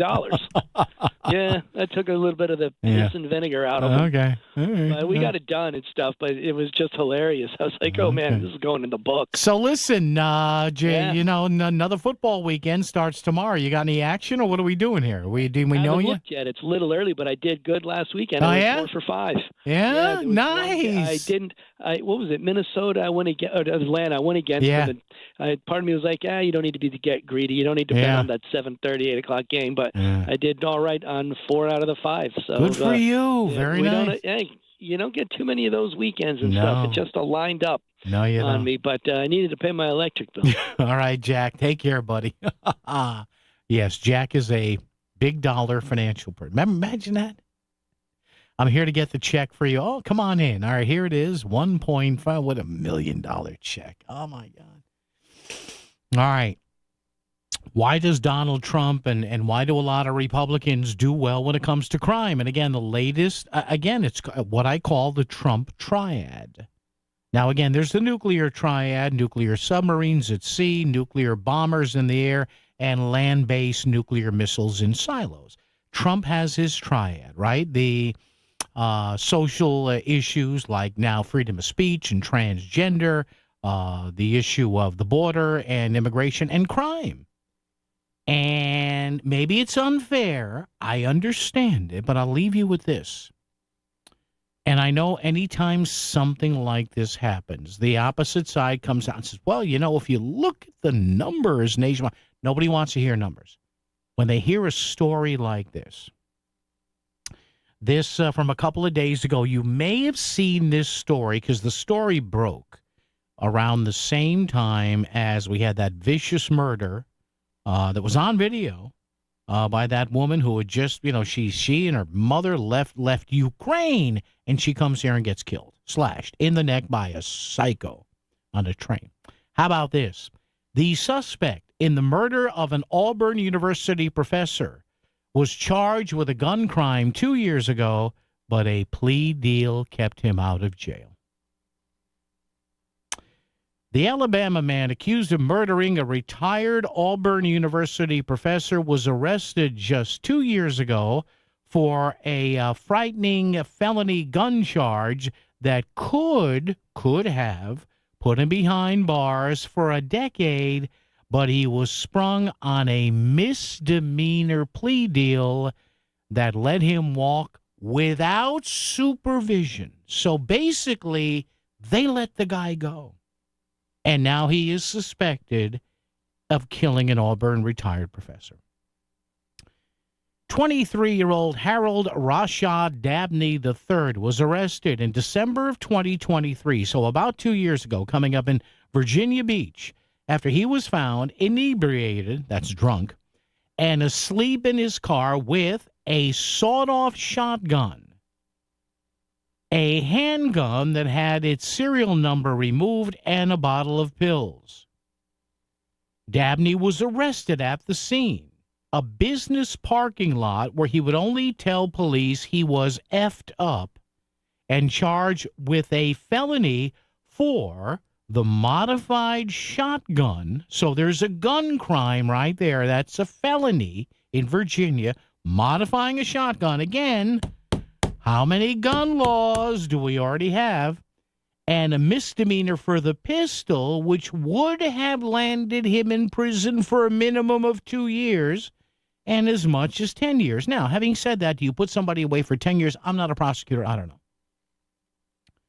But instead, and this is my theory here, folks, there are people in the criminal justice system who are there to let bad people back on the street. I'm sorry. I just believe that. But instead, the accused killer was allowed to plead guilty to misdemeanors, and prosecutors dropped the felony charge. He was let go with 12 months of unsupervised probation, not even a probation super to keep an eye on him. Just 2 years later, he was arrested in Alabama for the murder of 59-year-old Julie Gard Chenoulet, whose body was found in an Auburn park after she was ambushed, robbed, and stabbed to death while walking a dog. She was dragged, police say, alive, several hundred feet from the park path where she was ambushed and knifed in a wooded area. Her dog was found unharmed near the body. Dabney was arrested a day later after allegedly stealing and fleeing in Chenoulet's car, with police saying evidence led him directly to the case. Had Dabney been convicted of a felony during his prior arrest, it is possible he would have still been behind bars at the time of the retired professor's murder. His 2023 arrest was his first, with nothing more than a court appearance for a speeding ticket in 2016. He was homeless, there's a shock, and unemployed at the time of the arrest, and had a job several months earlier. So, again, Chenoulet, a mother of two, had retired in 2021 from the Auburn University College of Veterinary Medicine, where she'd been a professor since way back in 2003. So there you go. There is a woman would have probably been alive had the criminal justice system not slapped this suspect who allegedly killed her on the wrist. So again, what happens in politics is you'll get some egghead out there who'll say, well, in that area, crime has fallen X amount of percent and we're seeing positive trends. No. And then you'll have a politician, maybe President Trump, maybe some Republican, who is going to say, look at this, softies, soft on crime. Now, you may not like that. But you know what? You got to come up with a better message than crime is down. You just have to. And again, I will maintain this. I'm not going to pull back on this. There are people in the criminal justice system who knowingly, for whatever perverse reason they have, they know they're sending dangerous people back on the street. WICC Smart MLS Right Now Traffic. 95 northbound solid hour, Stanford through Fairfield. The Parkway northbound is better, but you have heavy congestion off Route 7 in Norwalk going into No Man's Land in Fairfield. New Haven, 95 southbound, busy but moving through Long Wharf and into West Haven. And on the Wilbur Cross, southbound side, crawling through Hamden down into the West Rock Tunnel. Route 8 northbound, you're on the brakes through Shelton going up to the bridge. I'm Andrew Krause, WICC Traffic. For this evening and tonight, a few scattered showers. The low near is 60.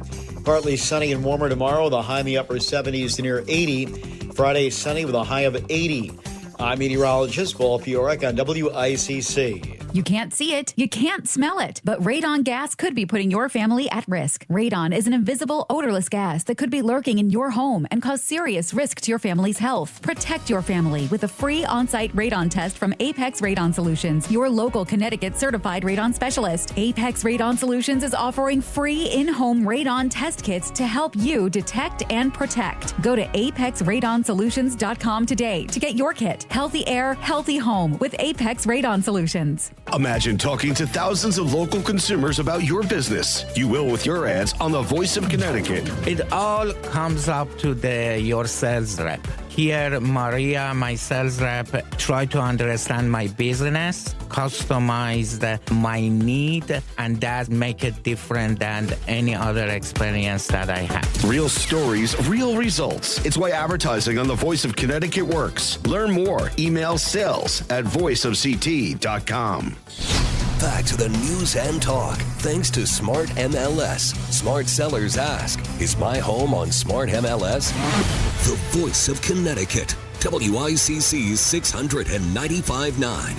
It's Connecticut Today with Paul Piselli. So we'll all be watching that Siting Council action tomorrow, maybe in action. Let's close with this. I got a great text here. Hi, Paul. Many years ago, I was in a computer class with an engineer who worked for Louisiana Power and Light. I asked him why. Given the many hurricanes they had to deal with, why did they not bury their power lines? He answered that, do I have any idea what kind of mess you would have if the buried lines got flooded? So, and thank you for whoever texted that in. I appreciate that. Now, is that going to... Now, we don't know what the Siting Council is going to do. We don't know. We may find out tomorrow. We may not. But having said that, will they... And I don't know. I'm not an expert in this stuff. But, will they say, hey, we can't take the chance of burying these cables and then flooding? There's been past flooding. I don't know. Andrew with traffic, Paul Piork with the forecast, and Chris Williams, all you do. Thank you. News coming up now. WICC Bridgeport, WFOX Southport, WEBE HD2 Westport, WPLR HD2 New Haven, locally owned by Connoisseur Media. This is CBS News on